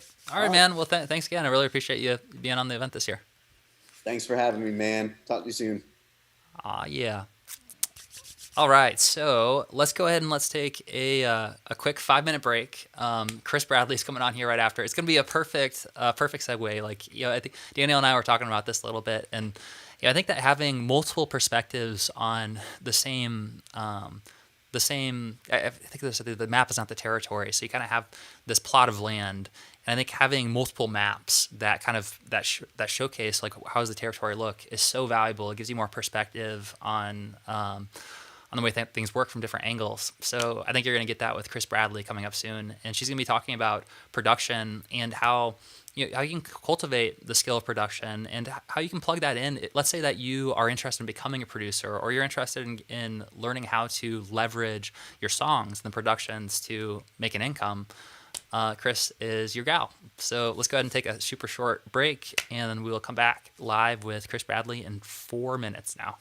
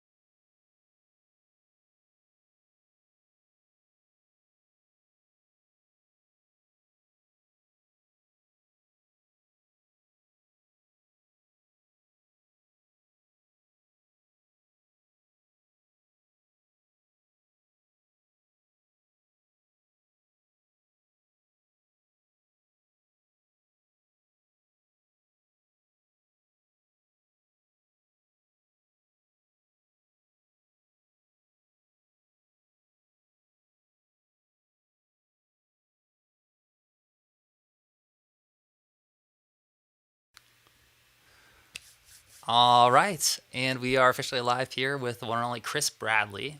So Chris is a rock star. Let me pull up my notes here so I can give her a proper introduction. So Chris is the founder of Produce Like a Boss. This a company that she teaches artists and specifically non-techie musicians how to produce high quality music in a much simpler, easier to understand way than we're traditionally used to when it comes to plugins and all a bunch of like advanced, complicated DAW stuff. Chris really has a great entryway to simplify things, which is a super valuable skill in and of itself. She teaches from experience. She's a musician herself. She's gotten placements for Sony, Warner Chappell, Fox, USA Network. And today we're going to talk about really two main topics. One is about production and as an artist, how can you cultivate this skill that is kind of essential. Like even if you're not a fully you're only producing yourself all the time as an artist, and you still work with producers, it's still like an essential skill to get really good at, and it's going to be hugely valuable in terms of you as an artist to be able to produce yourself. So we're talking about how do you do that, and then also we're going to be talking about some of the ways you can leverage that skill of production to actually be able to create a profitable business, which we just talked about it with Daniel Grimmett, but when you're just starting out as an artist, and let's say that you don't have a ton of resources financially yet to be able to invest in marketing and different things, being able to do trade of services is super valuable, and just like having a skill set like production is something that you can leverage. So I think it's been super valuable to talk about that. So Chris, thank you so much for being on the conference. Yeah, thanks for having me. I'm so excited to be here. Oh yeah, and you guys didn't see it, but right before she hopped on here, I like sang her a song as she like hopped behind, like in the green room. I was like, Chris Bradley, Bradley, Bradley, yeah. And she said that it was amazing, and that it's going to be her new podcast intro. And I hope that doesn't happen. It was pretty epic. It was pretty epic. Yeah. I mean, it was as epic as what you just heard, which is maybe questionably epic. Okay. So, so Chris, I know what I love about you is that, you really took this skill set that you've cultivated, and you've invested a lot of time and energy to learn how to produce yourself. And it's had a huge positive impact on your life and your business. And now you've been able to share this and to be able to help other artists who are, like where you were at when you're starting out. And I think it's a super valuable skill. I'm sure that now that you've worked with so many artists, you've seen a lot of the same common challenges, common mistakes, things coming up, things that you probably struggled with as well when you first started out. So I'm curious, one, how did you get started kind of making this transition to helping other artists with this and in your own career? And what were some of the biggest challenges and mistakes that you learned along the way? Totally. So I'm originally from LA and I live in San Diego now, but I moved to Nashville several years ago and I was there for 5 years. And the whole goal was like, I was chasing that hit song, right? I wanted like a major publishing deal or a major record deal, right? And, sometimes you're writing 2 and 3 times a day. So if you're having to pay to get all your songs demoed, that can become quite an expensive songwriting habit, right? So that's what I was doing. And I was paying anywhere from like $500 to $3,000 per recording, depending on if it was being released or if it was just a pitchable demo, right? So I had that part of it. And, after being in Nashville for a couple years, I started to get a couple wins. I got a couple cuts here and there. I got featured in Rolling Stone magazine, Music Row magazine, got my songs on the radio. And I was like, this is awesome. I was like, but this is more like street credit than anything. It really wasn't sustaining me like income wise. And then I was spending so much money on like getting my songs produced. I was like, okay, I've got to think outside the box here. What else can I do? And so learning how to produce kind of began at a necessity, if you will, before it became a passion, because I was like, man, I can't like pay other people to keep doing this. And then I started doing my own demos, which took the load off a little bit because I was saving some money, but then I got pretty good at that. And then people started hiring me to do their demos, and then demos turned into records and records turned into placements, and it just kind of kept growing. And I was growing this little side business, doing like productions and demos for people. And it's funny because, I went there to get a hit song and I had friends that had #1 songs. And all of a sudden they're coming to me and they're like, hey, can you show me how you're doing this online thing with like the producing and session work? And, because I was doing anything from producing demos to just cutting vocals for people. I mean, there's DJs out there and producers that will hire you just to top line and songwrite to their tracks. So it's like, here I am getting paid to write and record, but it's all outside of that traditional, what the traditional music industry tells you. So it was really sobering for me to have somebody that like they're living my dream. I moved to Nashville to get a hit song. You have a hit song and you're asking me how to make money, So I was like, okay, maybe I've stepped into something here. So as it grew and this business grew from kind of a demo business to a production business, at a certain point, I realized, I kind of like, I wanted to help other people that were in the same position that I was. A lot of my friends were artists, and I was like, you got to learn how to do this. This could get you out from working behind the bar, or, waiting tables or driving for Uber, because I saw that a lot of my friends were struggling. So I was really passionate about, teaching other artists how to do this. And it all began in my home studio back in Nashville. And so people were telling me as I was teaching them, they're like, you're really good at explaining this in it's very easy to understand when you say it to me. And I was like, and I realized that, I'm kind of skipping over how hard this was for me to learn because I'm a singer-songwriter, because I'm an artist. A lot of the technical talk around it and the engineer brain stuff just felt like techno babble to me. So it was like, whenever I went to work with another artist, I'm like, you know what? I know how, got you, boo. I know how to put this in a way that you're going to understand and not like talk over you. Because, I remember asking a few friends and peers like questions about production and, especially if they went to music school or audio school, engineering school, it was very textbook answers, like stuff that was just way over my head. And I was like, you know what? I'm going to simplify this for the songwriter who doesn't speak technobabble and who's not wired like an engineer. So that's kind of what led to Produce Like a Boss. That's awesome. Yeah, that's so cool. And yeah, I love what I feel like it's such a big opportunity, and it's a great thing that we can dig into here is while you're pursuing a career as an original artist, right? Like it's no secret that when you're first starting out, it's not like you're gonna be raking in millions of dollars or even like a sustainable income to just support yourself and invest in things. And so I think that a lot of artists have a day job or like their money gigs, and then they kind of have their music, which is the thing that they really want to do, that they're really passionate about. But then they were doing this other thing that's totally unaligned, that they're just doing to pay the bill so that they can pursue this other thing that they sometimes don't feel like they have enough energy for. So what I love about what you're describing too, about some of this opportunity to learn the skill of production and to create a business around it, is that it's so complementary. Like it's so aligned with your music career that if you need to do something to make money, then how about making sure it's aligned with your vision to grow your original audience and to build a successful music career, which generally is going to take some time. You got to plant the seeds and you got to grow it, and it's not necessarily going to be like an overnight type of thing. Yeah, I always say it's having a plan B that supports your plan A, and I think that it's amazing to have like really big wins as your focus. Like I won't be as big as, Beyonce or Rihanna, but it's not Beyonce big or broke, right? Like it doesn't have to be like, I'm going to get like $100,000 sync placement or I'm going to starve. And I think that's just kind of a common misconception is we have the dream of like, we're going to make it or we're going to starve. And there's no in between for, I think a lot of people, they don't have that in their sight. And I discovered it kind of like this beautiful accident where I was like, whoa, like I can actually do this professionally. And like, as my job, like while I'm still going for those big wins. Pretty cool. Yeah, that's super cool. And and I guess that probably part of the reason that people have that false narrative of kind of like the go big or like make it or break it kind of thing is maybe because of the old model, the way that it worked with record labels, where it was kind of like a lottery compared to now the great equalizer of the internet. And there is like a lot of room in between where you don't necessarily have to be the most successful. You don't have to be Beyonce to have a six-figure music career.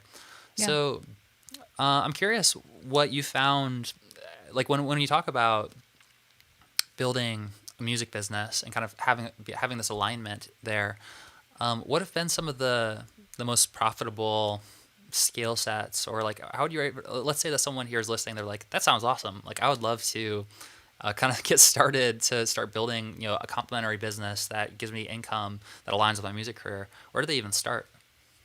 Yeah. So one of the best pieces of advice I ever got when I first started like learning how to do this, because I mean, it's a lot. I'm not saying like you're going to learn how to produce and you're going to make money at it tomorrow. It's a little deeper than that. But, are you already a great singer? Are you already a great songwriter or even a guitarist or a pianist? Because turning on the DAW and being able to record what your zone of genius is a different skill in itself, right? It's learning to produce. It's also learning how to record.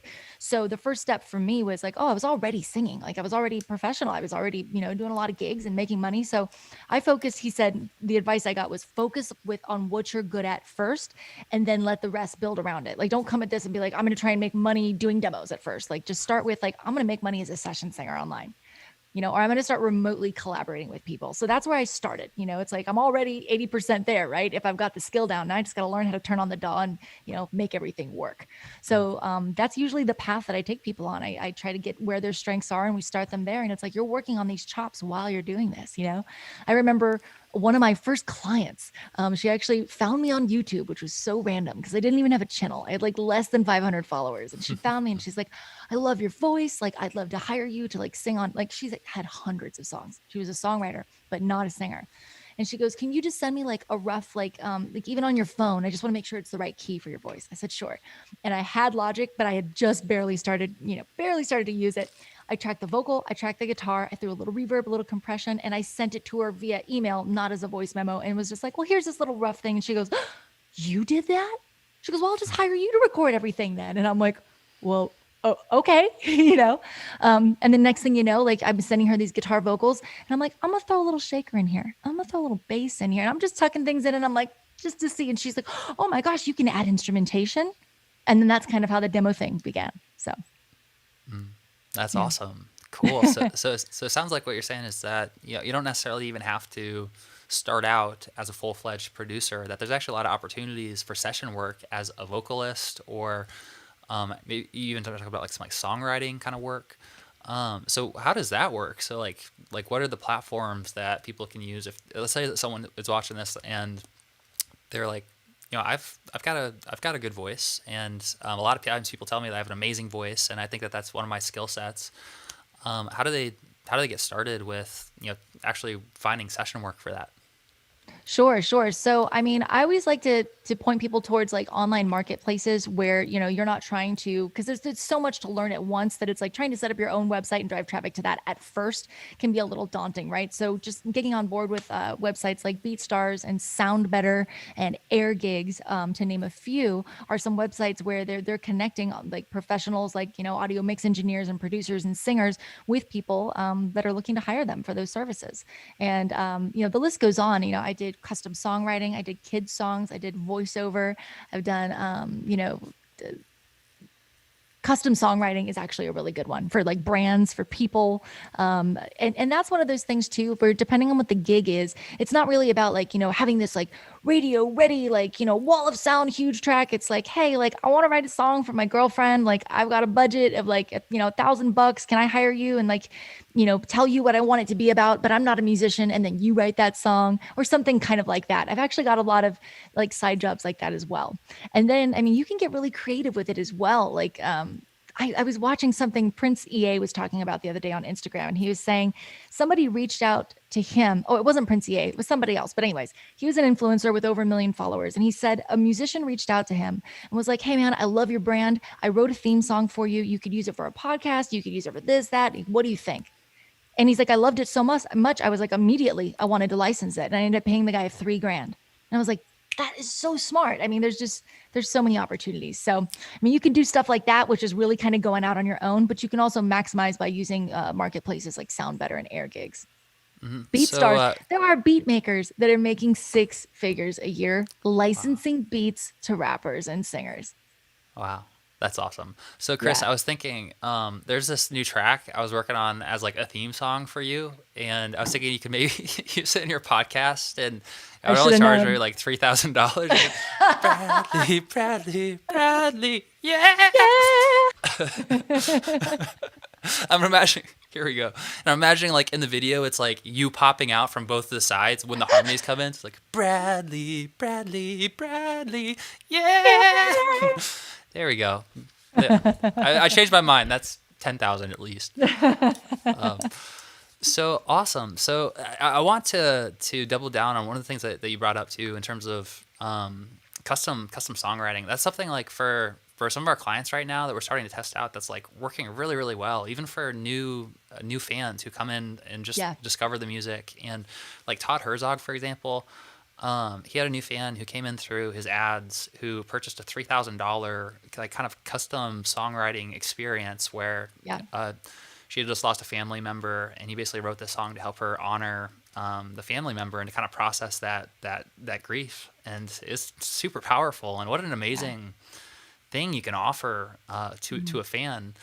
And $3,000, for that as well. You get a couple of those a month, and you're close to a six-figure a year income, which is pretty cool. Yeah, Um, absolutely. so That was the other side I was going to mention about the custom songs is coming in through fans and not, not just like a client, but somebody who just loves your music and you're offering that kind of red carpet experience of tears for them, whether it be through, like a Patreon or a Kickstarter, but however you go about collecting money, people are going, okay, how much more can I pay to work with you on a deeper level, right? So being able to custom write for your fans is amazing, but it's like you got to have the tools to be able to hand it to them. You could always outsource a producer, sure, but I think it's just one of those things where working from home and having a home setup is no longer like a luxury. I feel like it's a necessity, right? yeah, absolutely. I think it's become more and more expected nowadays because of the ability that we have. Like everyone can have the tools to record. And so, I mean, one thing that would be good to get your perspective on, because I think there is sort of like a yin and a yang, and there's pros and cons of different things. But like, what's your take on? Is it ever right for an artist to like, or is it if slash when is it the right time for an artist as well to like to find a producer and to like work alongside a producer? How do you recommend balancing that as well as developing their own skill with as being a producer? Yeah, I mean, I think that learning this skill, it's one of those things where it's like you learn it, and depending on how much it calls to you, you're going to go down that rabbit hole, or you're going to stop at a certain place and go, now I can delegate this better because now I can communicate with my producer better because I know the language, I understand how arrangement works, I understand, just enough about what these things are that I can actually, I mean, I can't tell you how many times I've been in the studio with an artist and they're like, that thing that goes, and it's like, they're trying to explain it and it's kind of coming out like, it made me a better artist, a more desirable artist to work with producers when I learned this, even at a surface level. Right. So I can't answer that for one person because it's all like for me, I got called to the rabbit hole. And at first I was like, no, I'm just a singer. I'm just going to learn how to record, and then it was like, and I kind of kept going. So it's going to be unique to each person. But I think it's important to understand when you've taken something as far as it can go and to go, is this serving the song at the highest level? And if it's not, always serve the song at the highest level. Right. And it's like, I tell people now at this point, I've been producing for, gosh, almost 10 years, like 8 or 9 years. And I can mix my own stuff, but I still, and I've been playing guitar since I was like 15. I still outsource to the guy who lives and eats and breathes like guitar. I want the guy in his zone of genius for that, just like I want the guy in his zone of genius for mixing and mastering, even though I can do those things too. So it's not always a matter of like, can you, it's should you, but is learning it still valuable? Hell to the yes. Mm. Right? Yeah, absolutely. Yeah, I think they articulated that so well that um, it's not necessarily like a one or the other type thing, and like the value you get from learning the skill yourself and the way that it applies to working with producers as well, or working with other team members who can help to achieve the final vision. It's only going to benefit you to have that core understanding, at least at the basic level of how it works. I mean, if you Mm-hmm. don't understand it, then you're not going to be a very good, like it's going to be very difficult to articulate the vision and understand if you're even doing a good job. That's another Yeah. thing too. You might be like, I don't even know, like, is this good or Yeah. not? Yeah. And just one more thing I'd like to add to that for, for artists and singers is like you really get this opportunity, like especially now it's like remote collaboration. We kind of got forced into that with the pandemic, right? But I think it's just going to continue to keep doing this, where it's like people are now realizing that they don't have to leave their home studios to do these things, right? So for singers, it's like if you're uncomfortable in the studio or you feel like a little bit of pressure when the producer's there and the engineer's there and people are there, the beauty of understanding how to work a mic so that you can get first of all, you can take your time. You're not worrying about being on somebody's watch, somebody counting the clock and charging you for it, you can really get the perfect vocal takes at home in the comfort of your own home, which is awesome. That is super awesome. Right? Just not having to think about it or anybody else, taking the pressure off. I mean, talk about capturing the ultimate performance and also getting really comfortable with your own voice. I notice a lot of artists when they get into the studio, they hear their own voice, it kind of freaks them out, you know? So it's just such a great tool to like be really comfortable with this. And what a better place to start than home by yourself. Yeah. Yeah. It's really, really empowering. Yeah. Awesome. So how about, I think we've got a list of some questions here. So how about, well, you know what? I take it back. We just started out. Let's explore the conversation a little bit more. We do have some good questions coming in, but let's save it for a little bit later in the conversation. Usually about 45 minutes in. We're about 20 minutes in, so I'm getting Okay. excited and I'm jumping the gun. So so what are some of the biggest challenges or some of the biggest mistakes that you see when artists, let's say that someone is like, awesome, I want to start developing the skill, I want to start getting better at producing myself, and they start trying to learn production. What are some of the biggest mistakes that you see them make at first? I'm going to give the first two that come to mind. So the first one is they think they need really expensive gear. They think they need to drive like a Benzo for their first car, right? And so that either stops them from starting because it's that perfectionism getting in the way of like, well, I can't do this until I can spend $10,000. So that's just a myth. It's not true. You can do so much with like under $1,000 easy. So they're overspending on gear or they're procrastinating because they think they need the fancy gear. And then number two, and this is the biggest one, is they think they need to understand like everything that the DAW, which is digital audio workstation, they think they need to know everything that it does. And that's like saying, I need to be able to take apart the engine of my car to be able to drive it. And so they do things like they go to music school and do production 101, right? Or they're trying to go, they take like a class at Udemy or whatever. They go online and they go Logic or Pro Tools 101. Let's learn everything this thing does. Could you imagine if you got your Mac computer and got it home and was like, let's read the freaking guide and do everything that, okay, it can do all these things. It would be so overwhelming. And realistically, none of that's going to stick. I mean, they say that how much do we, I forget what the stat is, but it's like, you remember like 20% of what you read anyways, right? So I think that mistake is like thinking they need to know and trying to cram it all, getting overwhelmed and then going, I can't do this. It's too much. Instead of picking like actionable bite-sized things that they can get immediate wins with. Like, let's just learn how to track a vocal guitar today. Let's learn a cover song, rather than having to eat the whole elephant, if you will. Those are the two biggest ones for me. Eating the elephants. Yeah, I've eaten several elephants in my lifetime, and I wouldn't recommend it. It's not a good experience. No.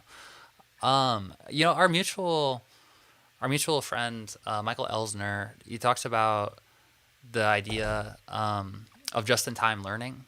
So that's what comes to mind when you're talking about the idea that you need to learn everything and understand everything. And really, it's sort of a waste of mental energy and a waste of mental bandwidth because, like you're saying, you're gonna retain very little of it. In fact, the only stuff that you're probably going to retain is the stuff that's actually applicable to your life right now that you actually act on, you know? And so rather than just trying to learn everything just for the sake of having knowledge, it seems like it's much better. You're going to get much more leverage from just-in-time learning and really deciding like what am I trying to do? What's my goal? What's my outcome? And okay, what do I actually need to pull into my pipeline of learning in order to accomplish this outcome? Yeah, 100%. Awesome. So, what would you say if we wanted to zoom out and maybe look at a high-level overview of the path to go from artist who has some basic production skills and knows how to open up Logic or Ableton and click record and can record some stuff, going from that point to making their first $1,000 a month as a music career income from their work? What would be some steps for that? Yeah, if we were kind of zooming out and maybe Yeah. looking at a higher level, what are some of the biggest steps for it? So if I'm just speaking from my experience, what's worked for me was signing up on a few different platforms online where I was capitalizing on somebody else's traffic, right? So being able to get on like BeatStars and sound better in air gigs where they've got, to thousands, millions, of people visiting their site, and being able to get my profile in front of those people and my demos for that. So that would be first, and then secondly would be like social media and utilizing that and letting people know that you are available for work. Starting within your network as well, and like not worrying if like none of the these are all my friends. It doesn't matter, because like once you put it out there, maybe your friend's like, oh, that's so great you're doing that. I have a friend that didn't know about this, and just trusting that. I mean, I've gotten a lot of work just by sharing a track I'm working on Instagram. People will DM me and they're like, hey, like I had a guy DM me. He became a client for a few months. He's like, I love these beats you're making. He's like, I'm a rapper. Can you make me like, he was like a retainer. He's like, can you make me like 5 of these a month for a couple months? I'm like, sure. So just putting yourself out there, both on your own network and other bigger networks would be a big step. And then of course, starting with what you're already good at. Obviously we don't want to go and try and monetize something we haven't mastered yet. But if you're a great singer, learn how to make sure that you're gain staging properly, that you know how to send files, that you are doing things like bouncing from zero and not clipping and the basic stuff, and especially and as a guitar player, make sure you know how to print the tones and stuff like that, how to mic your amp if you're miking an amp, and just being able to dial in your zone of genius, Awesome. That's super helpful. Yeah, thank you for. I'm throwing you a little bit of a curveball. I'm just like like imagining like higher level steps, but that definitely helps a lot just to understand. For I think a lot of people right here, they're like, this is awesome. I would love to get started with this, but just kind of understanding at a higher level what are the big steps to do is definitely helpful.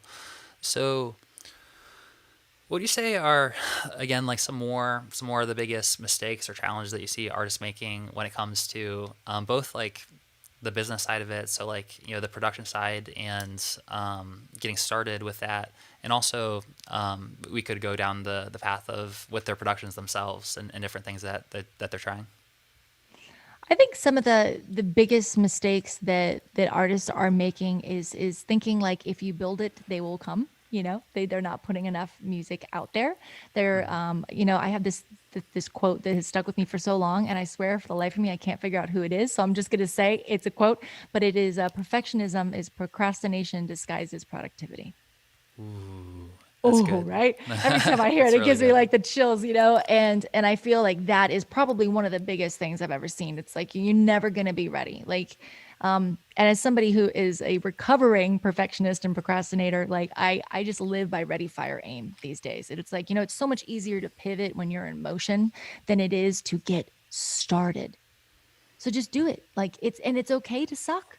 You got to learn how to walk before you can run. Right? You got to learn how to crawl before you can walk. And in order to do that, you have to just start. And I would say that is the biggest thing holding people back. Whether it's the gear. I mean, I did this too, Michael. I did this for a couple years where I had Logic on my computer. And I'm like, but I can't afford third-party plugins and I only have stock sounds. So I'm not going to make anything because it's just going to be trash anyways. Like that was just me protecting myself. Right. So whenever I see stuff like that, I'm like, by the way, Pharrell has made bangers using nothing but Logic stock sounds. So like there really is no excuse, yeah. And as far as like getting into like the DAW and like the more technical stuff, like what was your second part of the question about the productions? Yeah, before we go into that part, I just want to dig a little bit deeper in this because this is so good. I got goosebumps as you're sharing that, and this is one of those things that we talked about throughout the event. How everyone has like different strategies, different tactics, things on the surface, but then there's going to be these like patterns, these things that come up over and over again. And I think that this point that you just brought up about perfectionism and how it's sort of an excuse for procrastination, and kind of uncovering that would be great to dig into that a little bit more, because I think ultimately you're right. I think that's the number one thing is fear. Is like it's a fear of actually moving forward, and we tend to try to avoid looking at those things, and a lot of times we'll drag our feet or we'll come up with excuses or like, oh, I can't do this because X, Y, or Z thing. Yeah. So I'm curious, like, what would you recommend to speak to that specific fear? Like, where do you think that fear is coming from, and how do you address that and overcome that? Because I think that people are afraid you're not, it's like having writer's block. You're not blocked. Like Seth Godin says, like, you're not blocked. You're just afraid of writing something crappy. That's all it is. Right. A doctor doesn't say like, oh, I just don't feel inspired today. They get up and they go to work. So for me, it's like, rather than saying like, I'm just not feeling inspired to that, or making excuses. I just do the work. I just show up anyways, even if it doesn't feel good, even if I'm scared, and I just push through it. I think that's so important. And I literally just repeat the words to myself, like, do the work. It's not always, I keep coming around to writer's block because that's such a good example of perfectionism. People go, well, I'm just not inspired, so I'm not going to write. And I'm like, that's the difference between an amateur and a pro, though, because I feel like the muse is like this kind of finicky, like being, right? Who's like in the room, and sometimes she comes and she just comes on you, and it's like lightning in a bottle, right? And you're like, yes, this is awesome. I'm so awesome. And you're writing all the stuff, right? And sometimes it's like it's not there at all. But if you show up, she's like, I'll show up if you show up first. Like you got to get it moving, right? Yeah, I love that. It reminds me of, I think I've heard a quote from like Stephen King talking about the muse, and his version of the muse is like this old man who comes in the basement is basically, I forget. He has, it's a very Stephen King like way of describing his muse, but the idea was exactly what you're talking about. How it's not about only working when you feel inspired, because it's gonna be few and far between. But really, the people who are the most successful are the ones who have routines, and they show up and they do the work even when they don't feel like it. And a lot of times, the momentum of like getting started is the thing that brings it out and kind of gets things into a rhythm. Right. Well, and just really quick to go back to like people not wanting to make bad music, right? Because that's what it is, right? We're afraid of fear, and we're afraid of rejection, right? Yeah. We don't want to suck. But and oftentimes people ask me like, well, because I always talk about quantity. You got to just keep making music, make a song every day, make yourself make a beat in 10 minutes. Like, you'd be surprised how your brain works when you set a timer and go, no matter what, I got to finish this. And you turn it into a game. You will make moves you never would have made if you gave yourself a day to do it or a week to do it. Right. So it's like, it's not quantity or quality. I think it's that quantity over time. It's the repetition. It becomes quality. Then it becomes quality and quantity. And that's what you need to get to the next level. Because it isn't just one song. And here's the other thing, is like one more thing about like a common mistake. People think that it's like they're going to hit the lottery, and like, yeah, I guess one song could change your life, but like, do you want to bet your life on a lottery ticket? Because that's literally what that's doing. Right. I think that the most successful people, like, they're multiple streams of income coming. They got multiple irons in the fire. They're not like, oh, it's not that Beyonce big or broke thing. Right. Yeah, absolutely. Yeah, I think that one of the best analogies or one of the best stories that comes to mind to kind of illustrate what you're talking about right now is this study that a high school teacher, it was either high school or college teacher, did, where basically he had two classes, and their goal was to make a vase that was like the best quality vase, basically. And they had two groups, and with one of the groups, he said, okay, so you're going to spend all of your time working on creating the best vase possible, and you have like months to do it, and you have this one vase, and you put all your time and you just make it as great as possible. And with the other group, he said, you basically you just make as many as possible, and it doesn't matter like how good it is, but you just make it as much as possible. And at the end, they like compared the vases, and the ones where they basically made like a ton of vases, but they weren't really like worried about like the quality being like super great, were the ones that ended up just being hugely, like, not even close, way better quality than the one that people have spent so much time crafting, trying to get the perfect one. So I think there's a lot of wisdom to what you're talking about with quantity versus quality, and quantity as a way to iterate and to learn what works. Kind of like what we talked about with the version 1.0, getting to version 3.0 as quickly as possible. The first version is probably not going to be very good no matter what you're doing if you don't have the skill, but the iteration and learning, the lessons learned. So I guess one question for you, in your perspective, is it possible that someone is just like is going for like quantity, but they like kind of can stifle their growth if they don't have enough like reflection or a mentorship, or like they're able to kind of learn from those? Or like what's your perspective on the best way to get the most value from the learning as they're putting things into practice and they're doing the quantity as well?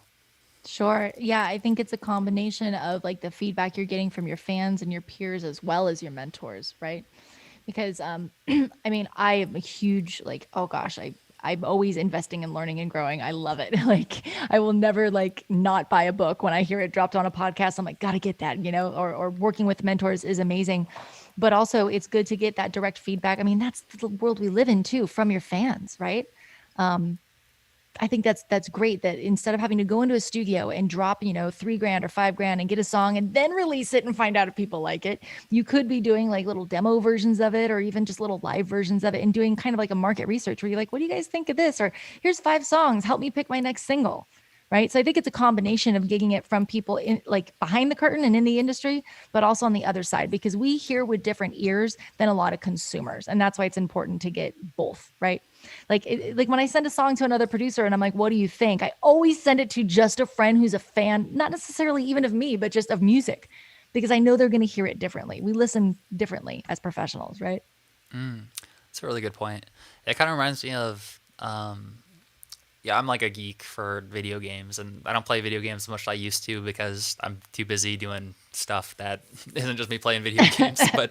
But I still love video games, and you know, if you would have told me 10 years ago that there'd be Twitch streamers who are making like millions of dollars on Twitch, I would have been like, Mom and Dad, that's it. I give up on everything. I'm playing video games. But what it reminded me of was on Metacritic, which is like a reviews platform that basically compiles the critics' reviews and it compiles the user reviews.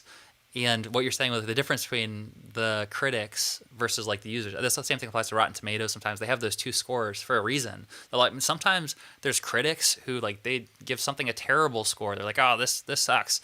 But then the user score is super high because it's like, no, this is awesome. The critics didn't like it because, you know, they feel like it's too bland or generic because they have like they listen to so much music all the time. But that's not always necessarily the only viewpoint to consider. You know, it's one to consider, so it's great to reach out to them. But also, I think you're totally on point that it's great to just have a direct conversation with your fans and the people who are actually listening to it. And it's also a great way just to build a deeper relationship with them at the same time and show that you care about them and start building a conversation. Absolutely. Absolutely.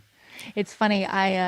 You know, I was doing all these demos and we were pitching them in Nashville. And like, you know, finally I was like, man, I love these songs. I'm like, I'm just going to put these on a I'm going to get them professionally mixed and mastered. And they were all like demos done in my bedroom. And I would bring them to like, to gigs and stuff. And I'd just be like, I produced this myself. Like, you know, it's donation based. It had 6 songs on it. So many people would like hand me like a 20 and they would come to the gigs over and over. Oh my God, they'd be singing along. My daughter loves your music, which, you know, it was amazing. Right. And then I was like, oh, great. And I got some money together. I did a Kickstarter. I'm like, I'm going to get this song professionally produced and did my next single. And it did not get the same response. But I mean, technically it was the best. It was the highest quality song I had put out to date. But as far as like my fans, like they just didn't respond the same. And maybe it's because they got the story too that came with it of like, hey, like I'm doing this myself and they were coming to my gigs and, you know, I told them like, you know, how I made the songs, but yeah, just 2 different sets of ears there. That is super interesting. Yeah, I think that you're right that the engagement and the fan engagement and the connection and the relationship there is like trumps everything, at least when it comes to your original music. And if you're looking to like build a career where it's like you have the relationship with the fans and they're the ones that are providing the money, then you know it's a crucial thing to develop. All right, so I think now is the time. Now is the time where we can start going to some Q&As and we can start bringing your guys' questions so we can start answering those. So if you have any questions for Chris, if you comment below, then our team will go through and we'll choose the questions and we'll get through as many as possible here. So we got one from Cautious Creature, which, you know, again, there's like auto-generated names and it's funny. Cautious Creature. Let's see if the name is ironic with the question. How long do you think that someone needs to be able to release a song that someone has produced, mixed, and mastered themselves? When one's a bit above the average just learning phase of producing, my songs still sound like demos. Okay, so I think the question is how long does someone needs to be able to release a song that someone they've done themselves? So I think essentially the question is maybe there's a little bit of fear around like should I be releasing this? Is it still like I'm doing this myself? I don't know if this is that good. What would your recommendation be for someone who's kind of at that point where they're wondering how long do I need to wait until I release this? How good does it need to be?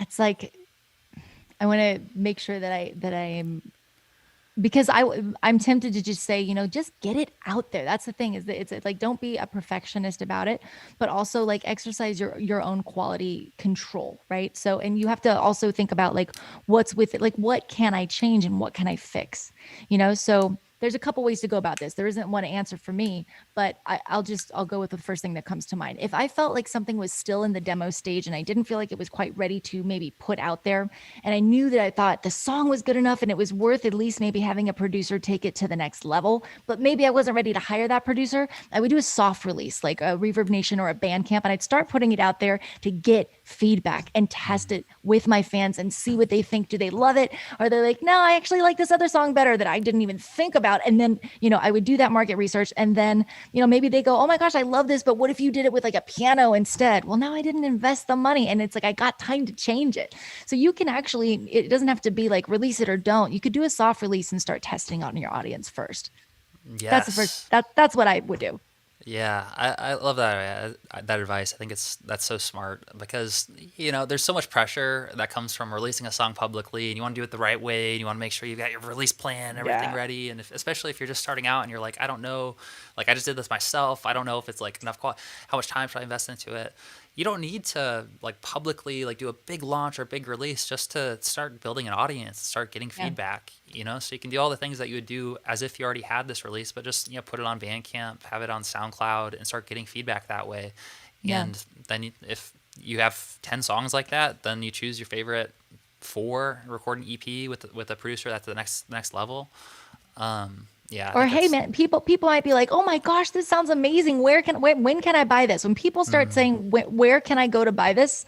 Then you might be just asking yourself, okay, do I maybe just need to find a mixer for this? But I would let my fans tell me. That's what I would do. Smart. Awesome. All right. So next question here is from Miranda Mulkey Music. She said, Chris, what do you enjoy most in your line of work? Singing, teaching, or producing?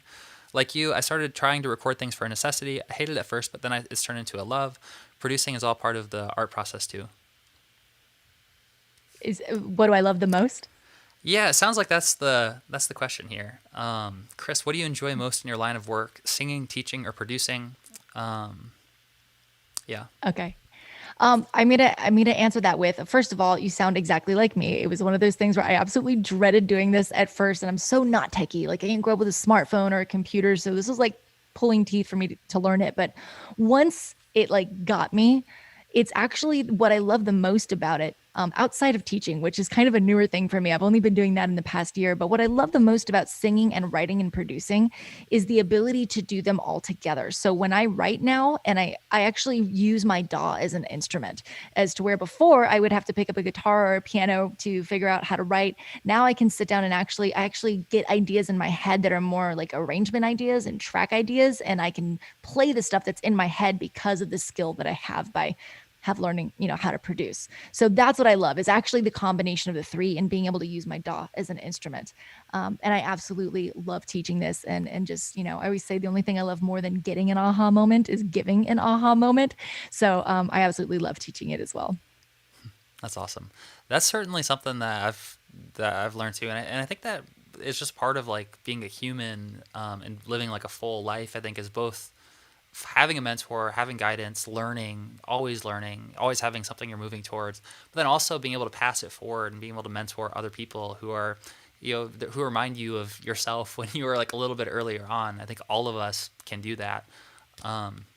So I got another question here. Do you have anything to say along those lines? Oh, no. Okay, awesome. I wasn't sure if I cut you off a little bit prematurely or not. Cool. So Jeff's Healing Music said, what can someone who has no sound protection in their space do to get the best sound? Yeah. So I love this question because I think a lot of people think they need to soundproof, or they think they need like all this acoustic treatment to get started. And really what you want to do, the first thing you want to do is think about like, what do you have that's already absorbing, right? So mattresses work great. Cartons, curtains and carpet. That was me trying to say both of those things at the same time. I was imagining like milk cartons. Cartons? No, curtains are great. Carpet on the floor can be great. Mattresses are great. So you might already be working with more than you think. And if you're on a budget, you can hang heavy blankets or moving blankets in the corners. There is this thing called the Chaotica eyeball, which is really awesome, that you actually put on top of your microphone, and it helps to act as like a little mini vocal booth as well. So those are a few great options for when you're getting started. If you're looking for like another level up, you can do panels on the walls, which I actually just moved here and I'm waiting on mine to come. But next time y'all see me, I'll have some panels on my wall and a cloud hanging above. And there's a bunch of different companies that you can go through to look at acoustic treatment for that. But I mean, Awesome. I didn't start using panels until a couple of years ago, and I've been doing this professionally for like over 5 years. So it's all about just like kind of knowing your room and dialing your room in as well. Yeah. This microphone is actually really good too if you're not in an acoustic treated space. This is the Shure SM7B, and it really just kind of picks up what's right in front of it. And like I live in downtown, so there's a little bit of like crowd noise out there. I got a train that goes by. There's sometimes construction, beeping, and I don't actually hear it as much with this mic. So that's pretty cool. Awesome. Yeah, that's super good advice. And also a good question, I think, because like sound treatment is one of those things that I think probably makes one of the biggest difference. It doesn't matter, like if you have a really great microphone, but it's just like, placed in the wrong way, or in like, or you don't have things set up in terms of sound treatment, then, it's probably not going to sound very good. Relaxed Self asked, what are your thoughts on sharing the journey of a song's development? So I think the question is basically, do you have any tips or advice on, as someone's kind of in the process of they're producing themselves or creating some music, what are some creative ways that they can document and kind of share and bring fans along for the journey? Yeah, I mean, I think that's super, especially nowadays. I think that is so important. I think fans love to be a part of the journey and be included in that. And just the power of story in general is so key. So I think that you can document the process of you writing. I've actually done this in the car, where instead of just getting a voice memo of like a song idea, I'll just turn on the video and I'm like, okay, so I have this idea, and actually sharing like me going through like the mumble phase of coming up with a melody or a lyric, and even little things like that. If you go into the studio, taking the camera with you behind the scenes, sharing your lyric writing process, sharing the story of what the song is inspired by. I mean, all of this can be done with just little short bits of content that you could release, dripped out through the process of promoting a single, and then maybe even do like one big piece of content with it all edited together at the end, which could be cool too. I love it. Yeah, I love the question too. I think it's such an interesting idea, because it's just like the time that we live in, where we have the ability, like I think there's something really special about live, like things like being here live, like, hey, look at this, like we're live here right now, and Michael can say stupid things and embarrass himself live on air, and anything could happen. But there's just a certain energy that happens from just like being in the present moment, being here as part of the creative process. And I think being able to like bring in your fans to be a part of that, and to be able to like literally like see the creative work happening through you, is something that's probably really fascinating for the right kind of person. And it's something that you could have gated behind some sort of membership community or something, just for your like your inner circle, or like your biggest supporters who want to be a part of that process. And you kind of like, as an artist, you kind of have these different, it's almost like an onion. You have these different like layers of yourself, and on the surface, or the furthest out on your social media, the tip of the content iceberg is kind of like your most polished, like the stuff that like you're really putting out. But I think that going live, and kind of documenting the stuff as you're doing it live, can be a really powerful way to leverage both the live stuff, but then to record it and to be able to repurpose it and kind of like snip it up and stuff, like Chris was talking about. That's awesome. I love that. And I love the idea of that being like an upper tier as well. So it's like you've got the stuff that you're putting out publicly that's a little more polished, and it's like, hey, if you want to get behind the scenes, then that ends up being just a different level at which they can work with you. And I love that. 100%. I mean, one example of it, this is like a little bit meta, but what we're doing right now with the summit, the fact that this is all live right now, but when we do all this live, we're going to have all of these pre-recorded sessions, and then we'll be able to edit out the parts where I do embarrass myself or I say something goofy, and Bradley, Bradley. Okay, I tried to harmonize there. It was a keep little that too. one. Keep that. Don't edit that out. But yeah, it is really interesting being able to document and be able to leverage that content, and then the people who were there live, kind of see this this progression of your art as it goes from the beginning to the end. It's super cool. Yeah. All right, so let's go to another question here. So Relaxed Self asked, Chris, I'm a vocalist and I'm a percussionist. Do you think that I should try to learn an instrument like piano, guitar before I start trying to produce in a DAW? It's not that I think that you should. I want to say you don't have to, is what I want to say. It's up to you. Absolutely. If you feel drawn to the piano or guitar, I mean, it's only going to help you. I think piano is a great place to start too, just because it's just the way that it's laid out and the way that it ties in with the DAW. You can get a MIDI controller, so you don't have to worry about miking your guitar while also learning how to play it. A piano might be a better place to start. But that being said, I mean, with the tools that are at our fingertips now, you don't actually need to be able to play an instrument in order to program parts. I mean, you can use samples, you can use loops, and there's some amazing libraries out there with like one finger will play a beautiful chord progression for you, so you don't have to is my answer. Yeah, it's pretty crazy. I mean, so when we stopped touring full time with Paradise Fears, and I was started my family, and I started Modern Musician, there's probably a good 2.5, 3 years where I was really focusing on starting this business, and I wasn't touring full time, and I wasn't producing or creating new music in a DAW.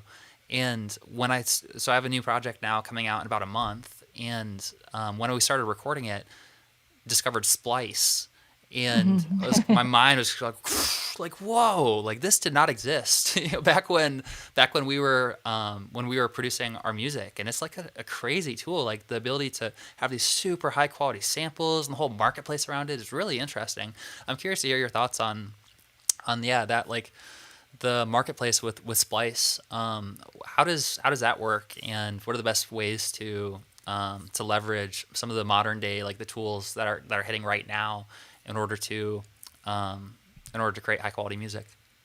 I love that, because you just nailed it right there. Literally, you can leverage, right, the playing and the sound design, and so much of like the top guys in the world, right? So you no longer need to like learn guitar, which that is not an overnight skill, like that's a whole process. You could grab an amazing like guitar sample and use that. And like, when you use plugins like Splice, you're just getting into a digital playground of high quality pre-recorded samples that have done all the heavy lifting, including a lot of the processing you would actually do in the mix process as well. So I mean, these things are already EQ'd, they're already compressed, and they just sound really good as you drop them in.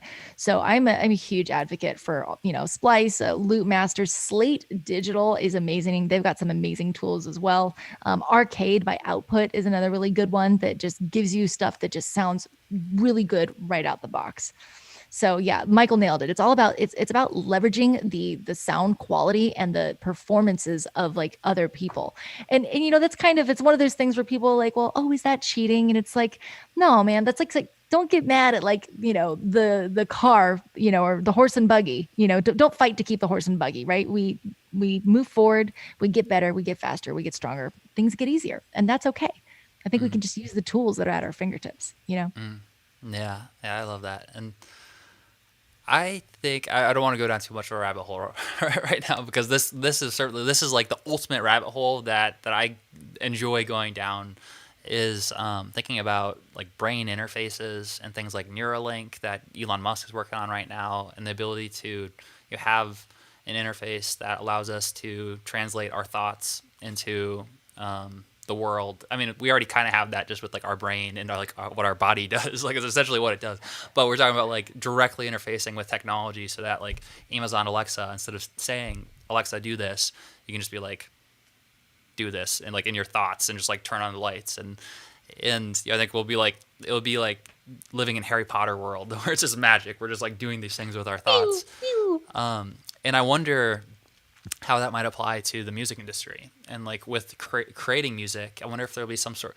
Can you imagine if you're able to control a plug-in instrument in a DAW just using your thoughts and like all of the parameters that are usually kind of mapped out to a MIDI keyboard?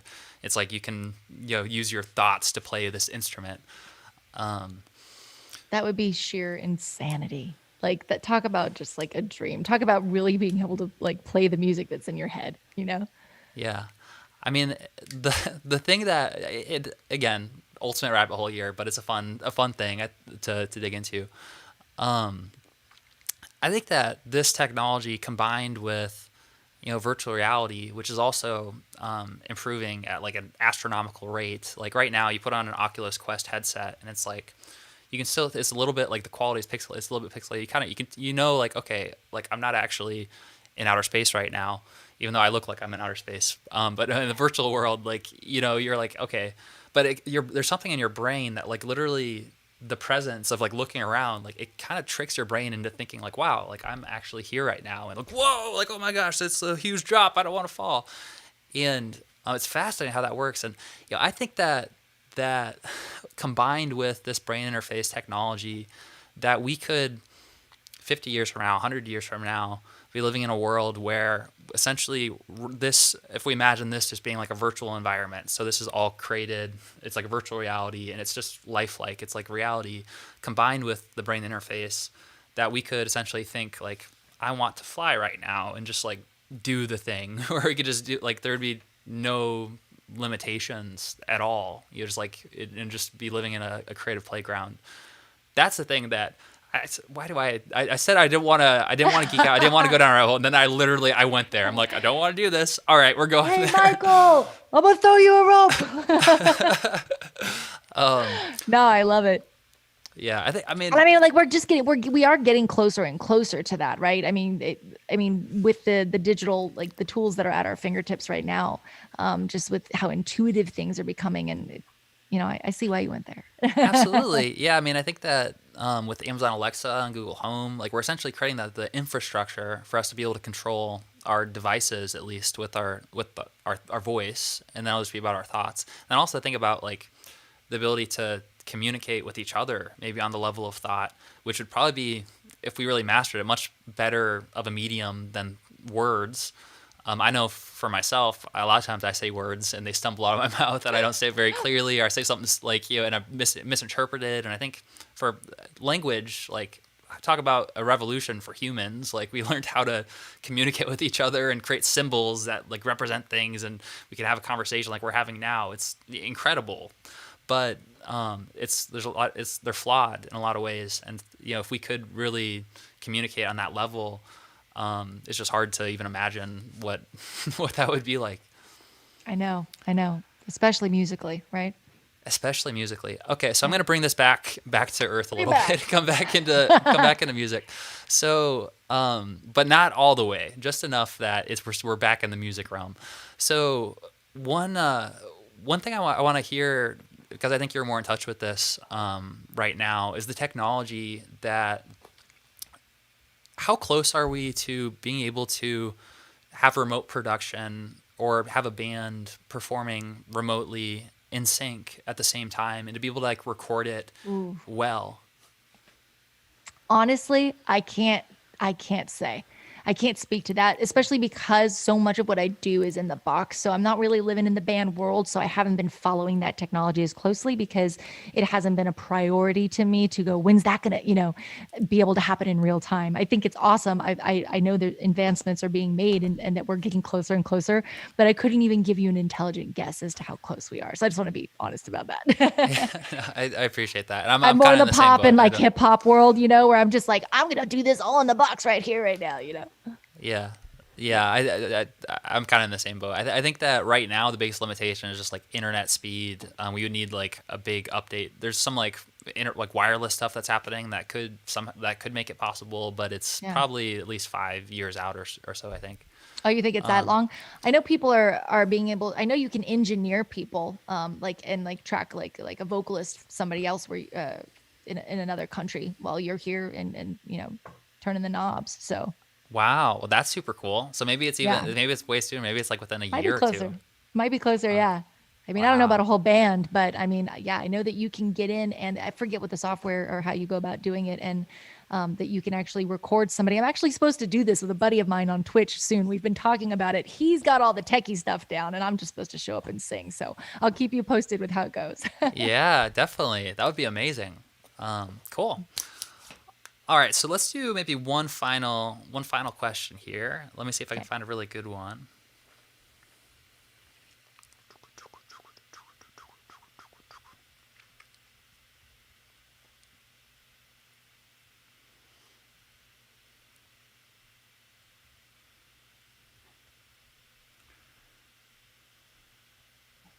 All right, so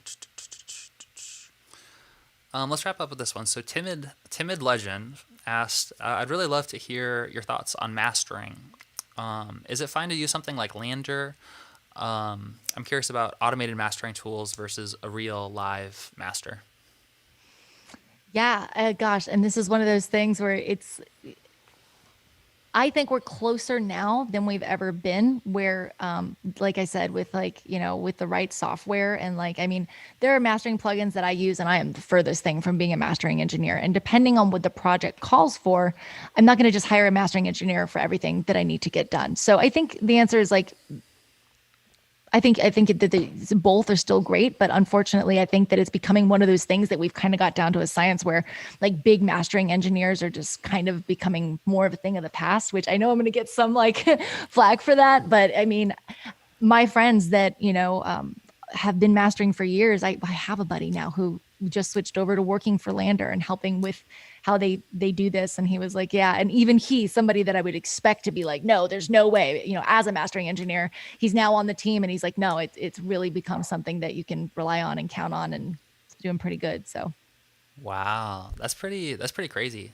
Yeah, so yeah, it sounds like what you're saying is that more and more as technology is like improving, Lander is becoming a really viable alternative to mastering. If you really have like a top not like you want to have an amazing like the best quality like possible result. Maybe right now it's still worth it for a mastering engineer, but for a lot of needs right now, Lander can outperform or work just as well in certain contexts. sure. I mean, when I do anything that when I'm producing for an artist and they're going to release to all the digital platforms, that's not something I'm using. But if, for example, like I'm producing something that I'm gonna pitch for, like a sync opportunity, and oftentimes we'll get a brief. We have to write it quickly, we got to mix it quickly, and we got to master it quickly, and it needs to be at a competitive volume, especially, which is one of the reasons that I am mastering on my end. Then I do it myself. So it also just kind of depends on what your objective is. You know, I'm always going to go to a mastering engineer for a record, at least for right now.